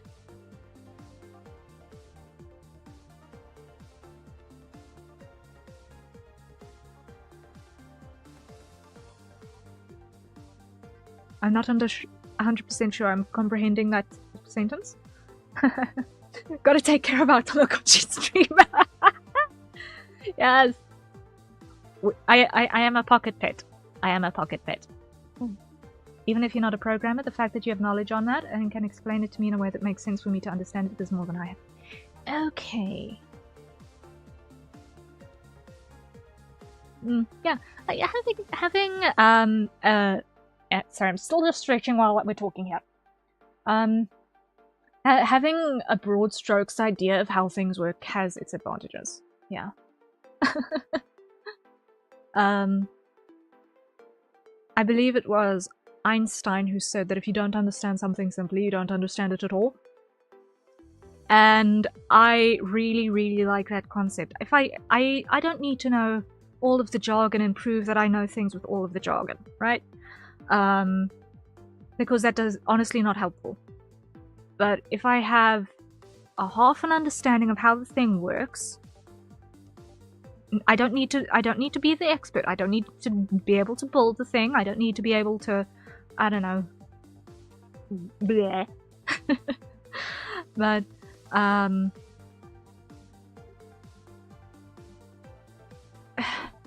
I feel like having at least a superficial knowledge on a broad range of topics is immensely useful. And I feel sometimes hopelessly underschooled on a great many topics. And I hope that one day I'll be able to have conversations with people where I can be enlightened on a great many things as well, because there is so much out there to be learnt. And yeah, when that knowledge gets assimilated, it can be spread. And I think that's kind of a cool thing.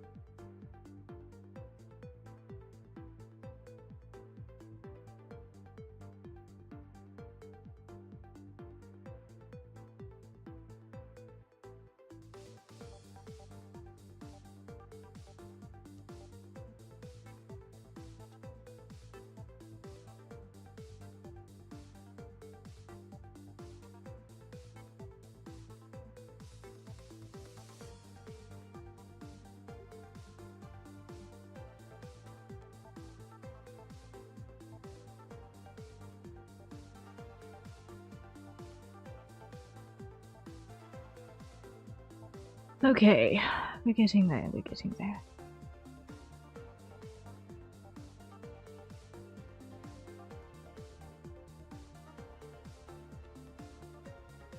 Time check.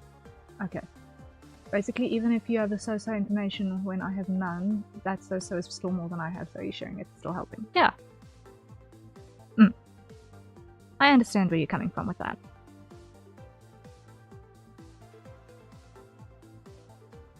As long as the so-so information is actually accurate, that would be kind of helpful. Otherwise, it's spreading misinformation, which is less than helpful. So,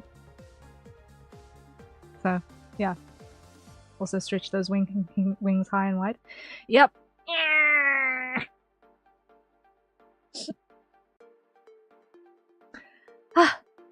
I'm glad that I switched these from being strictly eyebrow reactive to being physics based, because they've definitely been so much more tame today than previously. I think it's definitely an improvement.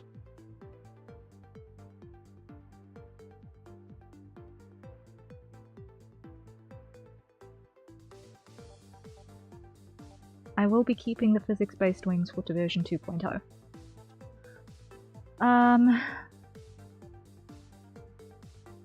For sure.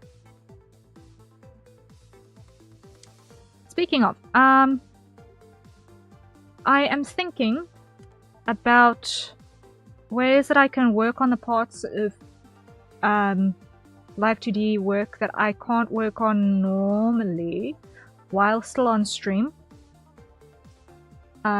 Like, for example, body art layers, or the parts that are such nightmare fuel that I don't even feel comfy working on those raw.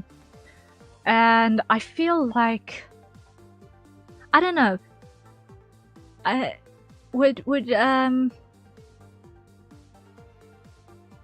you gonna do the embellishments and all of those stuff in color, or are you just gonna color it in art and line? I'm still deciding. Like, I know that I'm going to probably do the filigree on the color layer, because that way I can recolor it as needed.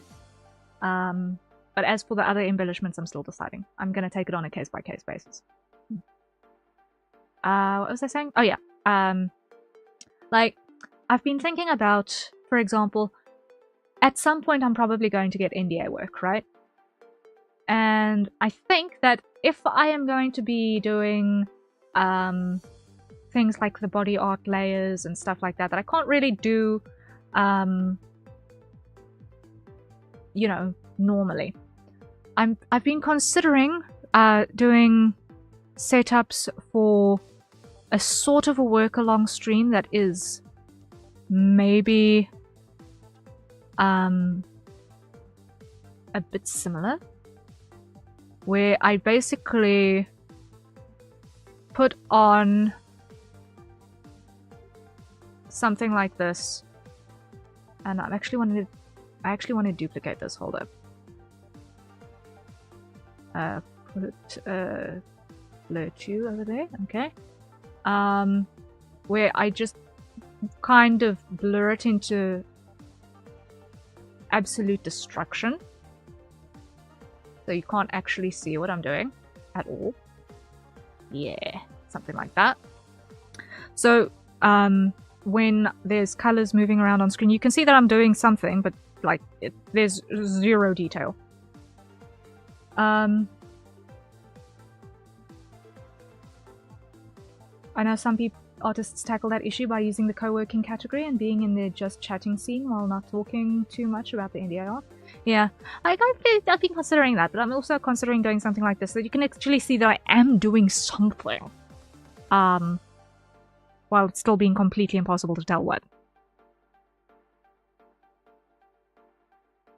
Like, I don't know, it's something I've been fiddling with, the idea, and I don't know if this cutting it too fine, because I don't know if there's a way to unblur all this blur, because this is like dialed up to a crazy radius. So I don't think it should be possible to work this out. too much. Like, can you just come over here? Like, you can tell there's something on screen, but you can't for the life of you tell what that actually is, right? I know I can't tell what I'm looking at there.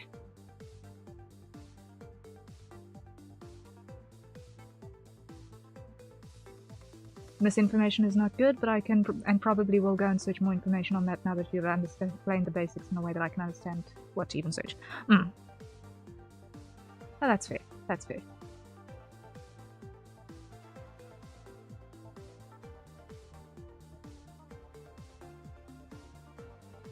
But yeah, it's something it's something that's been fiddling in my head because I've been wanting to continue working on Cheeky Wolf's commission and on Teoteo's model commission, and I've been feeling a bit iffy about progress on both fronts because I'm not comfy doing the model art on a clear screen like this at the moment.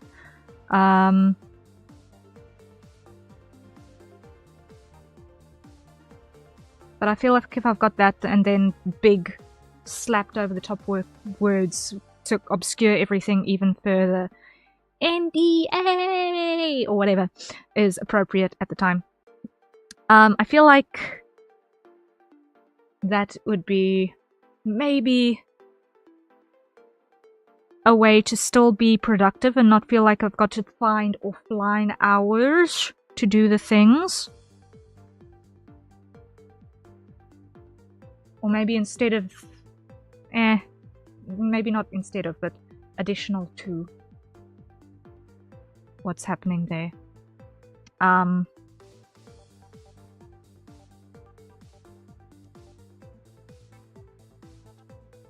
don't know.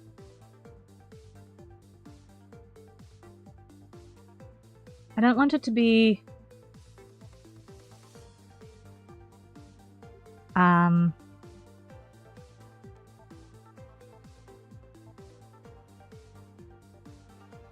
something that's going to make a potential NDA commissioner uncomfy. But at the same time, I don't want to feel like I've got to actually have offline days or days where I'm sitting in the just chatting screen and it looks like nothing is happening.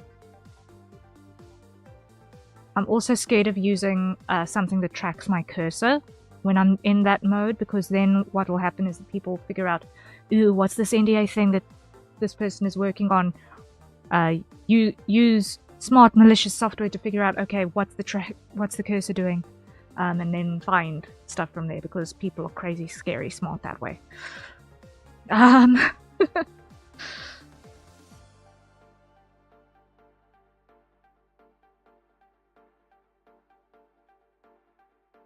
Can you tell I'm rambling? I'm rambling. I'm so rambling.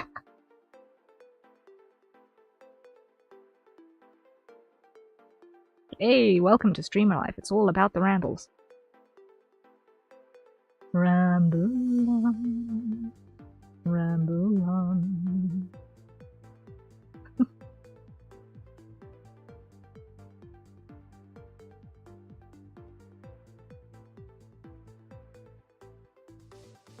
Those unblurring stuff can be applied to a stream or photos from a stream, so I don't know. I don't know how accurate it is depending on the actual levels that are in play.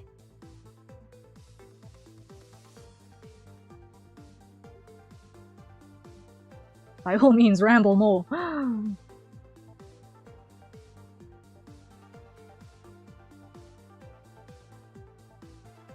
Lol.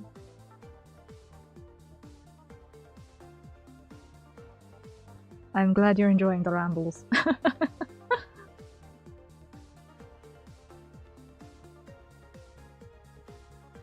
Okay, this I want to make narrower significantly. Significantly.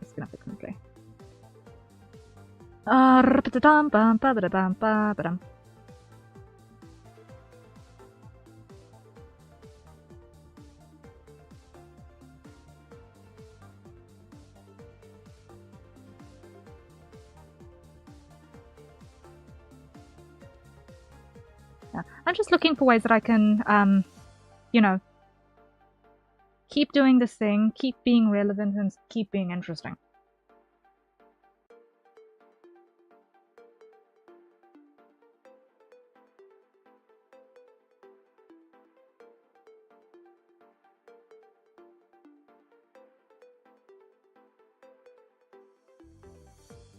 Just for that to be holding the armor and not extend the thighs or anything else.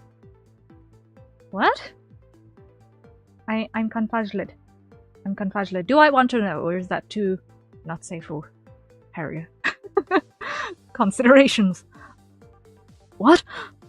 What?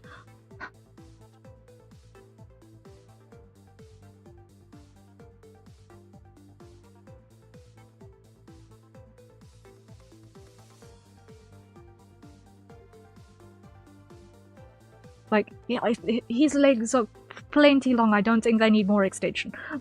I'm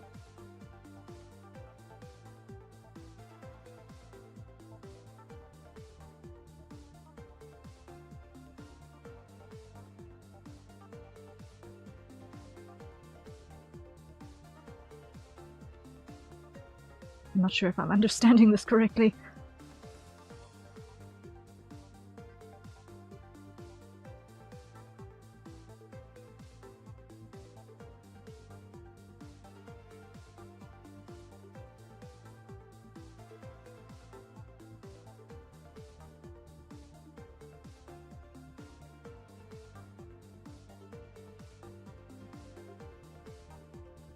But you know what? It won't be the first time that my intent and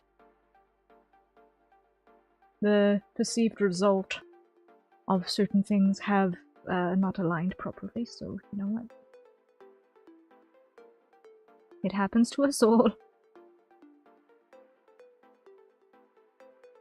That if I'm understanding what I'm misunderstanding, which I don't know if I'm understanding what I'm misunderstanding, it's wild trying to keep up sometimes.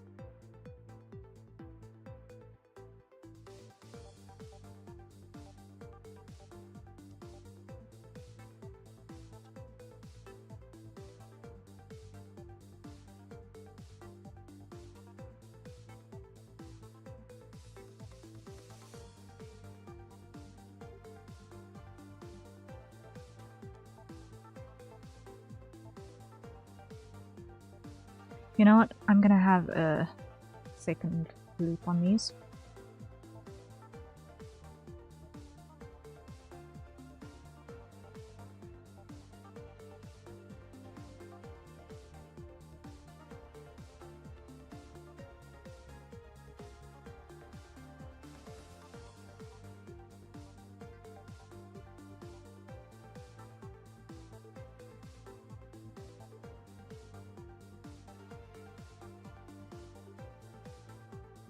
Because these are basically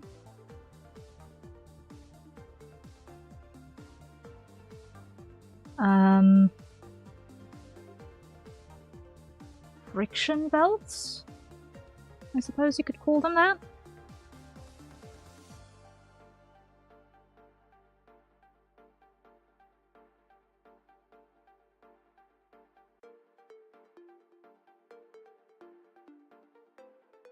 I was trying to be silly and say that you said you wanted to tighten the belts around the thighs for no other sussy reason than making sure that the armor does not fall, but you didn't really get across, sorry. Oh, it's okay, it's okay. Yeah. Look. I will be honest. He's got interesting garters for much less practical reasons, so...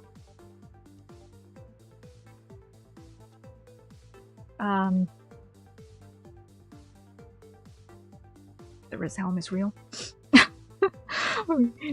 Whether, it...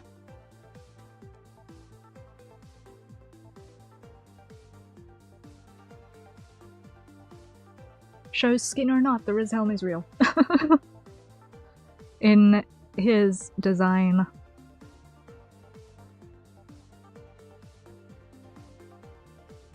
I said it earlier and I'm going to say it again.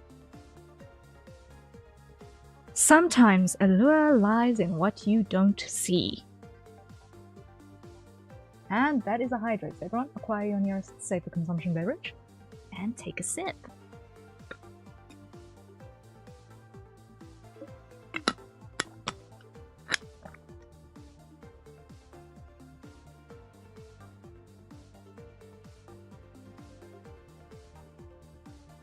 And I think that's actually why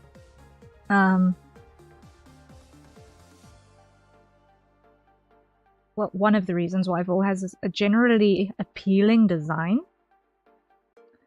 is because a lot is implied in his build without needing to be expressly overt about it. Like, you guys, if you've been seeing my art, you've noticed the anatomy I give him whenever I'm drawing him, right? The bold that exists between the broad shoulders and the narrow little waist. That is entirely applied in his official artwork and his official model art. Let me just go and put these away for a second, right? Because they're not, they are now in the way. If you look at where the corners of his shoulders sit, right? And let's actually do a measurement here. I'm going to take a white and I'm going to actually do a measurement here. If we look at the width of his face, and we duplicate this, okay, and we pull that down,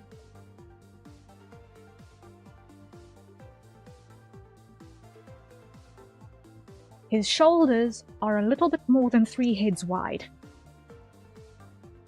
Let that sink in. Canonically, he's got really broad shoulders. Similarly, taking that same measurement, his waist is only 2 heads wide.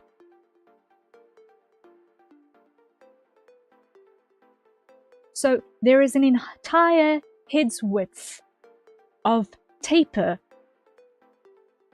on his build, and you don't notice that necessarily in his usual model art.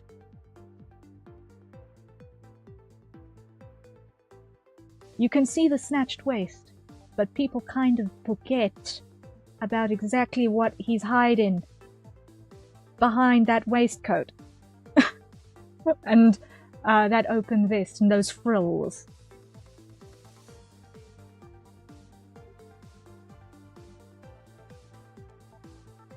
He's packing gear and hiding it, I'm telling you. But it's one of the reasons why he looks so very, very, very good in his usual suit as well, in his version 1 suit.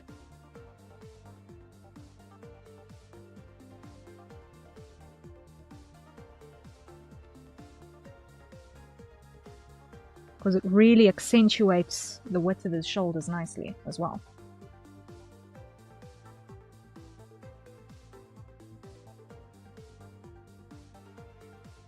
As far as design elements go, definitely major hidden charm point.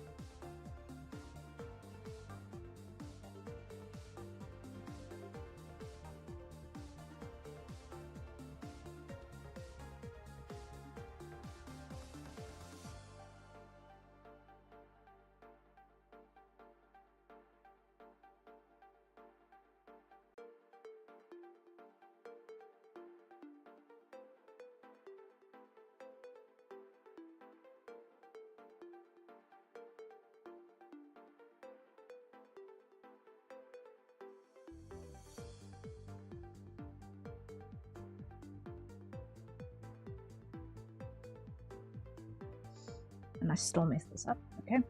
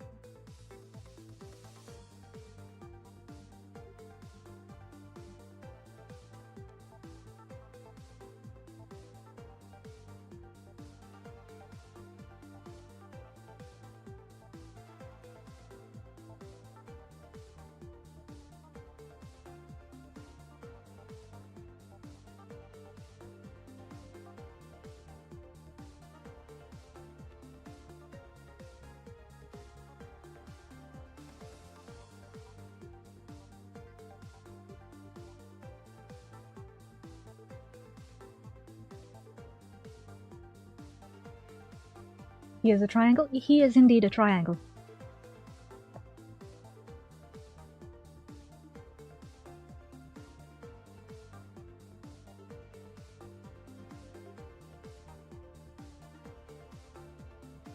Okay. We've almost got this side sorted. Here's a chip. Here's a Dorito. Nice and spicy.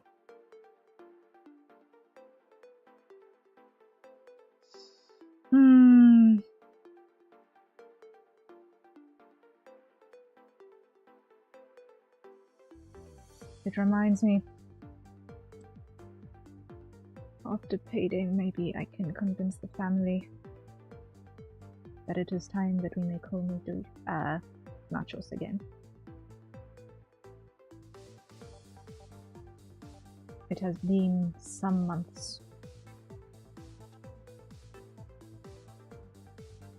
We buy some packs of Doritos and use those as our foundation because they're pre-seasoned. And then all of the cheese and various other bits. Some bacon, some pickled picante peppers, some gherkin, some feta. All of the nice things. You want to know what I want to know? He has 2 shirts and both have puffy sleeves. I want to know how much muscle is hiding under those puffy sleeves. Yes. If what we have sneakily seen of Will's own art of himself, limited as it is anything to go by, he has not got insubstantial weaponry underneath those sleeves. Like, that's my bit. That is my bit. That's why I'm not shy to give a little bit of lean bulk there.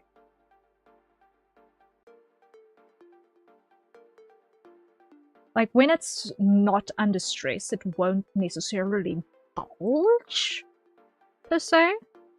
But there's definitely quite a bit of functional mass there.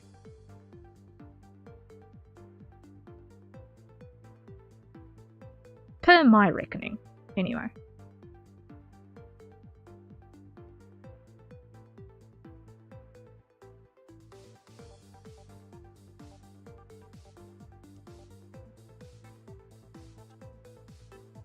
Which is one of the reasons why I asked about, what are your feelings regarding sleeves? When the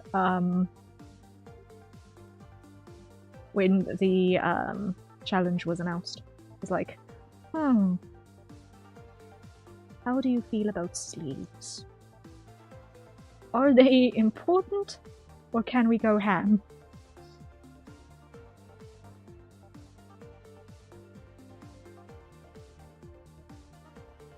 I think I can afford a little bit of contour information there.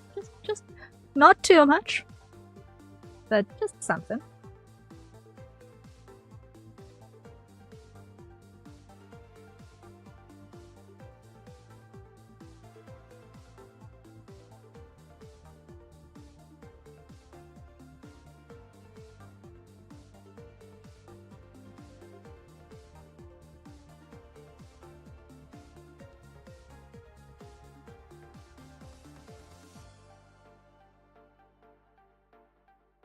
And also, and I swear this is not like silly sassy right now, but I just thought of him taking off his pants to change to like pajamas and pants and having the markings of the buckles on his legs. Like, how? Yeah! If you sleep on a texture fabric, it's transferred to your skin, so that, like, that is kind of funny to see, kind of painful to me simultaneously. Yeah, like, it's the same as any tight clothing. Like, if you've got a seam on your leggings that is slightly off, you're gonna take your leggings off and there's gonna be a line there. So between secure anchor points and everything else, like, yes, there's gonna be temporary indentations, but as long as it feels secure and it's not interfering with your blood flow, it should go away in like 5-10 minutes tops. And even then, with this amount of squish, because I don't know what else to call it aside from squish, it's more the wrinkling of the loose fabric over the top than actual thigh squish.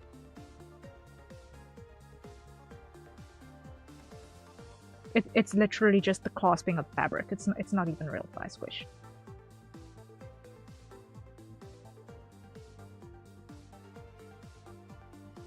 If it were real thigh squish,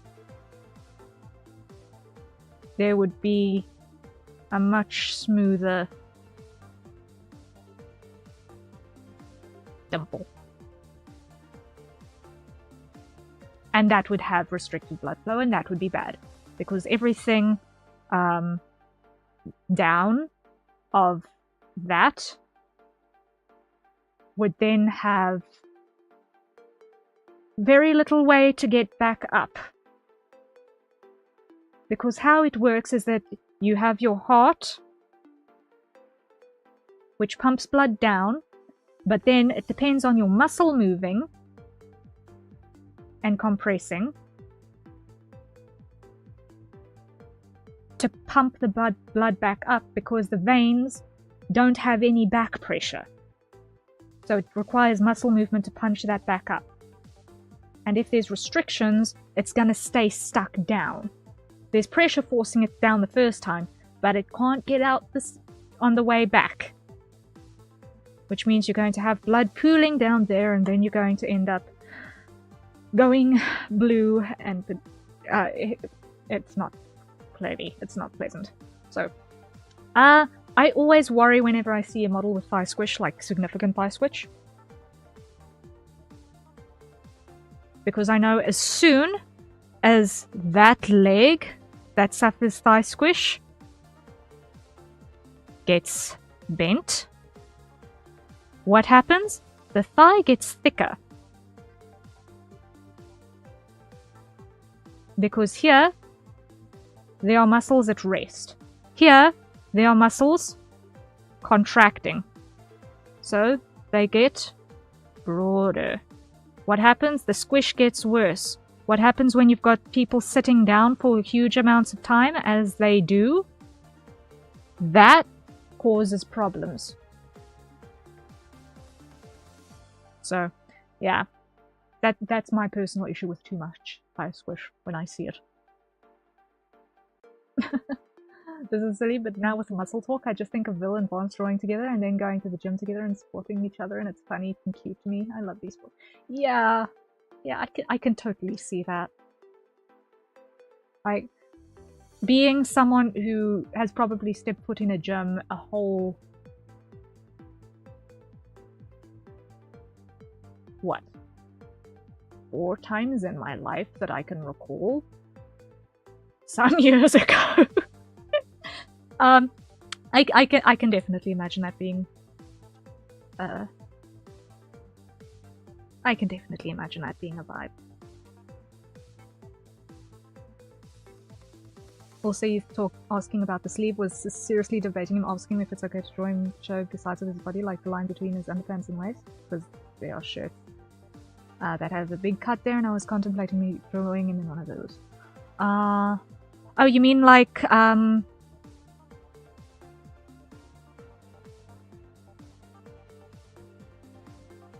let's just say, one of these wide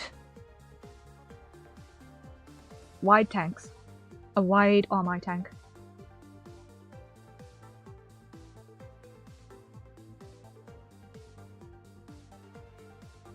Because that's fan service right there.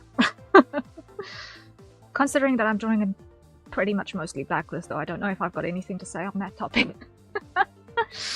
I've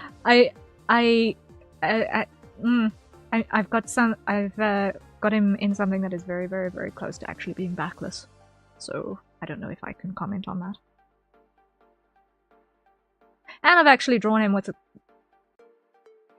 a wildly more exposed attire anyway, so once again, But then again, that was also a study that just ended up becoming a fan art later as well.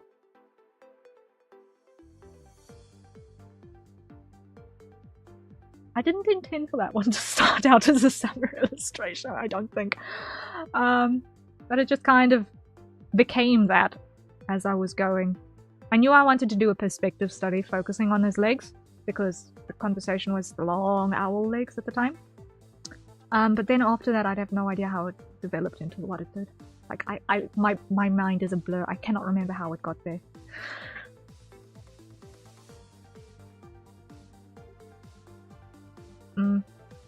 Almost got it.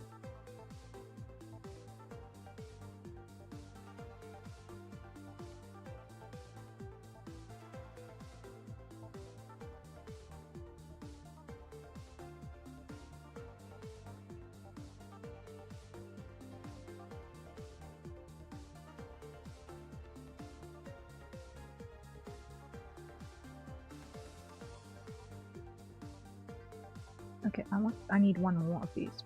So.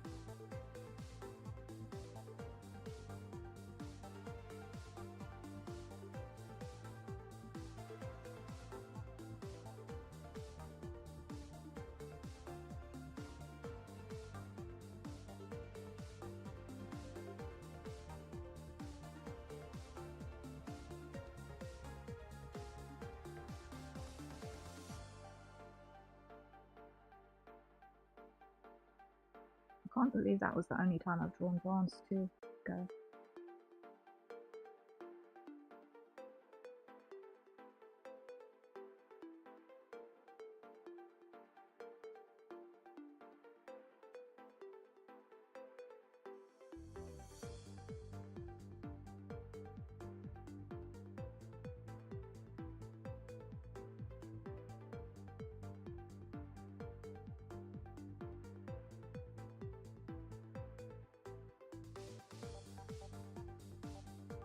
Kind of a little bit upset about that.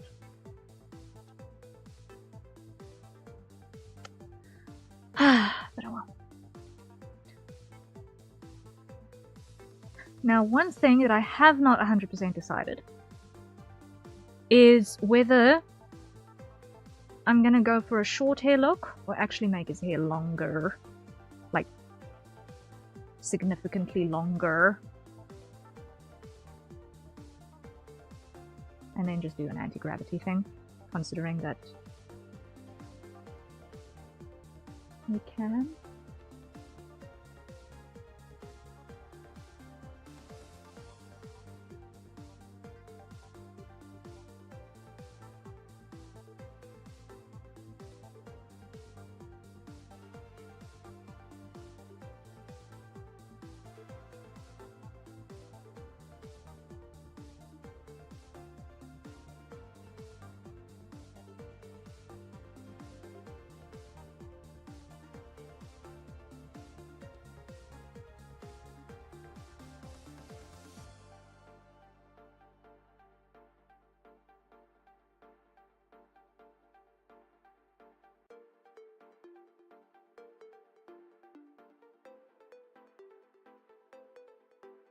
I'm gonna ink the wings on a different layer.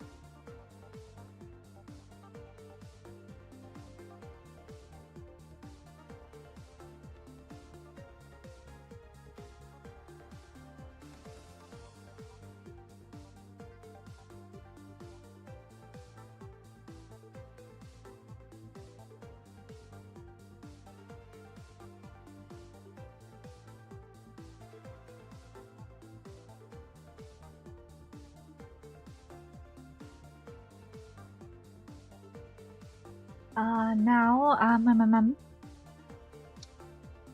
I need to check. Where's that study? Where's that study? Did I file? No, wait, let me check over here. Hold up, project.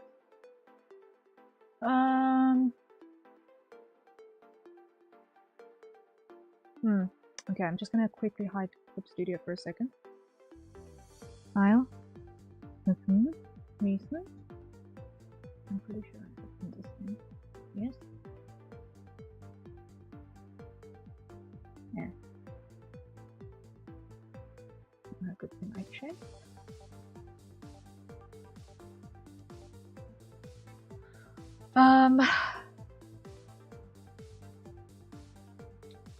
Hide that.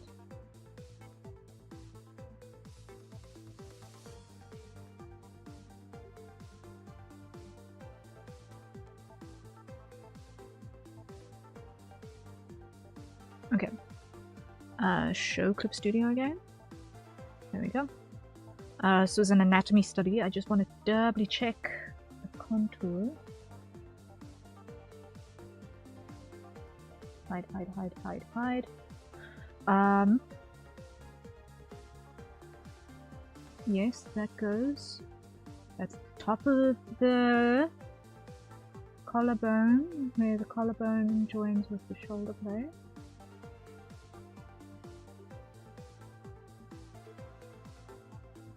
Yeah. Okay.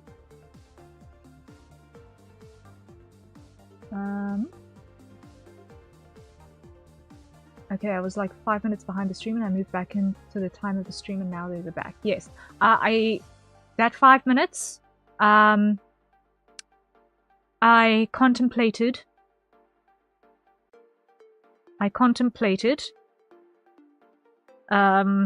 this shoulder and wondered if I had this study available.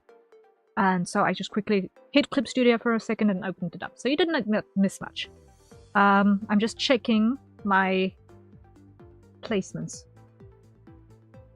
That shirt you drew, I was contemplating something like that, but then I was like, I don't know, so for now it's an idea to decide. I mean, like, if he's tall enough. If you wanted to draw him maybe doing something basketballish, maybe it would be appropriate. Maybe.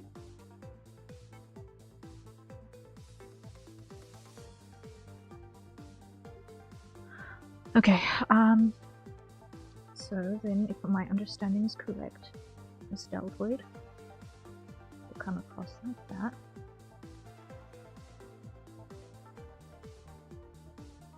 And then underneath here, that's attached to the shoulder blade and comes up.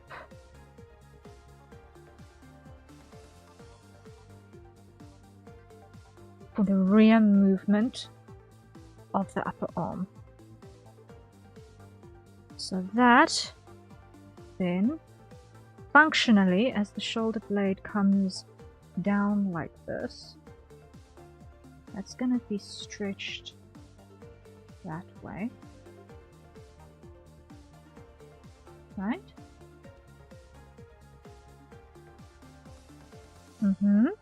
That makes sense. Okay, so I'm not completely insane yet. Fantastic. I'm not completely insane yet. Yay. Then the same over here. I've got the upper deltoid. I've got the back deltoid.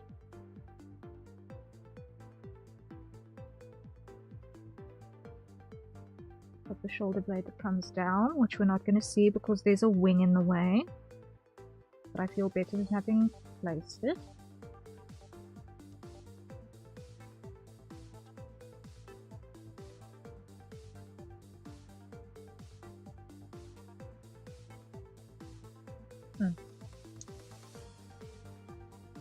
I feel like him playing basketball will be kind of cheating because flying. I understand what you're saying, but more my lower forward brain go, I don't know if you can play basketball and make it fair. Yeah, he'd have to retract the wings for that. He'd have to retract the wings for that. Because arguably, even if you had them in retracted mode, the tiny wing mode, it's still an extra pair of limbs that you can use to block the ball for an opponent. So, yeah, if he was playing basketball, he would have to have them put away.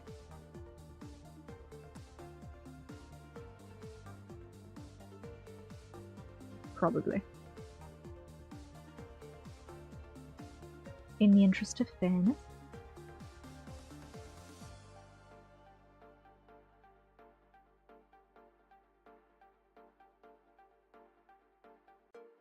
Like, I'm certain there are going to be people who design outfits for him where he doesn't have his wings out. I'm just crazy about wings. So, I draw the wings out. Why? 'Cause I can now. Like, not that it stopped me before, but, yeah.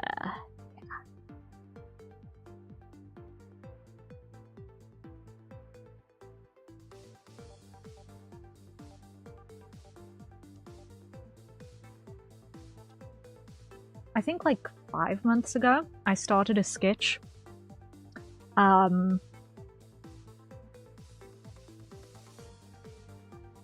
Where the wings came out.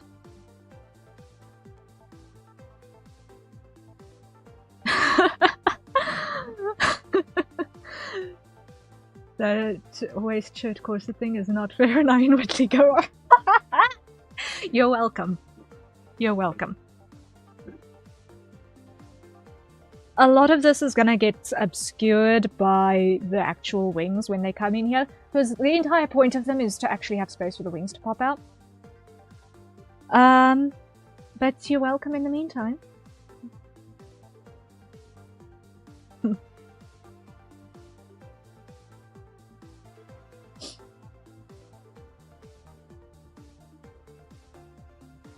Enjoy the meal.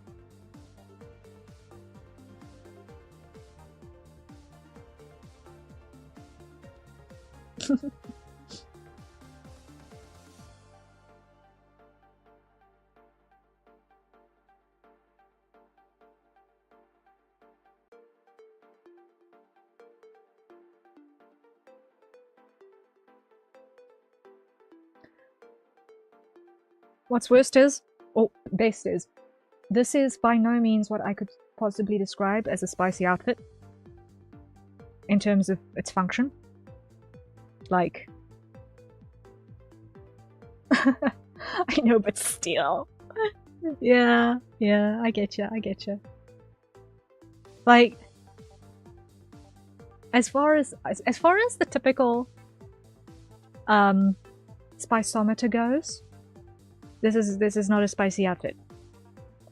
But that does not mean that it can't be flattering in all the right ways, right? Right?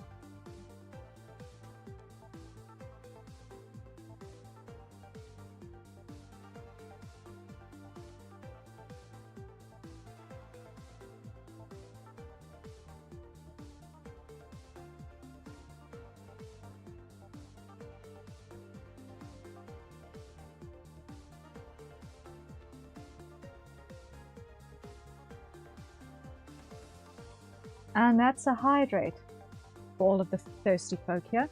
So, acquire your nearest safer consumption beverage, and let's take a sip.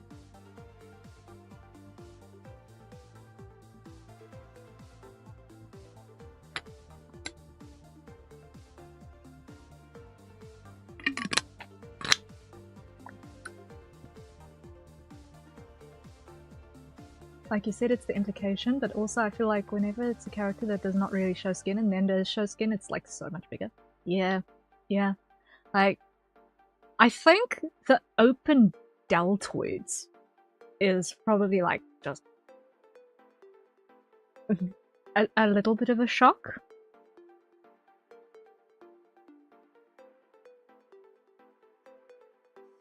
Like, just a little bit of a shock, the open deltoids.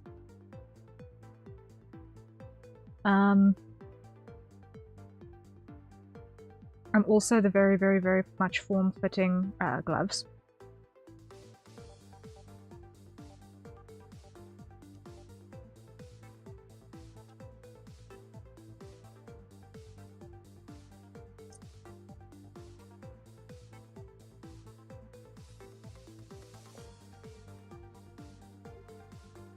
I hate the example I have, but it will explain it well enough. Like, it's the kid that was always do trouble, so no one gets cut anymore, but the good kid that suddenly goes like, yeah. I understand what you mean. I understand what you mean.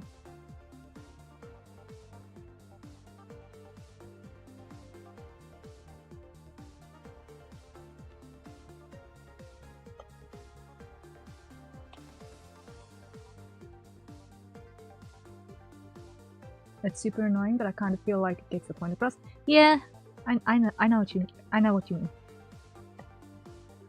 I need to be closer so I can grab that line properly. It would be this line that's giving me grief now all of a sudden, huh? Hold on, there you go, there you go. Now, considering the tension in the pants here,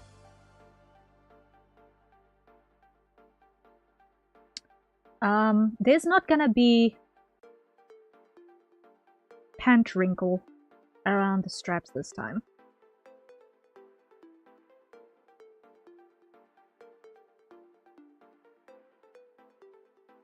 Because the pants are actually pulling tight.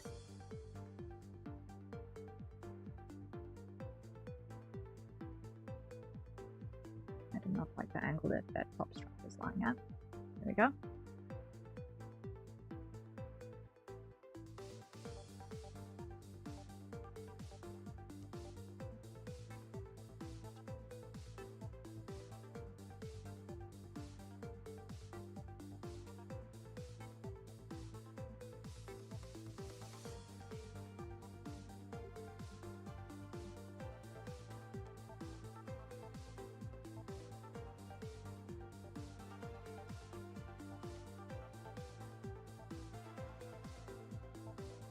But yeah, I do what you mean by that, Moonshiro.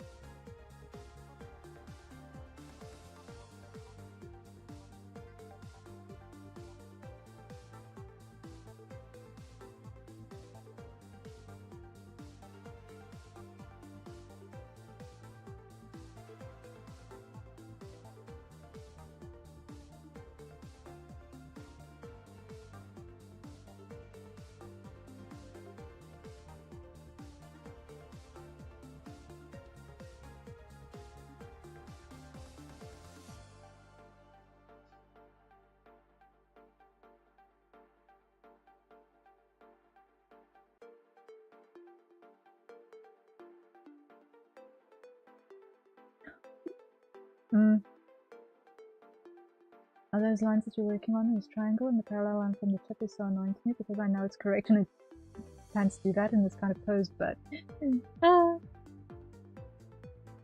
yeah, I'm still going to be correcting the tangent there because it's bugging me too. Like it kind of wants. Oh, that works.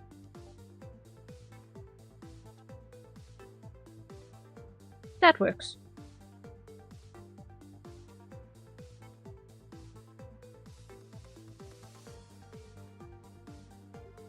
Doing art with that position and those folds and not having it done immediately, you need to go through the process and make it look even better. Yeah.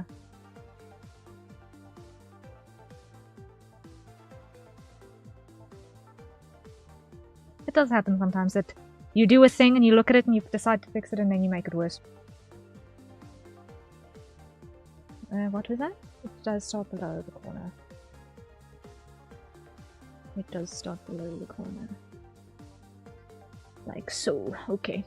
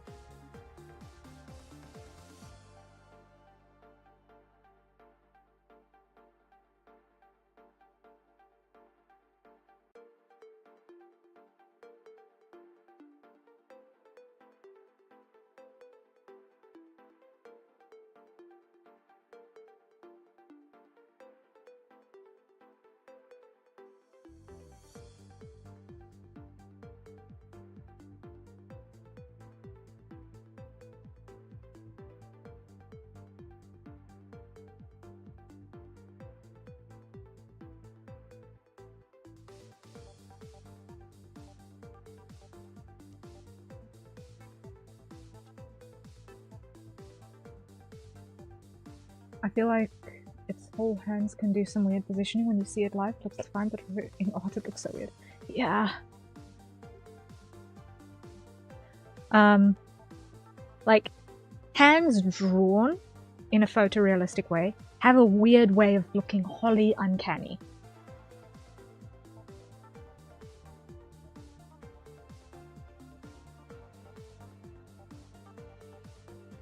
It's one of those cases of don't let realism get in the way of good aesthetics.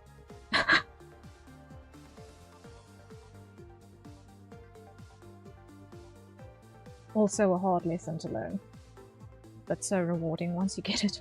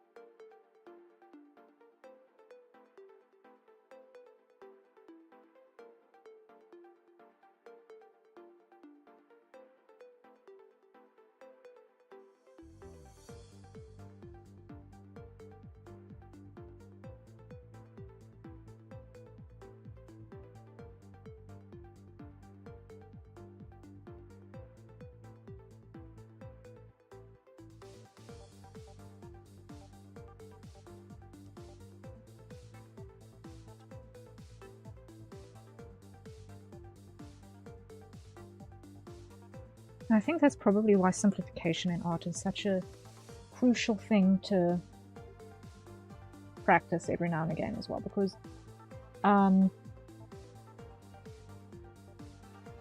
information you can capture with as few lines as possible is immensely powerful.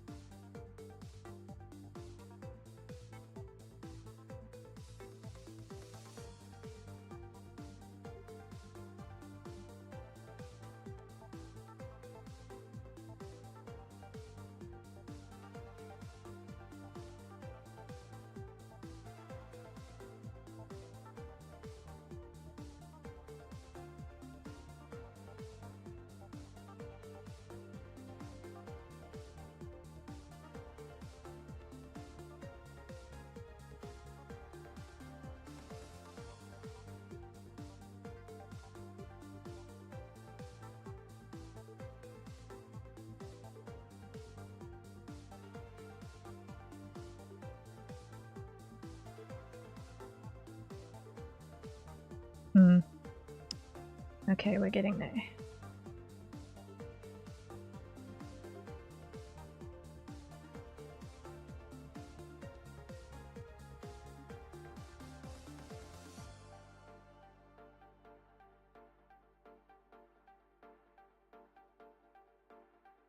Okay. This posture actually has a pretty decent balance. I'm happy with it. I wasn't sure for a moment, but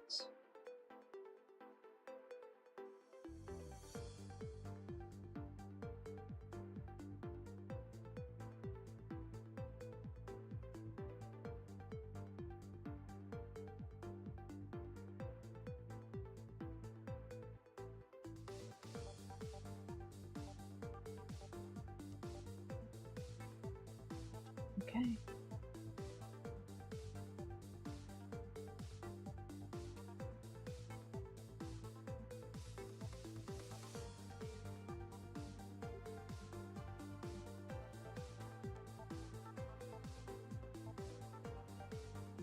How do you decide on what to go over with line of first? Like, why do the legs and not the fighters? I don't know if you have an actual answer to it or just going to float that.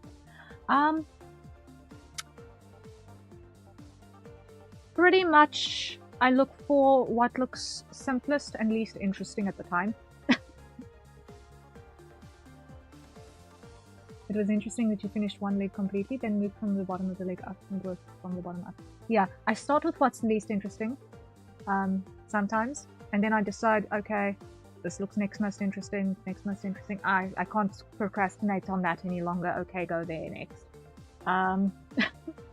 There's no real rhyme or rhythm to it. I like saving the face for last. And smaller details for closer to the end.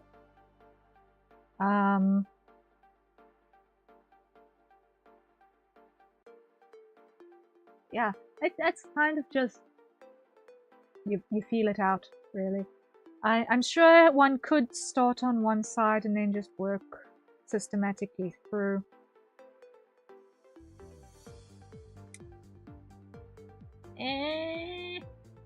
But sometimes starting with the big picture stuff and kind of getting all of the big stuff down first and then coming back and then doing the finer details makes sense.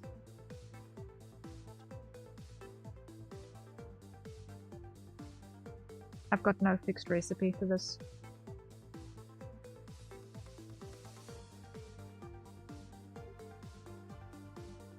Right.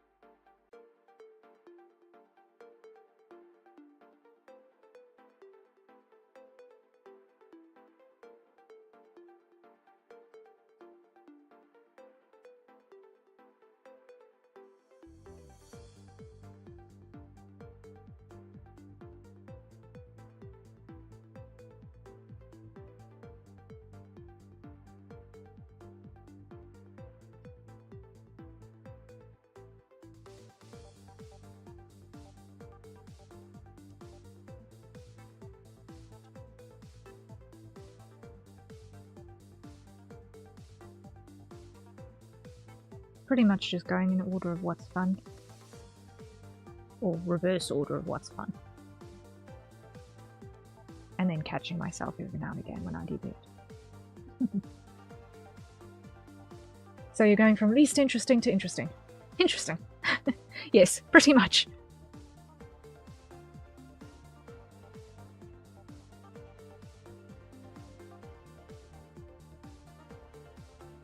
That way I can't do the most interesting parts first and then get bored of the fact that I've not done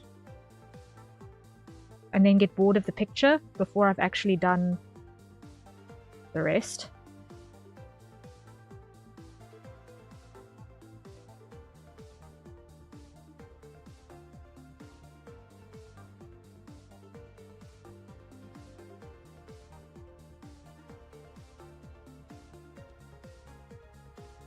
So it's basically a self-management tool. Is the wing not going to obscure the lines you're doing right now? Like semi-transparent in like in comics? Actually, I was going to do it in a perspective where, like, let me just, see. Okay, I'm just going to copy the sketch across into this side again. Hide. Paste. Grab the entire thing, scale down. Boom. Okay.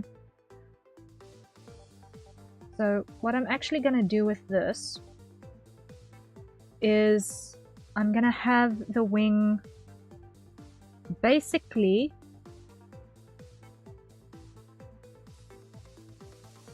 in a base 100% dead on perspective.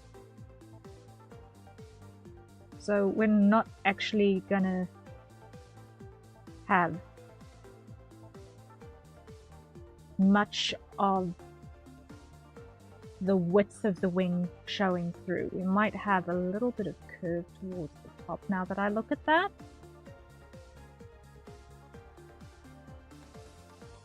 But this was the sort of perspective I had in mind for this wing.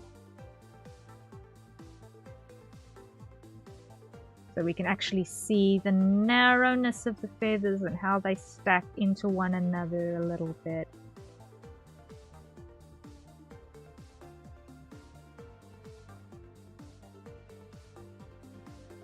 Something like that. Ooh, wait. This is also an opportunity to put the thumb feathers up a little bit, because they would definitely be in a stressed position. Yalula, go up.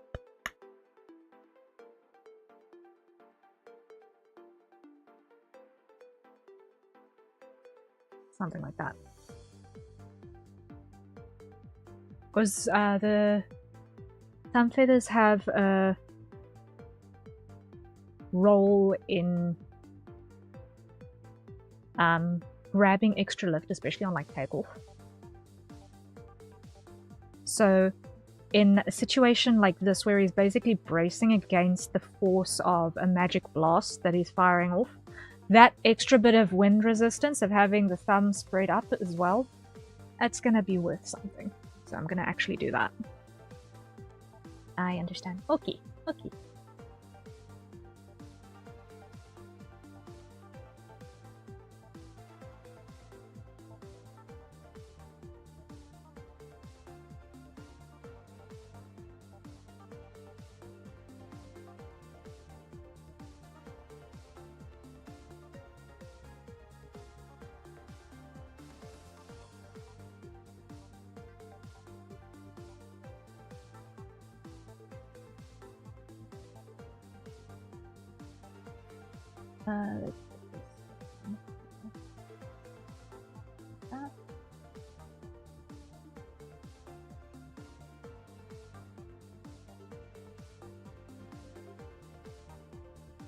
Contour is weird, but it works.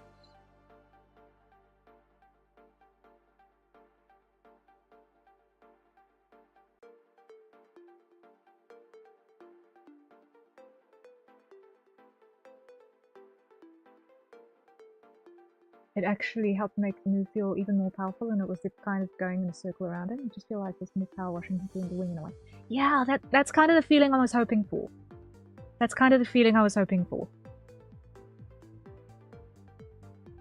So I'm glad if that's what you get out of it.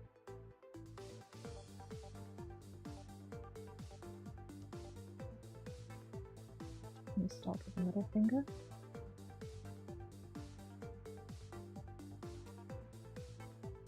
No, it's gonna be there.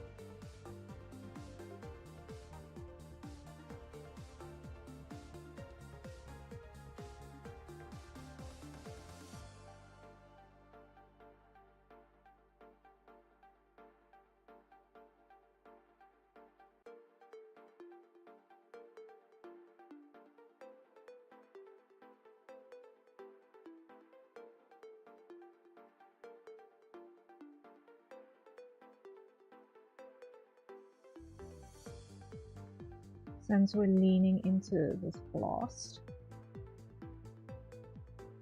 show a little bit of power coming past.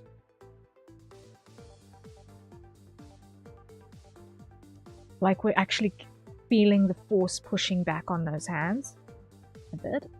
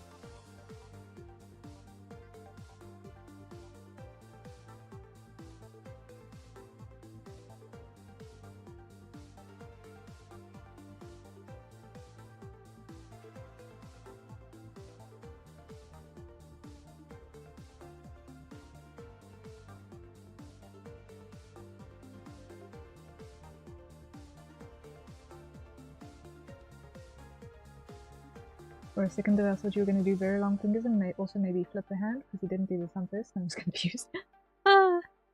Yeah. I am very, very, very flexible in terms of my methodology for drawing hands, because they are wild on the best of days.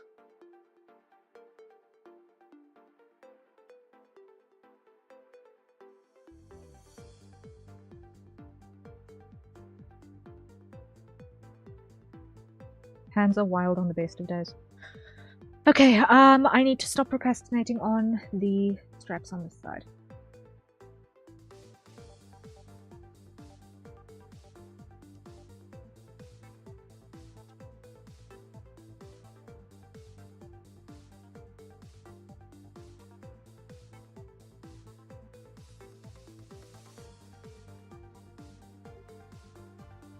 Now what I need to doubly check as well, I'm gonna put 2 rivets.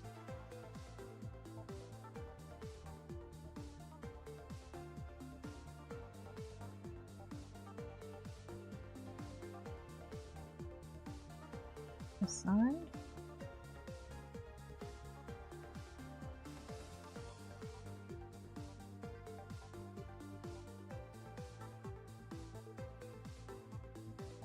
Let's keep that secure.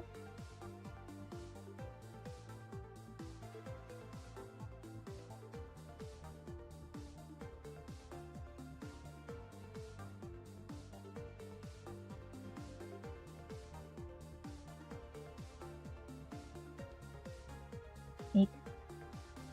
Kind of reminds me of Dragon Ball Z with that pose and the extra lines of movement you did on the pinky spool. Yes. The action lines are Definitely one of my favorite things to borrow from comic art for really expressing movement.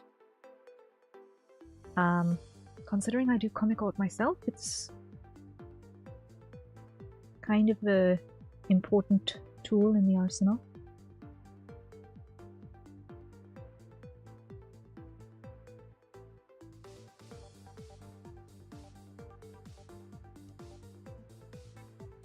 There we go. That's our rivets. Absolutely riveting. Okay. Next I need to do these two things on here. So those corner details, just like that.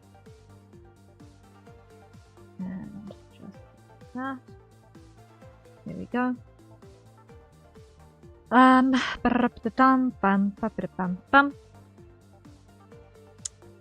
Anything else that I'm missing? Yes, up here.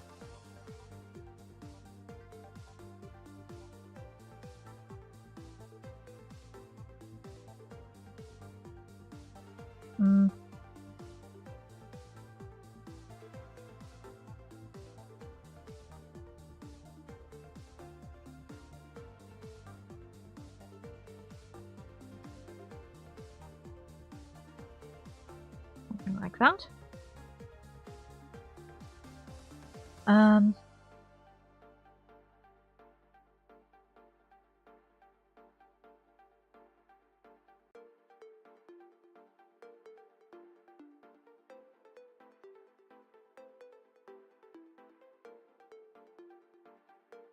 Are you not going to do the straps on the inner side of the arm on it? Oh, yeah. That doesn't have straps. It doesn't have straps. It's got this solid fabric thing that goes from one side to the other. So you see these little things here? What I'm going to probably do is I'm just going to put a couple of rivets along the side like this to indicate that that fabric is actually bolted on. 1, 2, 3, 4, 5, 6. 1, 2, 3, 4, 5, 6. There we go. That's better. That's better. So it's not a strap-on so much as a clip-on. So it behaves kind of like a corset. There. And that is a hydrate. So everyone, acquire your nearest safer consumption beverage and take a sip. Oh boy, I am already late in stream. It's okay. It's okay.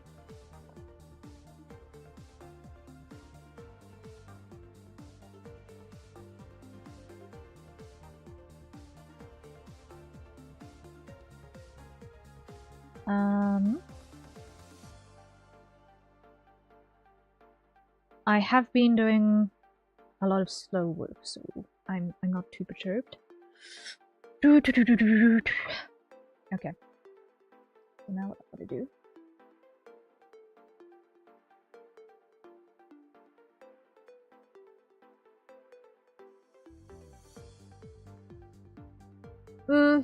Are we gonna go for piston type shock absorbers or spring type shock absorbers?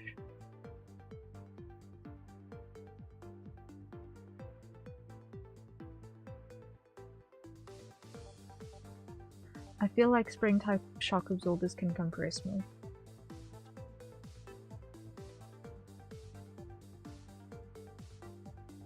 Yeah, I'm gonna go for spring types.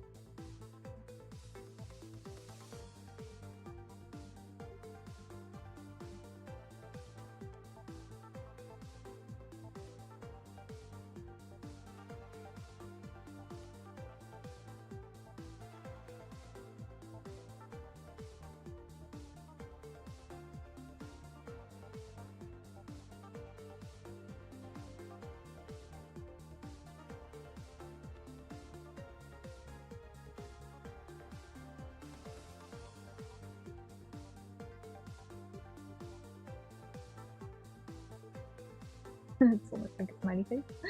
Ah.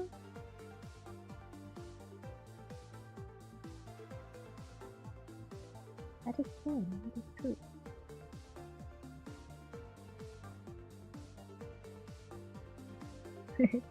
Yeah, I see what you mean. I see what you mean.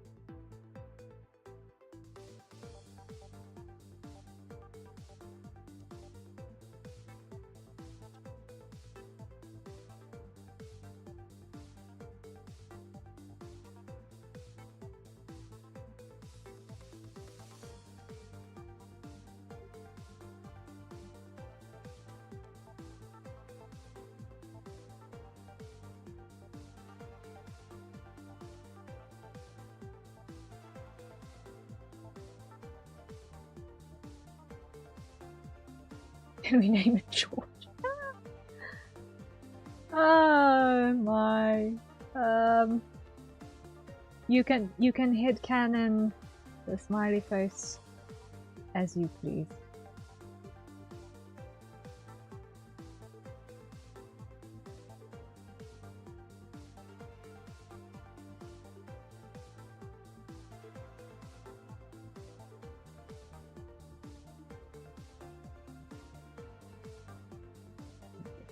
Engineering.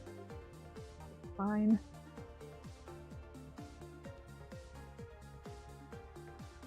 It's only fantasy armor. But I'm over-engineering with shock absorbed.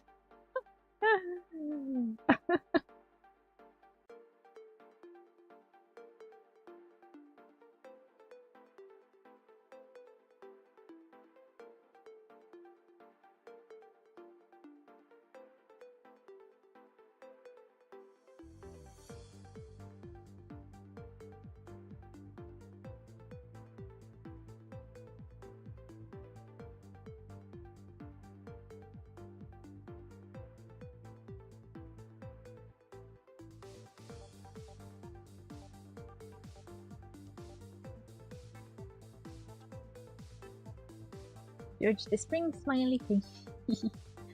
Ah.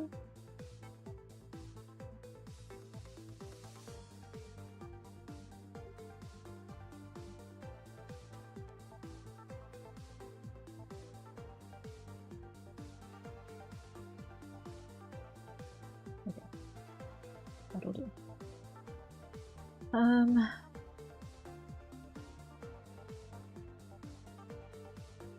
Yeah, I'm actually gonna see. Okay. Implied information. Implied information. Okay. And then next I want to do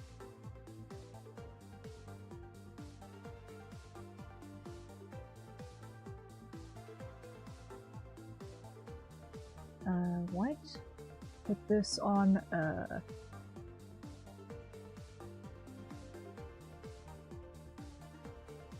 like that. You should be enough. Okay, I hope. Okay.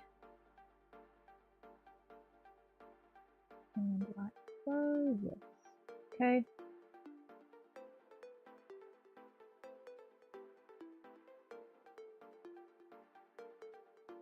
That helps draw the cord at a consistent width.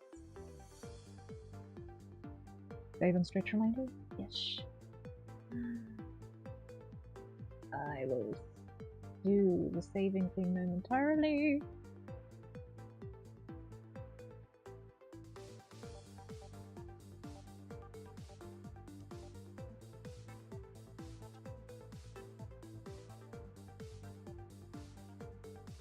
Okay. Merge down and file. Convert brightness to opacity. There we go.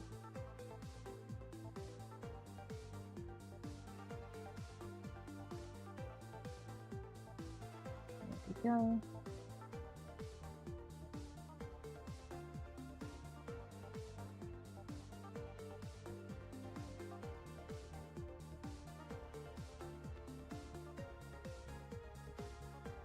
And save button. And stretches.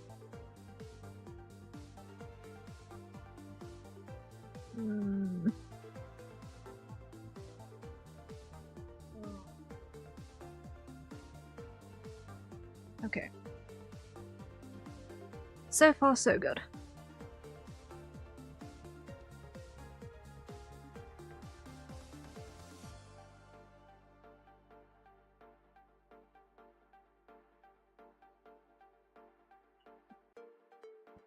Okay. Okay.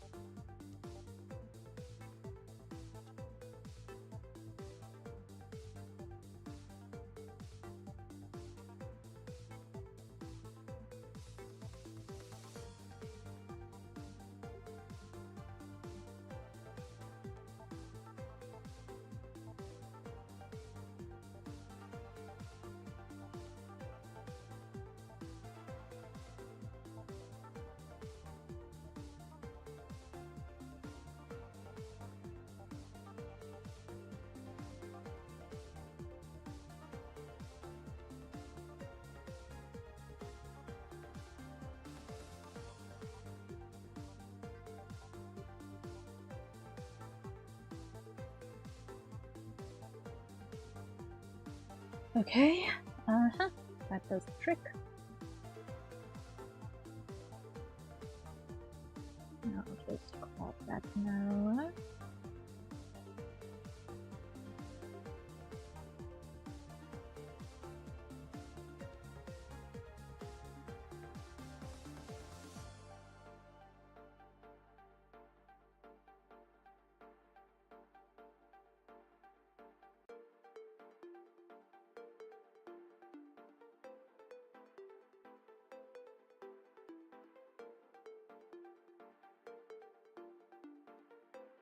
Okay, there's that.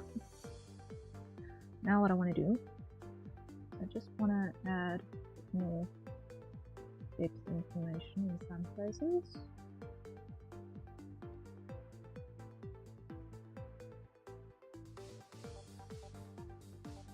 Artificial shadow.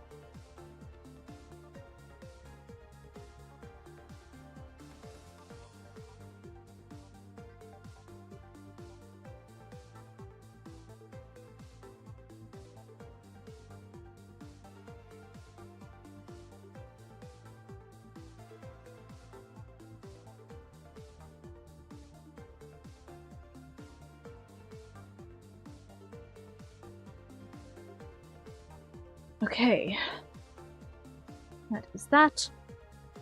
Is there anything else I'm missing before I can start doing?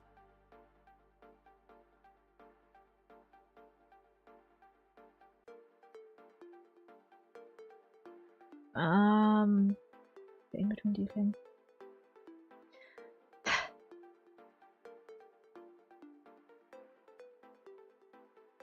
You know what? I'm gonna do this.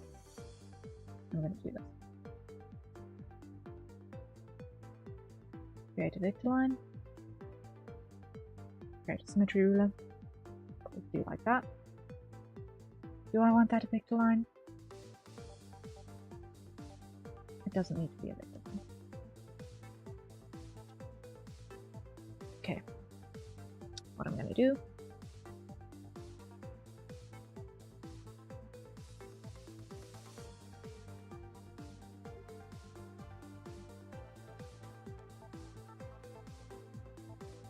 Like that.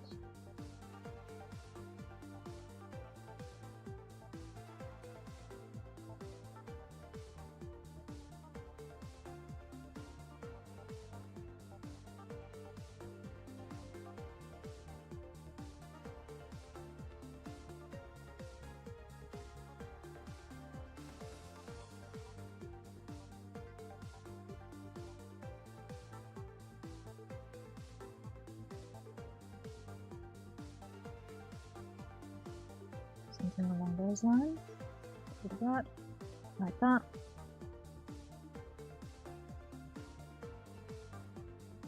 Fix this information.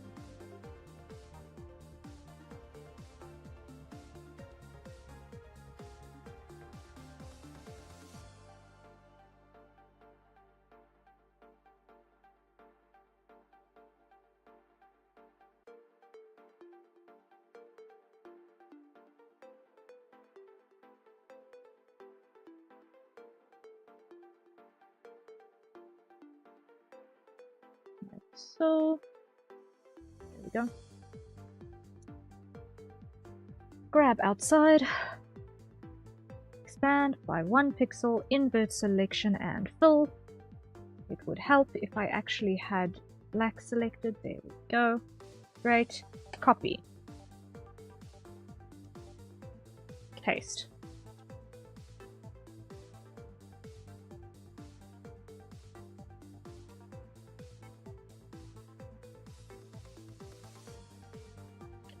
It would help if I had... Oh, I do have keep aspect ratio on. Okay.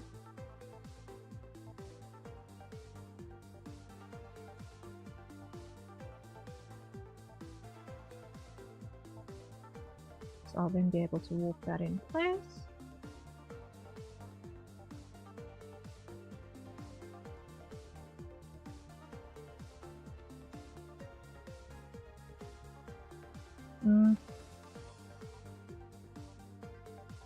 Let's go with ratio. You know what? I've actually got it the wrong shape. I've got it the wrong shape. So we come back up and we start doing some corrections. So first things first, we grab it. Keep aspect ratio comes off. Scale comes down like that.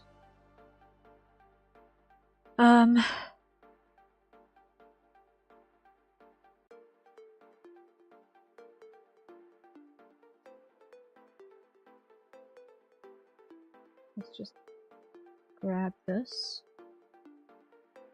copy, get rid of that one because it's wrong, paste,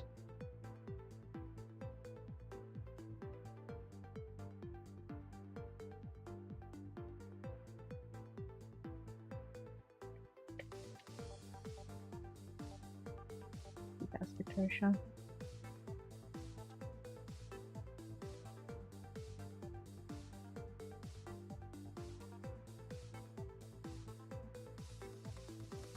Okay, try this again.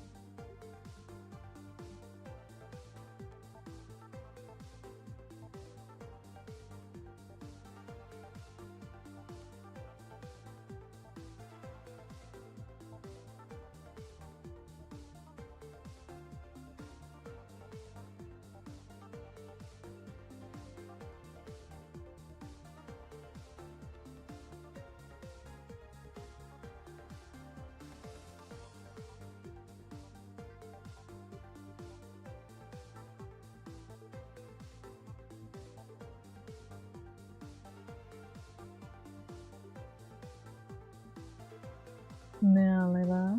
Nearly there.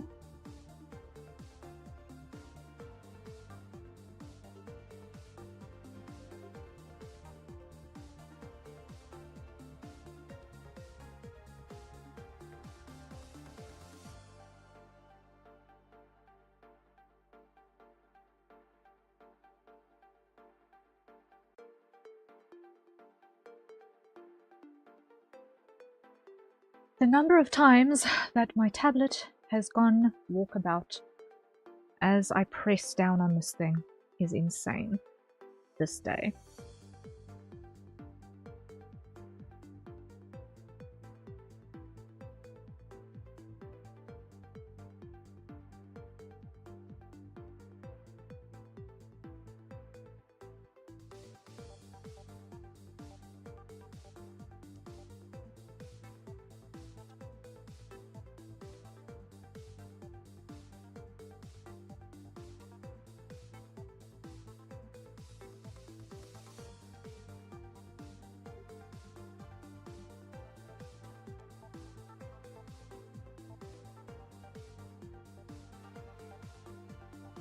Copy.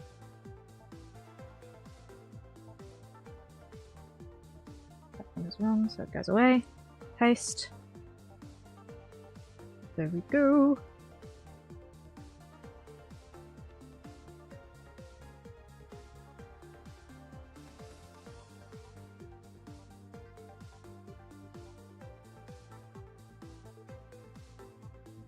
Right. And paste.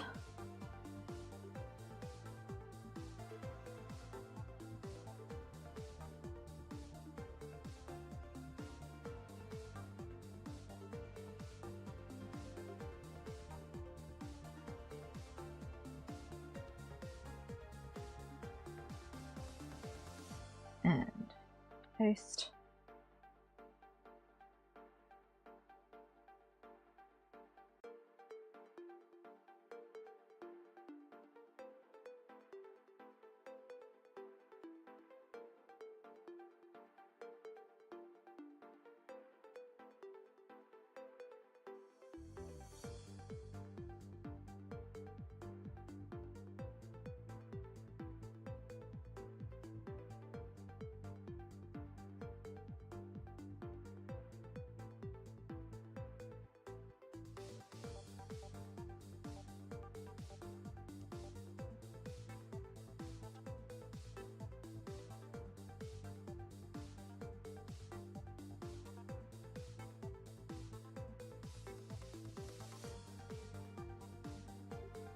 Okay,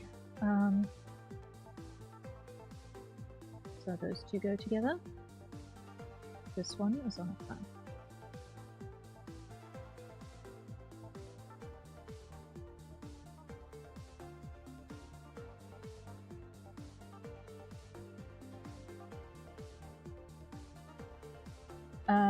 Unlock or input? Yeah, it's basically just a motif that I've kind of decided on to have repeat throughout. For no other reason than to have a motif to have to repeat about.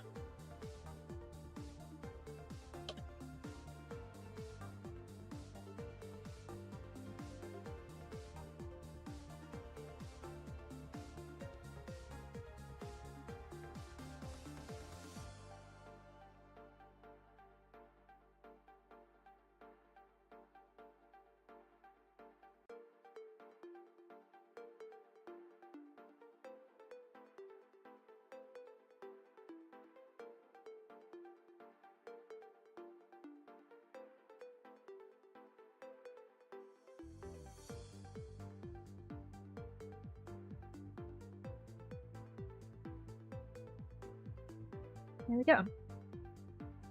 Now that one and that one go together. Like that.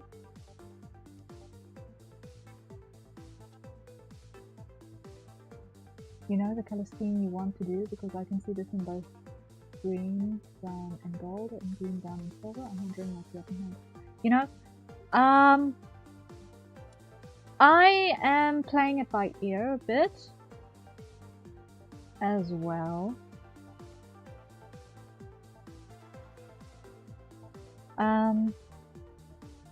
Because I can definitely see a lot of scope for a lot of options here. I think keeping his signature dark green on brand would probably be wise.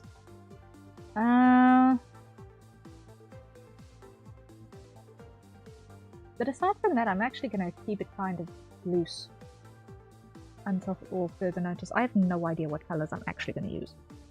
Like, seriously, none.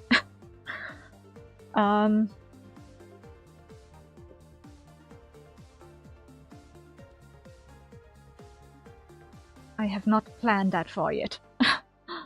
I have really not planned that far yet.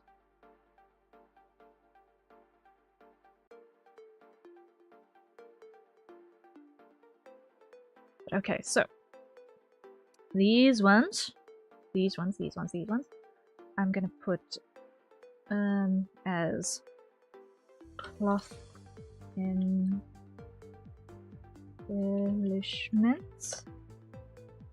Wait, I just thought about that. Are you going to color the wings bit by bit?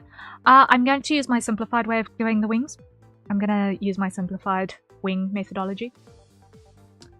And with that said, it's actually about time that I draw the wings. So,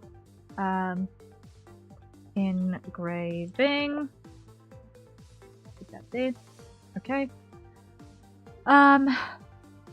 Grab those. Group. Hide. Sketch. Let's make this louder again. And another inks layer. And what I'm going to do is I'm going to start with this side because I can. It's easy and straightforward to see what I'm doing.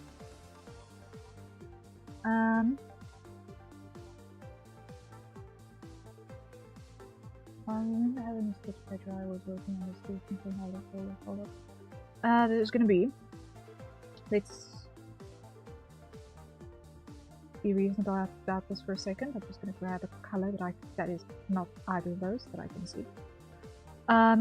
So there will be a second scapula.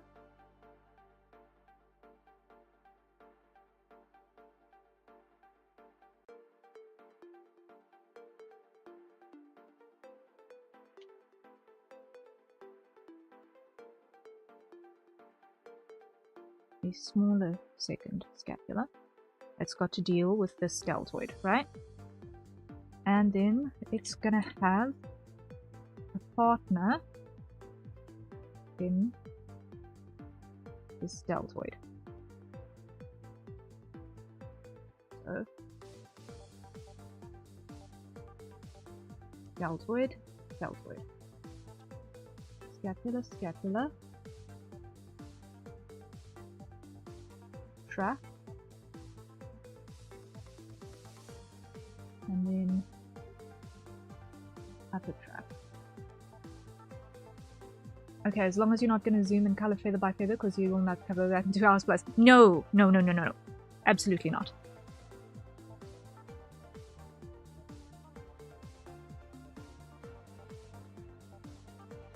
Okay, so that's deltoid and deltoids. Then, from there's going to be a pectoral. And what I'm going to do is I've been considering how I am going to standardize Bull's wing anatomy for me personally until such time as we find if there is an actual standard. And I'm thinking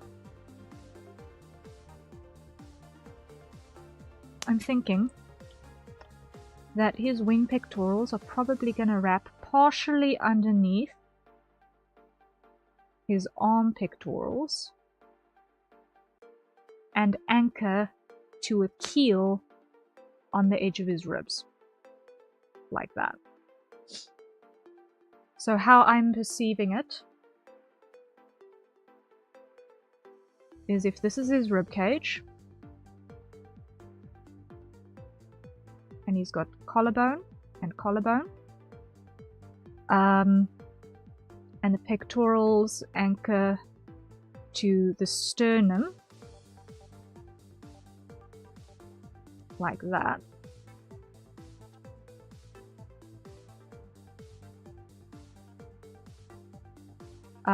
I'm going to have his wing pectorals anchor to a keel for a little bit of extra bone that sits on the front of the sternum, like this, before wrapping underneath and back.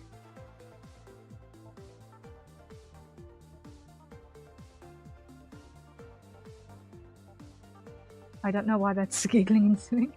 I don't know either. But I don't want this keel to be too long. I don't want the keel to be too long because then it's going to affect abdominal movement and actually breathing. It can't be a long keel because otherwise it's actually going to affect breathing because the frontal lobes need to be able to expand. So it's got to actually be pretty short.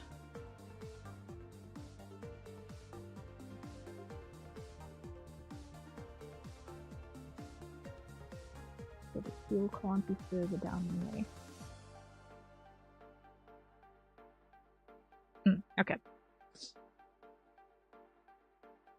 Anatomy planning on the fly. Okay. But this is helpful. So then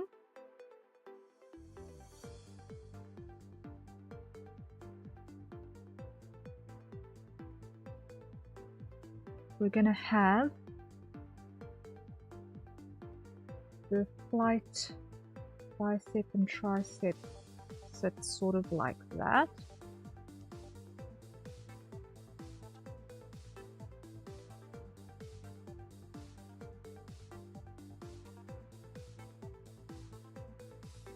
That was highly impressive and 75% understandable as a viewer. Yay! I'm half understanding anything, so if you got 75% understandable, then you got more than me.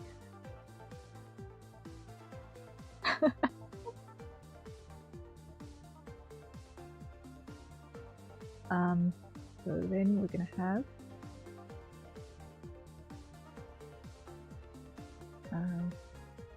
bicep and tricep. Okay. And that's another hydrate. So everyone acquire your nearest safer consumption beverage and let's take a sip.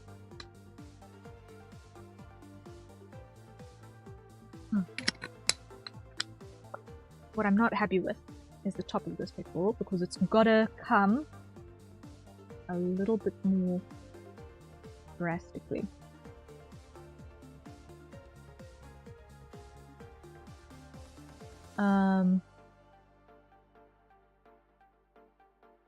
Because a bird's flight pushing power comes basically entirely from the pectoral muscles. Like, when you're eating chicken breasts, you're eating giant pecs. Let's just be real. Yes, I've done anatomy studies on my food, shush.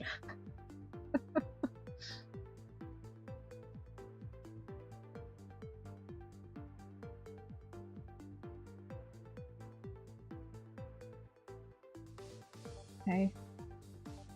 And then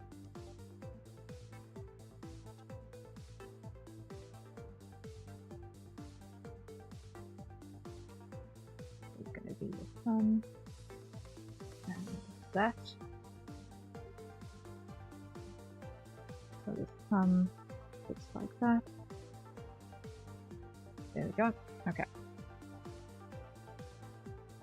So that bit's now significantly reduced again.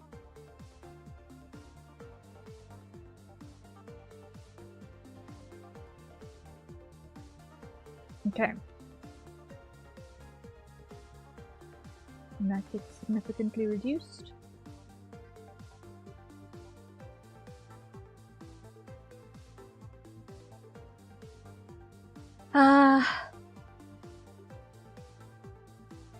Okay. second. What we're going to start with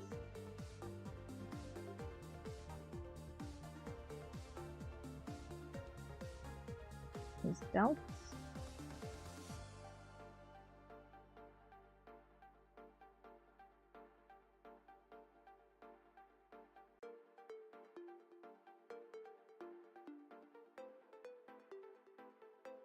And the leading edge. And here, leading edge.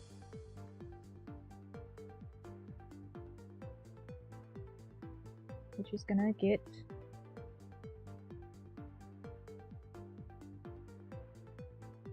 it's going to manipulate how this fabric falls, which is why I needed to do this.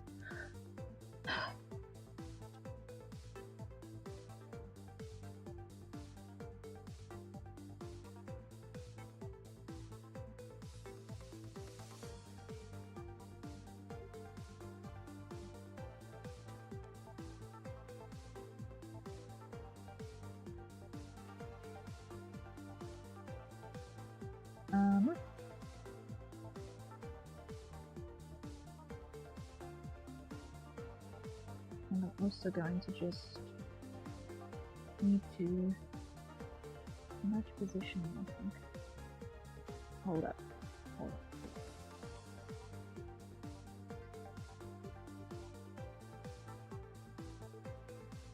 Yeah, I need to nudge this positioning.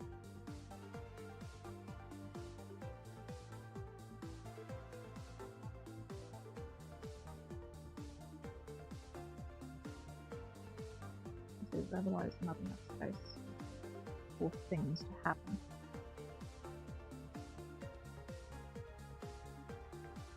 Ah. Okay.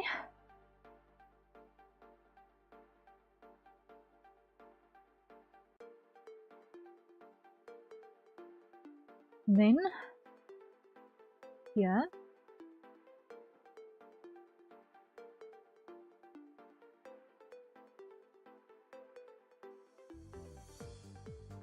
what's gonna happen is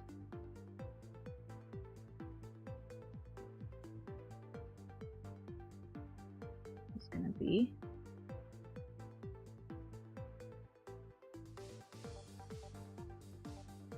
a contour that's gonna go over the shoulder.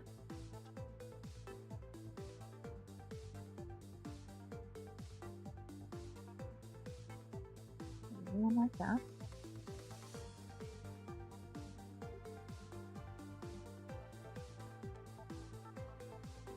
And from here, we're going to get the line of the left. Coming down.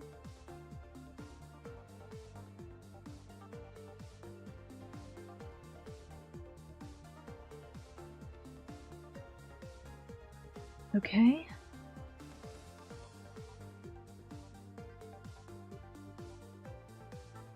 We missed the usual visible upper serratus of F in that space.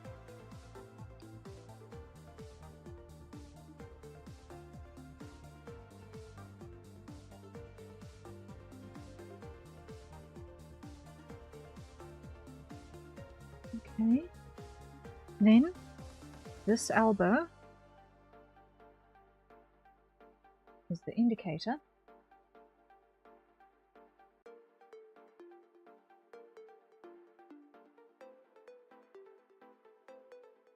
For the last feather.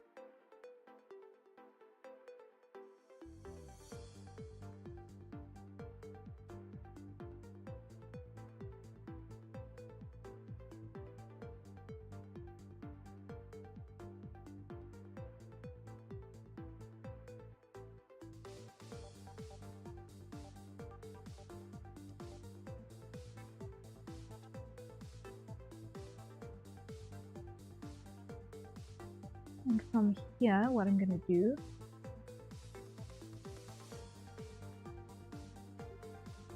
is I'm going to include simplified upper coverts.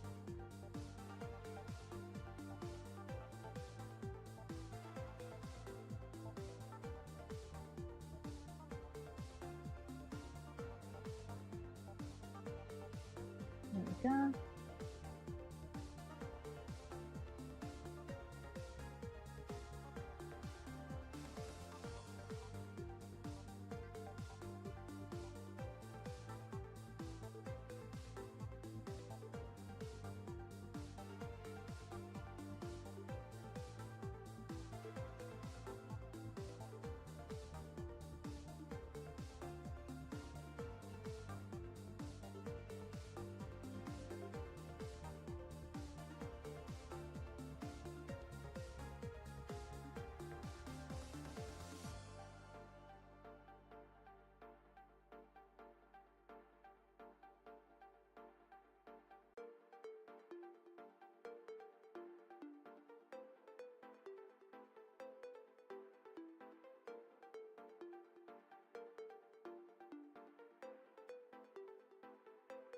Something like that. Hide you, let's see. Okay, so far that's behaving, yay. So far that's behaving.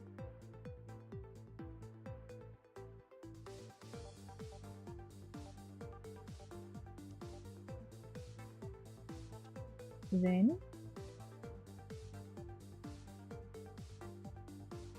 one, two,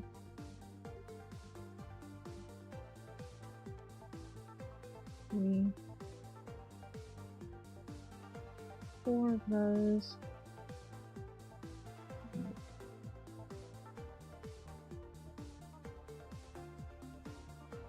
A little bit of that.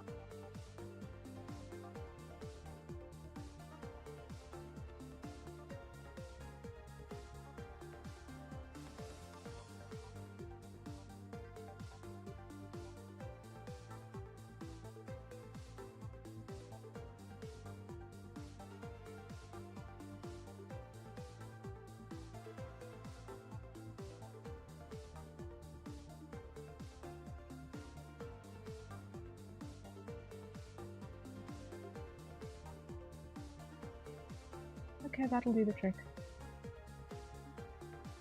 There.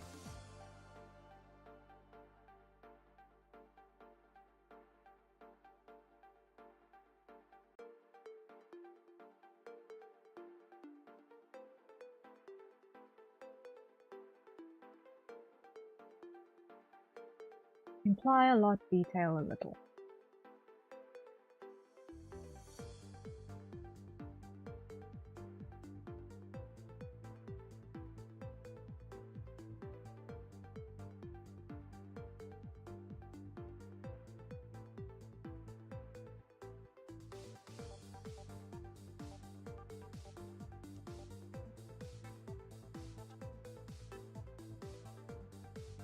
So very, very little. But yeah, that's pretty much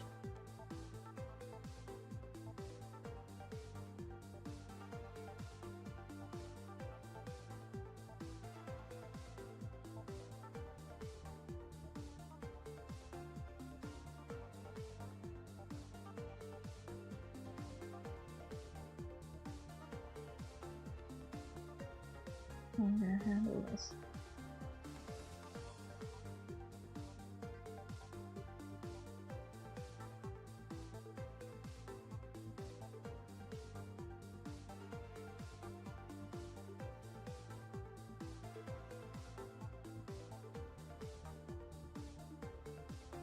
Okay.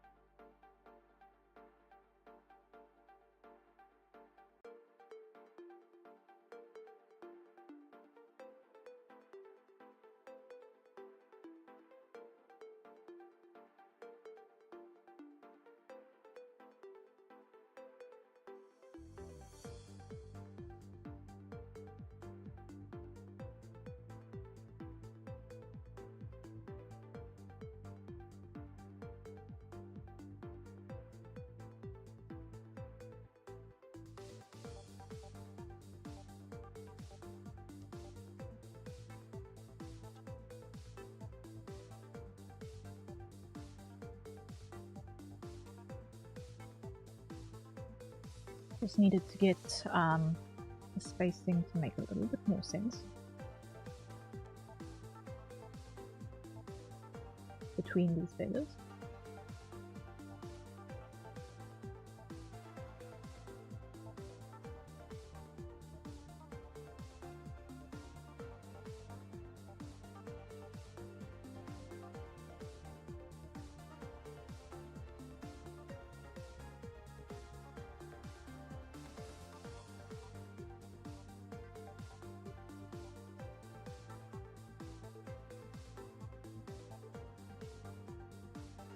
Okay.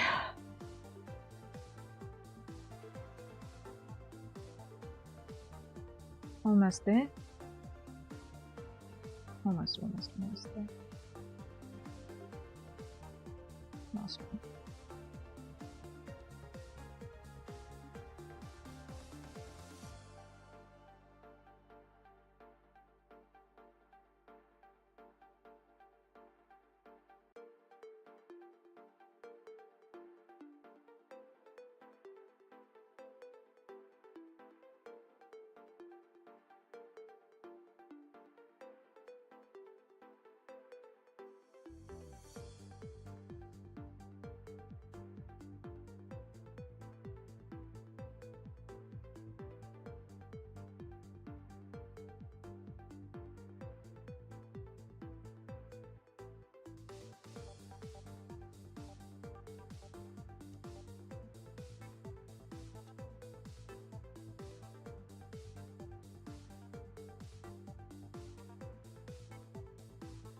Okay. That is looking like a wing. That is looking like a wing. Okay. One down, one to go. The other one is going to be easier. Significantly easier. Alright. So the other side, what happens is, to start with, our plumage starts to fade in over here.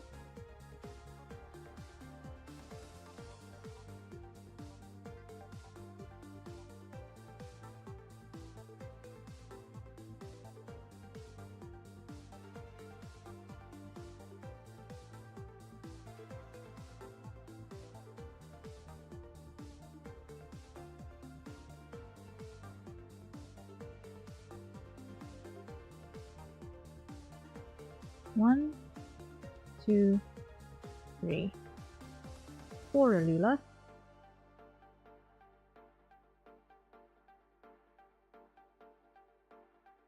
Nice and big and poofy.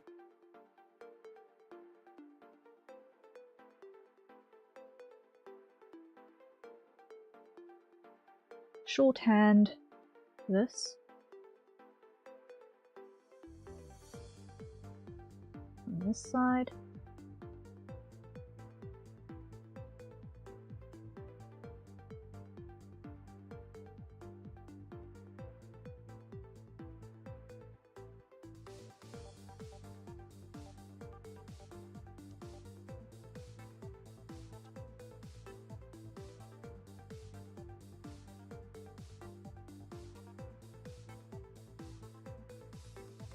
Shorthand this.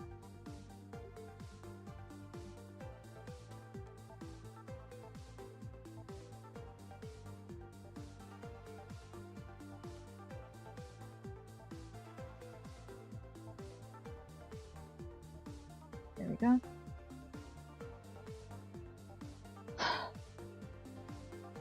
And then let's go 1, 2,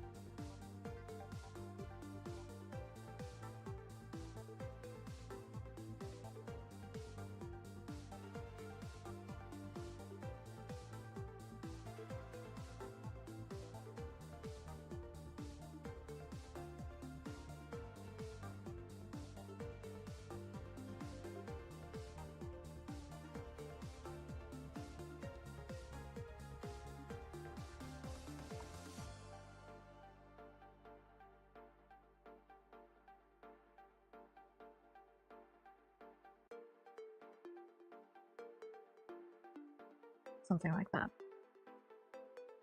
What I do want to do is flip this and rotate here.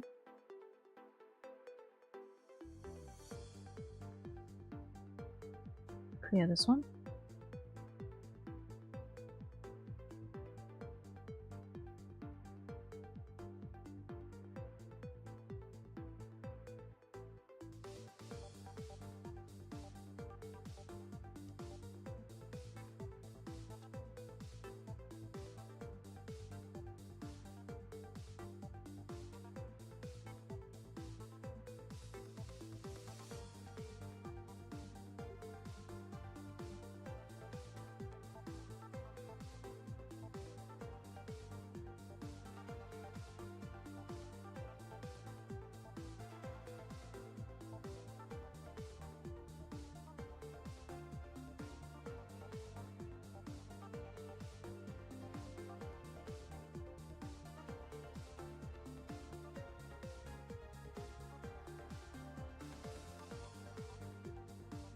Okay.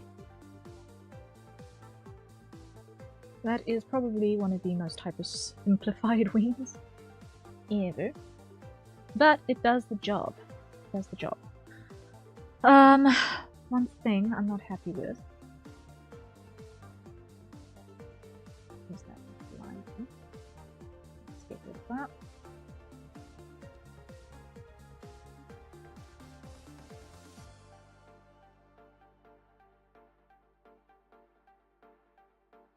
And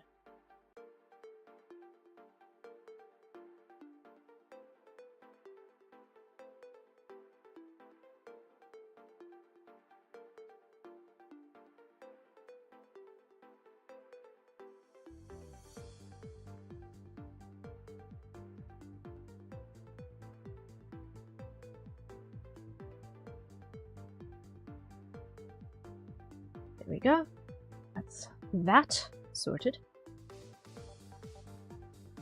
So, we are almost there. Now, what we need to do is adjust these inks.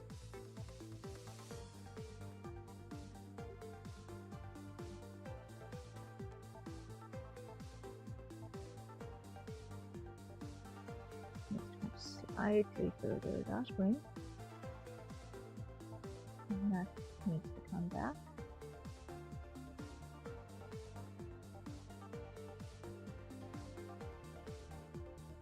Okay.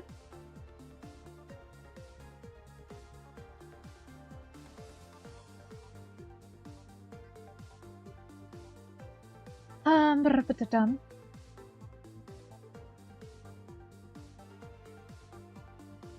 Let me just check. I'll take that to it there.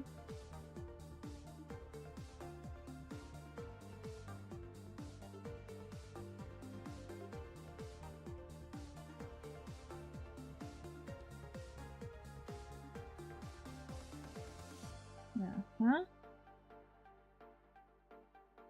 Yeah, this is what was looking weird, is the width of this deltoid. That was the thing that was looking weird.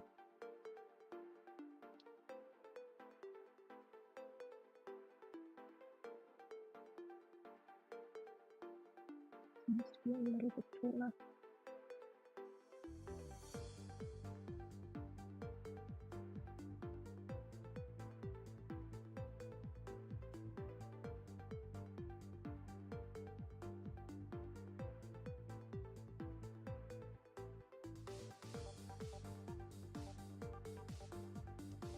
Okay.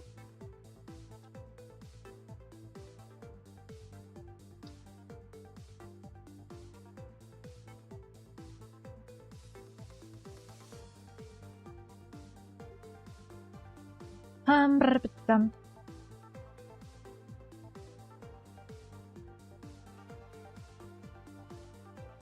Okay, what I'm gonna need to do is grab that. Nope.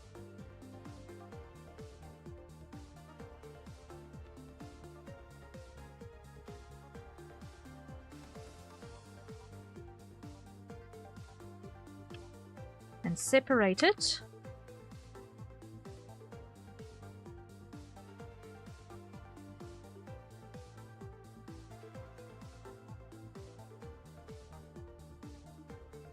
on what is happening back there for a start.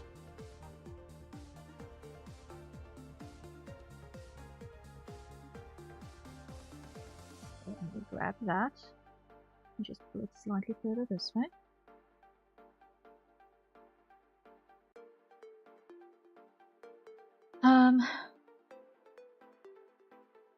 Okay, grab that, pull it down a bit. There we go. Just so that we've got a bit more headroom to work with.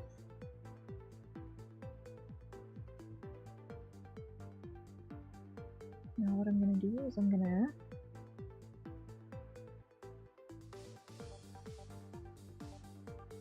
duplicate that.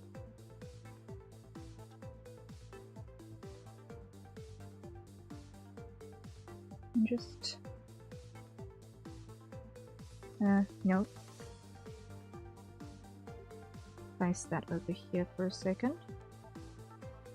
And sneakily remove. No.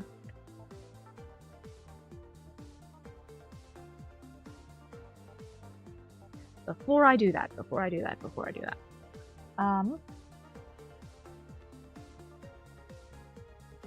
Or am I going to even bother?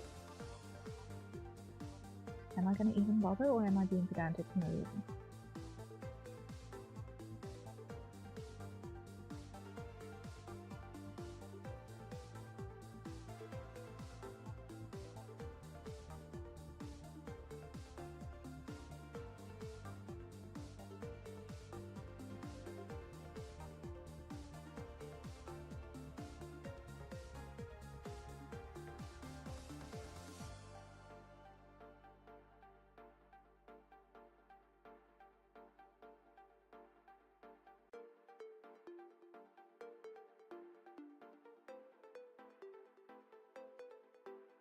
Okay. Hide that, because I'm not going to need it any further. Thanks. Let's go select outside. Expand by 1. Invert.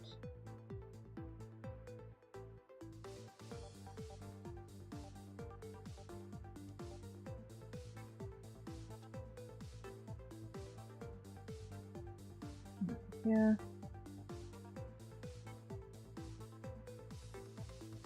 That.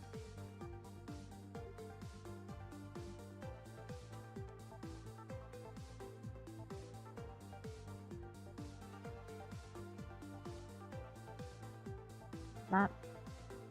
Okay.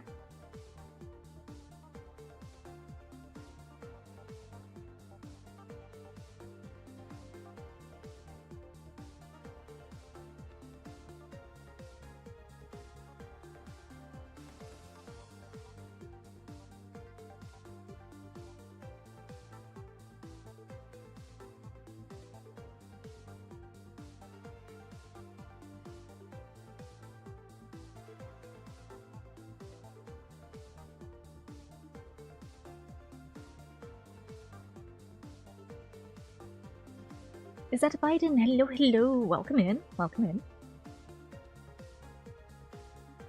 How goes?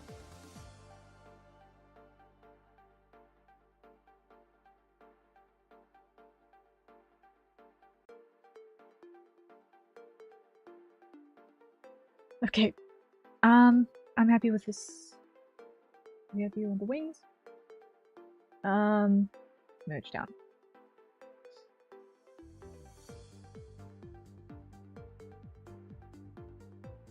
Great stuff. Next. Same on front view. So we're going to start by taking our sketch through. And thank you for reminding me to say that was kind of helpful.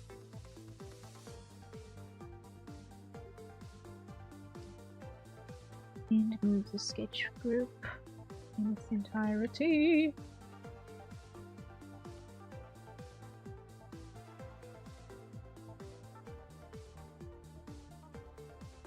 Down too much.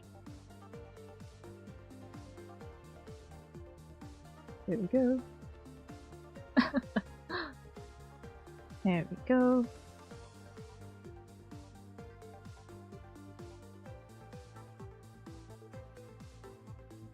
Don't you dare press Control A.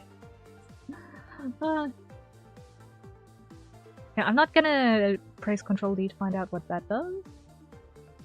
I know what Control S does, I don't know what Control E does, but I'm scared to press that combo.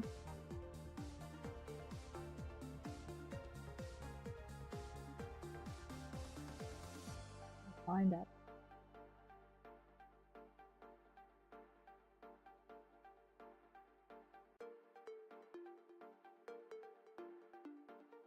That's a typo. I know, but sometimes one gets morbidly curious about what could in fact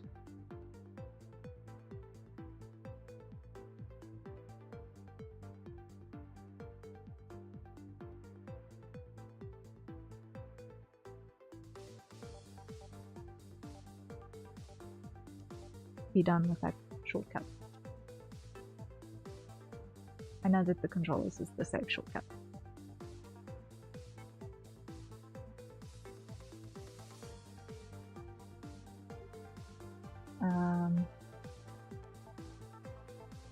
But Control D, which I know is not one of the standard ones,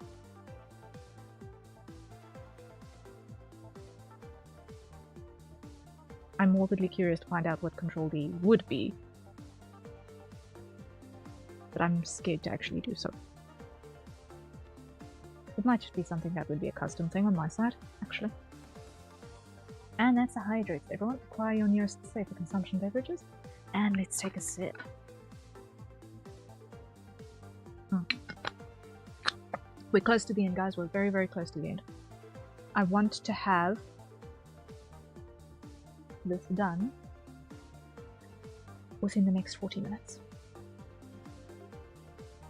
So, vector line. Decoration. Clothing. Those are ruffles. I don't want ruffles. Those are chains. That's embroidery.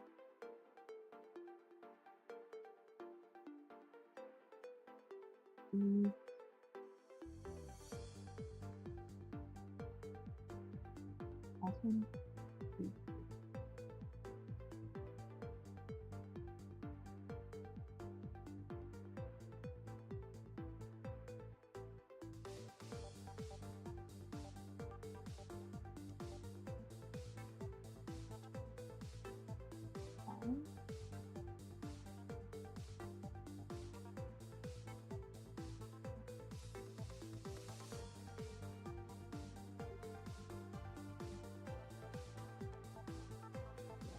That's gonna be the thing.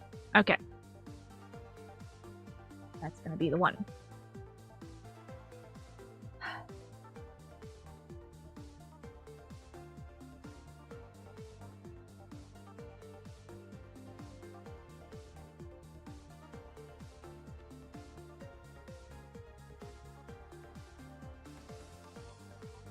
Here. Brush size. Pull that way, way, way down.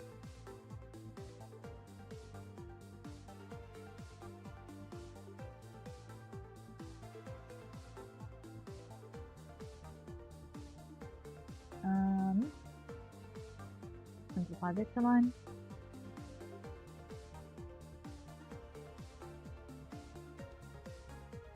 Control point.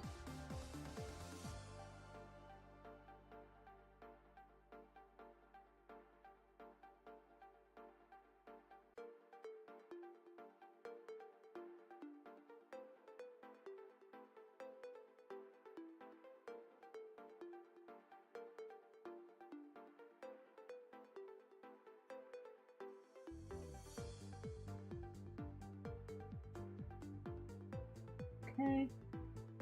Then here.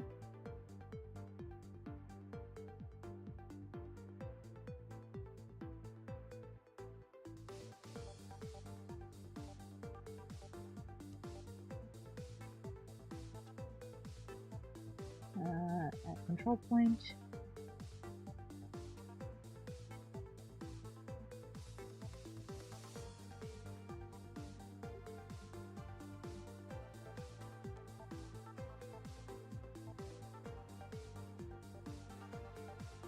Okay.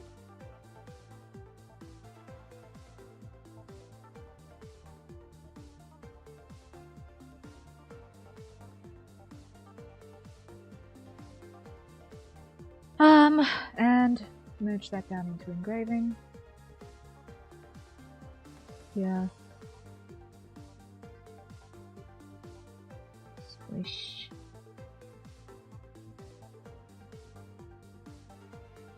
Squish.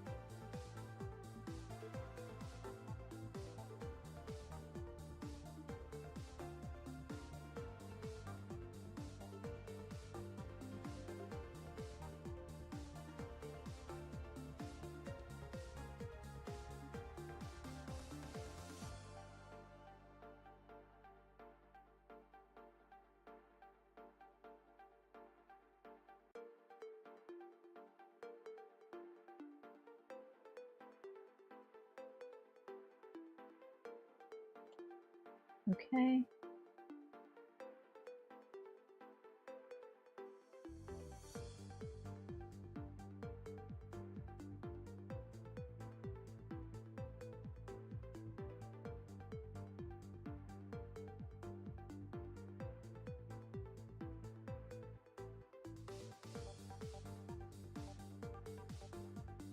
Grab that and go away, grab that and go away. Cool.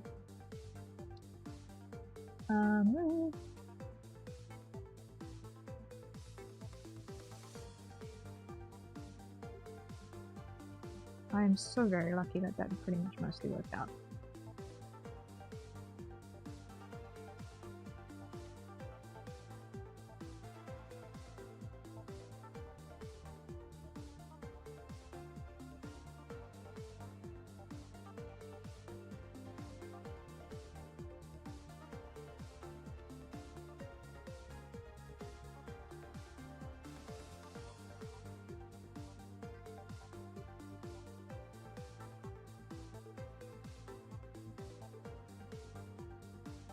There we go, there we go, there we go.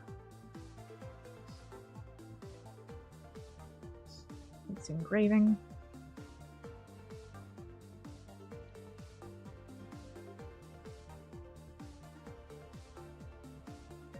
Which is just going to be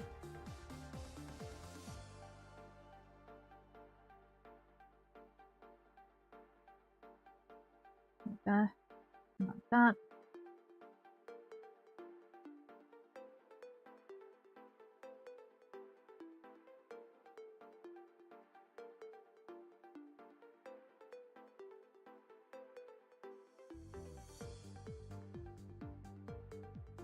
Okay, and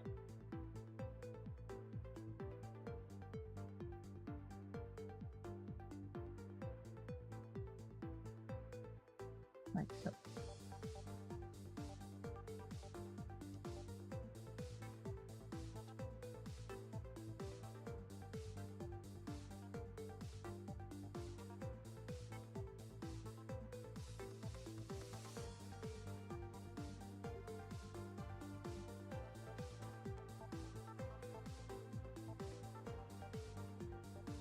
There we go.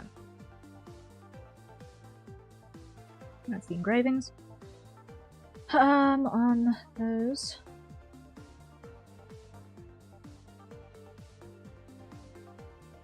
Actually, at this point, I can put these back on this.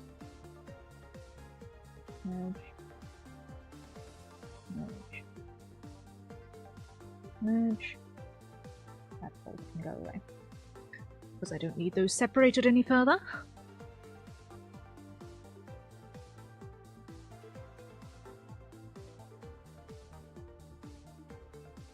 Victorlay.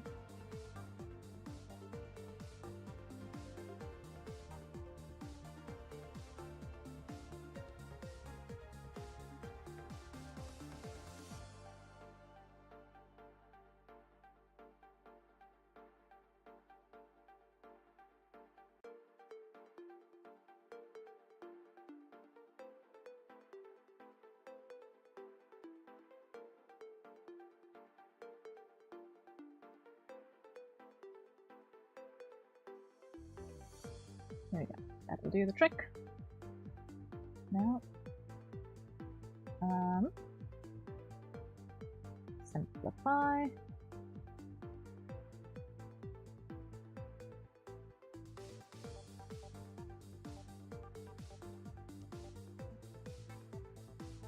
There we go. Control point.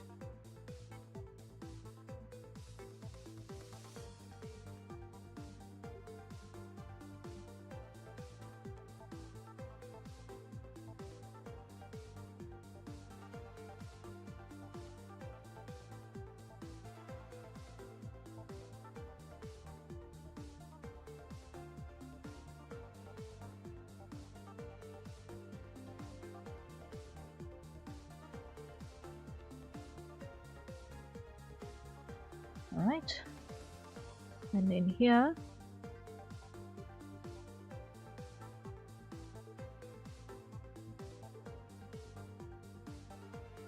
next I'm gonna need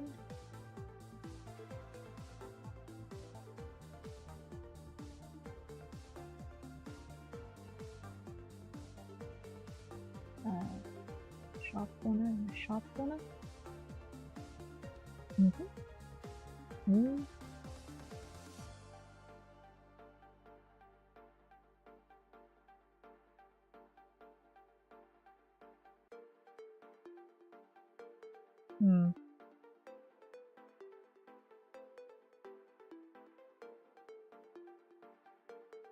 Okay.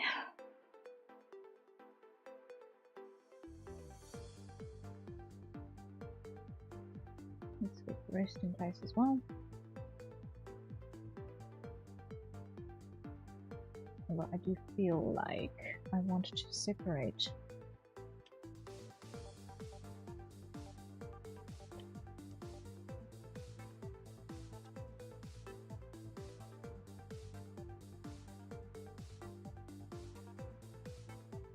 this down.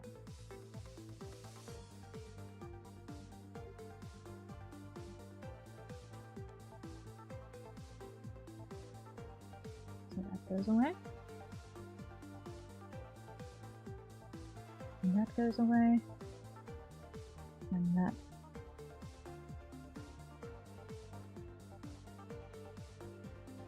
compresses up.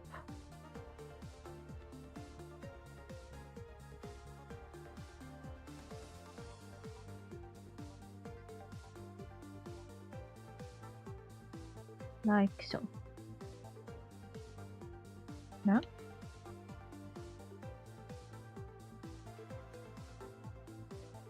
like so, and then that goes away. Yeah, okay. Then that goes away.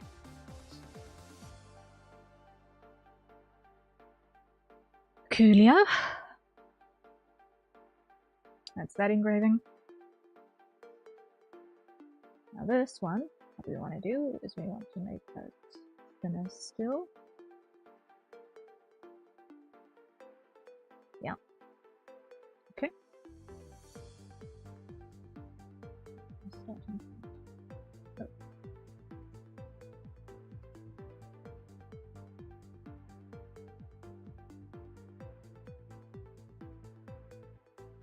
Something along those lines. That means small flowers, yes.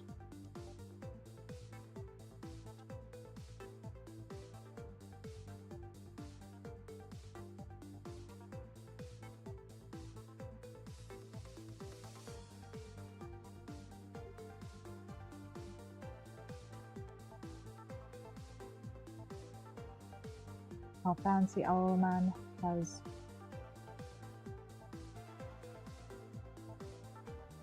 more embellishments.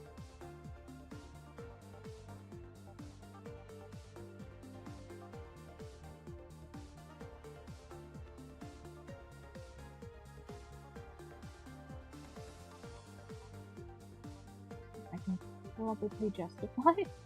It's fine.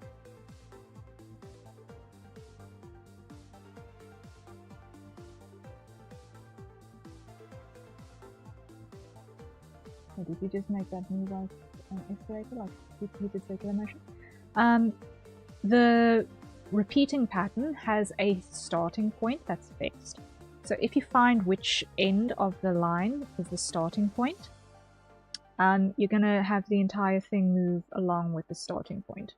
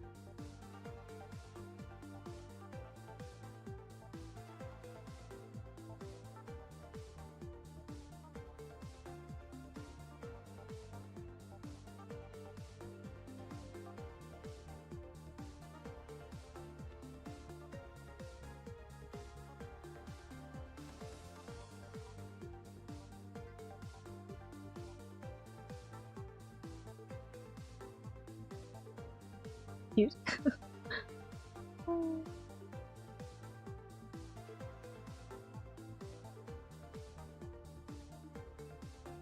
I mean, if you're gonna have a rivet in the middle of the pattern, you might as well make it a part of the pattern, right? May as well.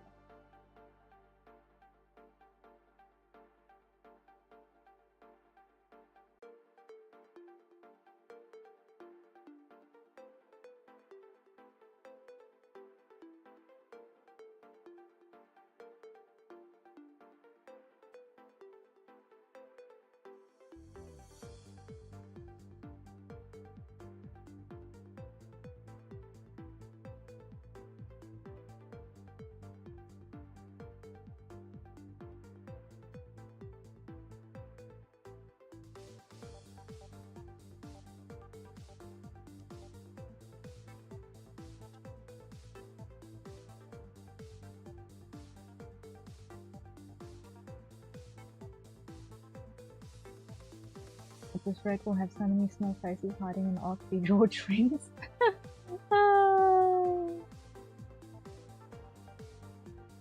Lots and lots of little faces. Okay, so that's the engraving done. Both sides. Happiness, happiness, happiness. Am I gonna put an engraving on the top? Yes, I've got to, otherwise it's not completing the circuit. One more.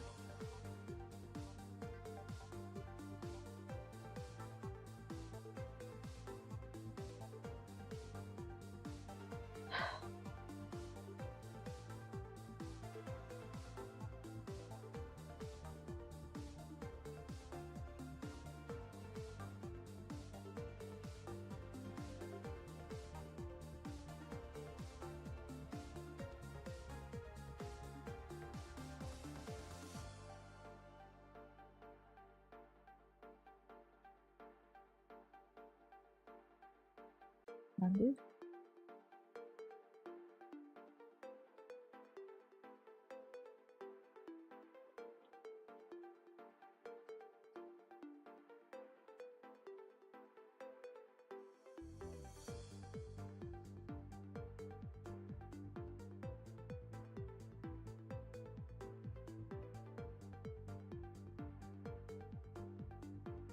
There we go.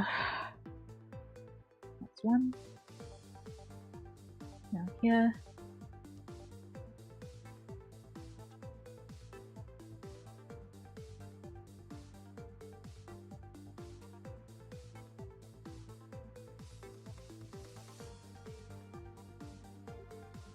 I like that it's the same hand. canonically you can claim that it's just one shield has been gained. You could. Theoretically.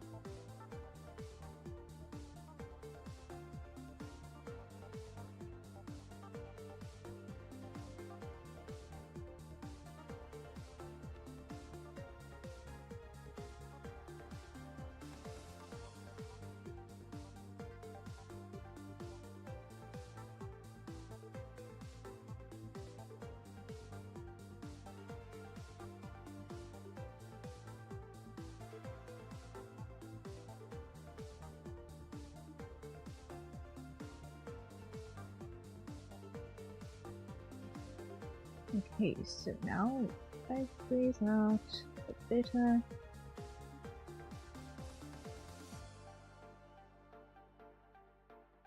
Okay, and like that.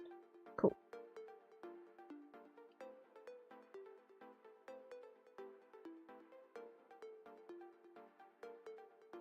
Hide the sketch.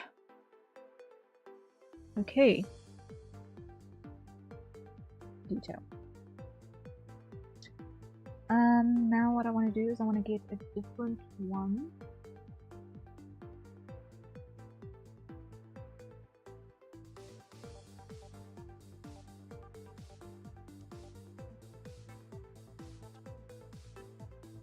I think this is the same one that I used in the tea time picture, is it? Yeah, this is the same one I used in the tea time picture. This is the one I want to use. Okay. Load the embellishments. Different pattern.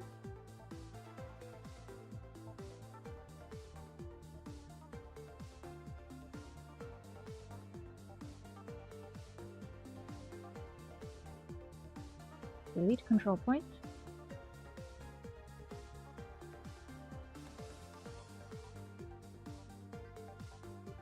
Simplify line. Significantly. Control point, let's check. Move. 1, 2, 3, 4, 5, 6. Add. 1, 2, 3, 4, 5, and we're gonna add more. Brush size down. Do I even like that?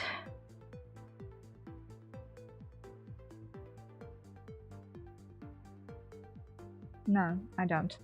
Clear. This one's too heavy.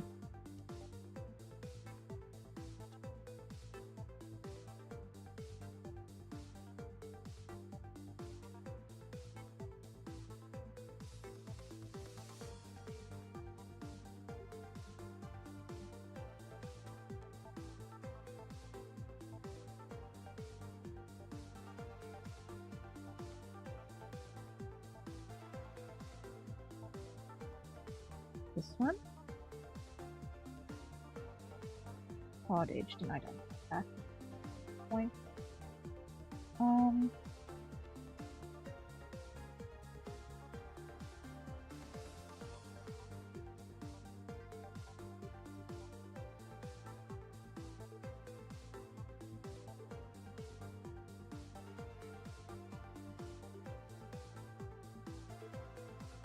This one. Yes. This is the one.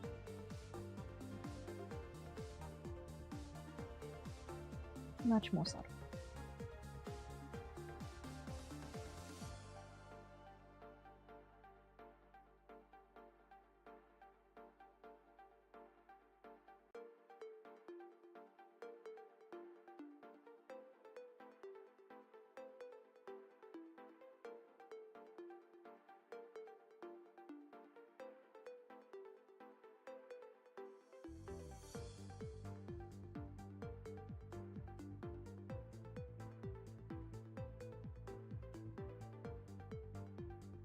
Yeah, it looks better. Mm-mm.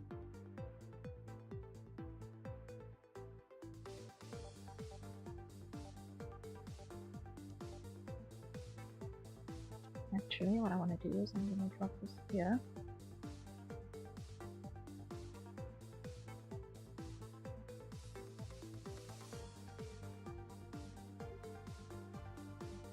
And I'm going to duplicate it.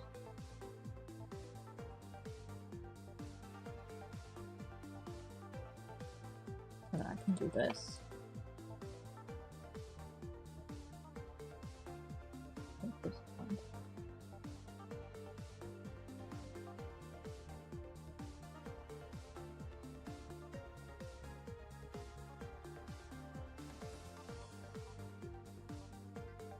No, it has to be the other way around. It has to be the other way around. So, never mind, never mind. Add a control point. Drop that there. Move. Yeah.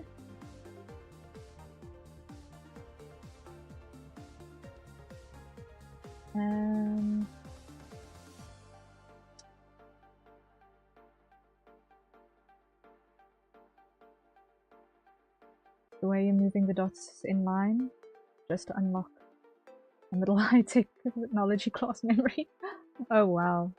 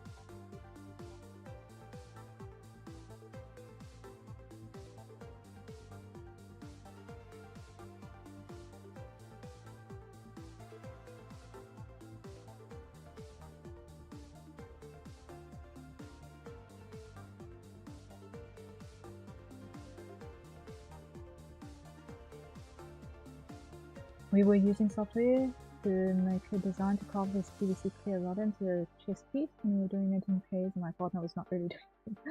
Oh dear.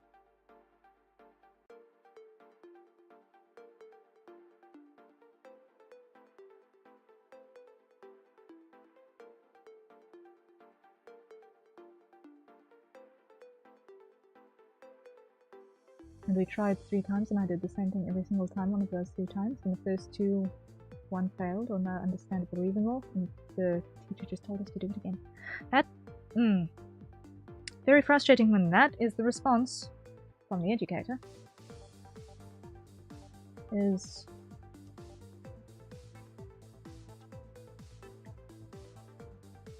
no visible reason why the thing is broken. No, just do it again. Exactly the same way. Huh.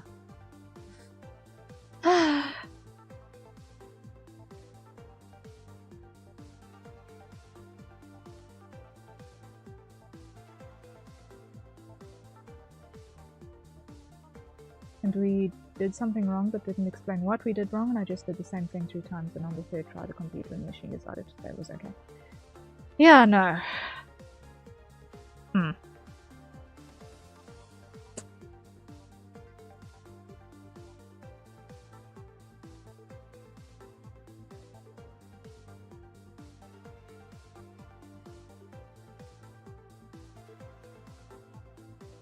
That is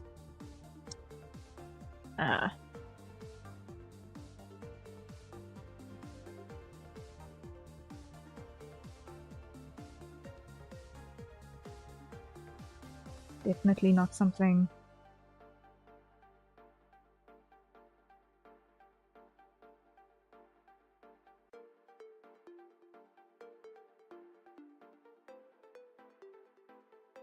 You know what? Undo. Undo.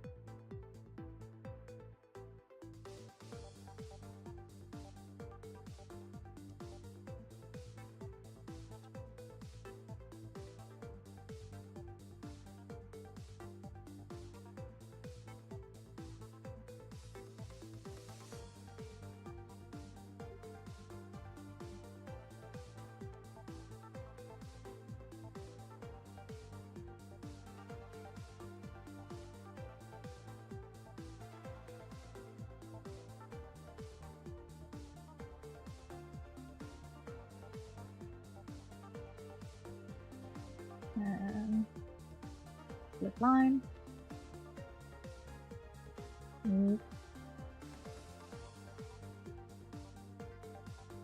Okay. Fuck!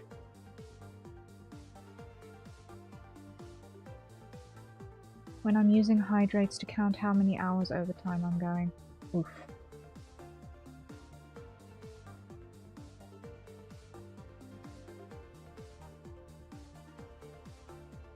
Can I take a sip? Yes, you can. Absolutely, please.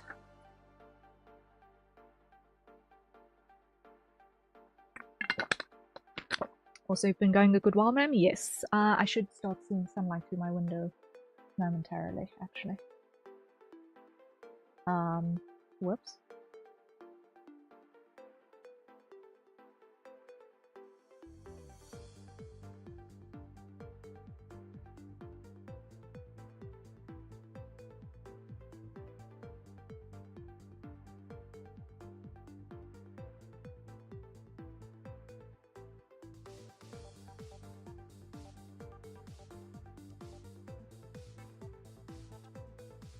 Okay, I can't actually afford to stop now to stretch. I'm sorry.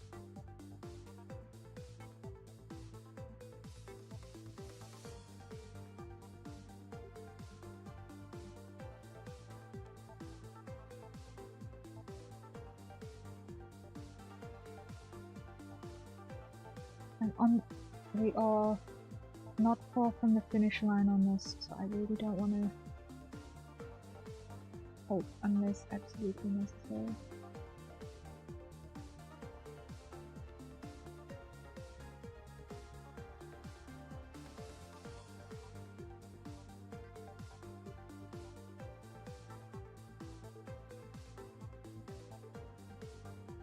It's alright, just wanted to remind you more than anything. Is the stream jumping to anyone else? It might be because of internet resetting itself. Or people starting to use it as they go about their mornings.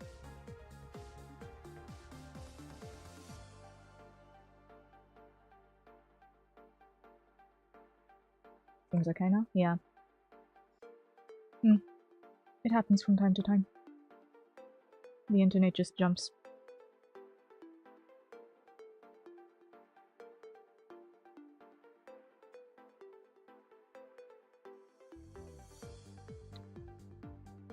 But okay.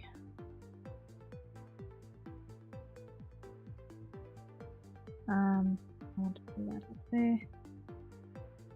Like that. Okay.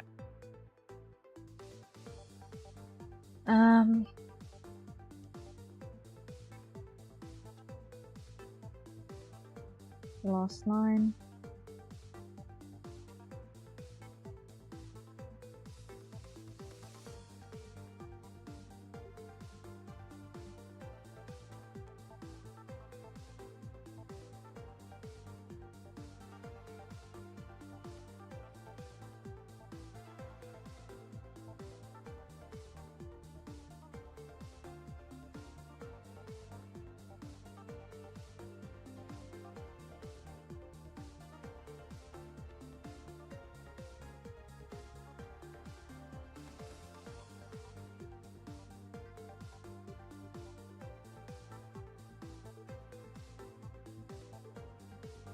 we go.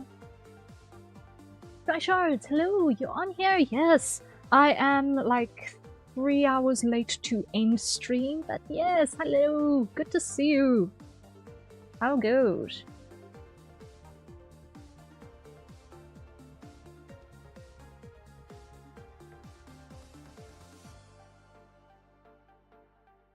It's been a while, Sky Shards. Save button. Ah.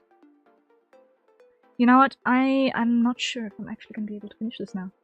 Goes well. Also 3 hours late on ending. Yes, 3 hours late on ending. I see sunlight. I'm not supposed to see sunlight.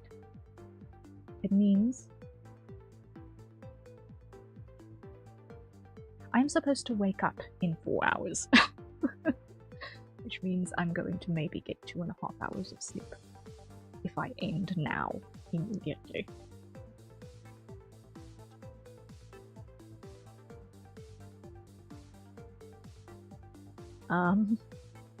Yeah. I might. No, I think that's what I'm gonna do. I'm gonna save drawing the face and hair. Sunlight just means you unlock the night walk for achievement? Probably. Yeah. But I'm actually gonna save the face and hair for Tuesday, because I've got to kill some time a little bit on Tuesday as well. At the beginning of Tuesday's stream. Because actually, now that I think about it, I can feel my thumb muscles, and that is a bad thing. So in the interest of drawing today, as in the next couple of hours' time, when I need to start stream again at 1900 hours UTC, I should probably not destroy my hand again. So, I'm gonna put the stylus down. Gasp. And let's just head over here for a little bit. Yep, not night mode and outline off. Bleh. Save button. Save button. I have hit the save button. Save Dave. You can save Dave all you want, but I have hit the save button. I have hit the save button. It is safe. I've hit the save button. It is safe. Yes. Save often. Yes, we have. I've also got my autosave on, so there's that little detail. But hitting the save button frequently is helpful. But yeah. While we are nattering about the fact that I've got to stream again in very few hours. The schedule for this week is that tonight we are going to be continuing work on the figurine illustration for Eldritch Bread. And we're going to be finishing that one up. It should be done by the end of tonight's stream. So we're going to finish that render so that we can send that off. Job done. Check. One commission out the queue. And then on Tuesday we're going to finish this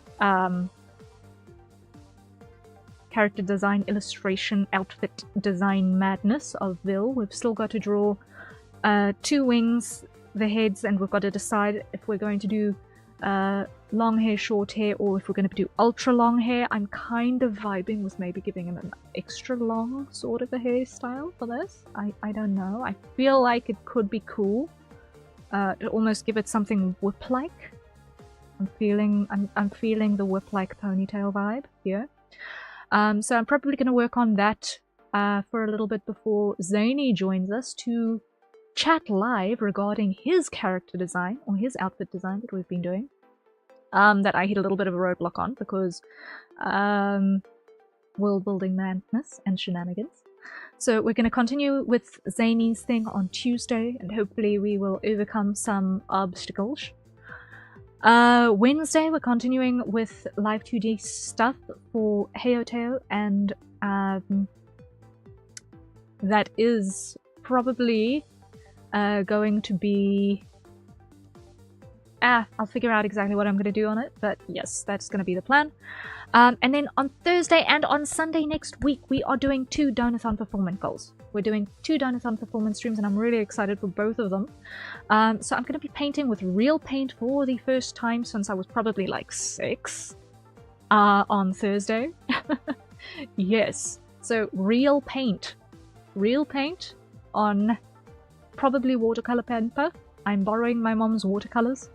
I have not touched real paint in years, so that's going to be a blast or chaos, one of the two.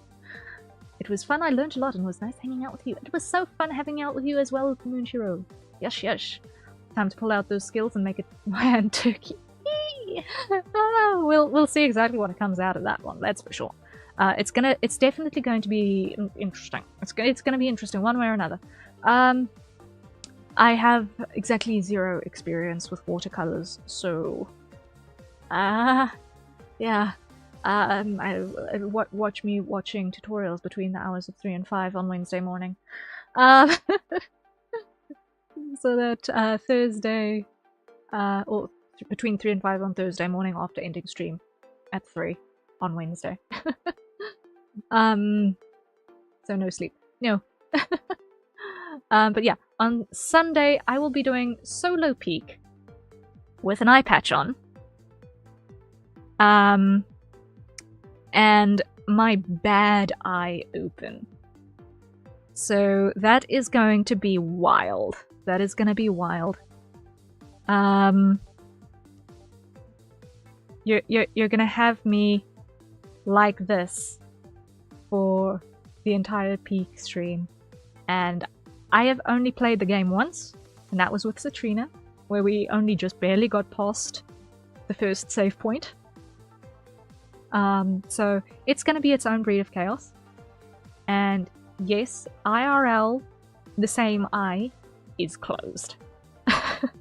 So everything is fuzzy. I can't focus for love nor money, and it's going to be wild. And it's going to be a lot of fun. So if you want to see what other crazy madness I've still got lined up for you guys in the Donathon, you can check that out in my socials. You'll find it all in the pinned thing on my socials, or if you're on YouTube, you'll also find it in the community post for this week as well. So you haven't seen the ice or desert area? No. Good to know that there's both an ice and a desert area. I am going to fail miserably. I can just see it coming. Either if I manage to get to the top of anywhere once in that session, I will be surprised, pleasantly so, because I am playing literally half blind, and I have no idea what I'm going myself into, so it's going to be a riot. It's RNG, which one you get? Okay, so, I've seen the starter area, and I've seen the rainforest type area. Those are the two that I've seen. Didn't mean to spoil. No, it's all good, it's all good. I know that, it is, kind of one of those things where you are on a roulette about what map you get. But I have no idea if the maps are, even within the same biome, also randomly generated to a degree. I don't know. But if that is the case, then you know what? All good. I would expect there to be multiple biomes. So, happiness is. But yeah, so that is what is on the cards for the week coming. So, check out all of the things for the Donathon. We are very, very, very, very, very close to hitting the next milestone. We are currently sitting at £980 at the £1,000 marker, we're going to unlock my patrol uniform, which is going to go onto Harrier version 2.0, which we will be starting building as soon as Heoteo and Cheeky Wolf's models are delivered. We're going to be starting working on Harrier 2.0, and it's going to be a live make, so we're going to be building it in stream, and you're going to see everything come together. So that when we do the debut of 2.0, hopefully by my birthday, hopefully, it'll be fun. It'll be fun. Things to build while we're doing commissions on the side. Yes? Yes. Or things to do on the side while we're building commissions. One of the two. One of the two. And then after the patrol uniform unlock, the next goal to get is actually gonna be my first unarchived karaoke stream. I am practicing at every possible opportunity. I still have no idea what kind of day of the week I'm gonna be doing it at. Because I need to not do it at my usual stream time, because if I do it at my usual stream time, my neighbors are all going to bash on the door and wonder what screaming cat is dying at the middle of the night and making all of the racket. Because the sound insulation from my house outward, from my room outward, is terrible. Terrible, terrible, terrible. So if I'm going to do something, it is definitely not going to be at the usual 1900 hours plus mark in terms of times. Best way is always to win. Yeah, best way is going to definitely be wild. It's probably going to be of a given Saturday. And it is probably going to be in the region of probably 1300 hours UTC. That is probably going to be when it's going to happen. When exactly, in terms of date, is to be determined. It depends on when you guys unlock the next goal on the Donothon. Remember, this is for a replacement graphics tablet, which helps me be able to continue making cool stuff. Mine is so scratched up that I can hardly see anything through it because it's all fuzzy. And yeah, let's just say the ergonomics of having the tablet standing on a book stand that is standing on a book with a rock behind the screen is not ergonomically viable. I don't have my keyboard on my desk. It is hanging from a butchered and reassembled kitchen basket underneath my desk, and I keep bashing into it with my legs, and it is tight. It is tight. It's a very tight squeeze. Blanket fort around you and the mic is usually the best choice to do karaoke and voice work. Yeah, it's because my entire desk scenario is entirely suboptimal. I need to get an actual stand for my graphics tablet. Poor basket. Yes, poor basket. To be fair, it was going to get thrown out, so I did give it a lease on life by butchering it apart and using it for my keyboard. But yes, my entire situation is very, very much suboptimal. And I would like to remedy that post-haste. So, that's where we're at. That's where we're at present. I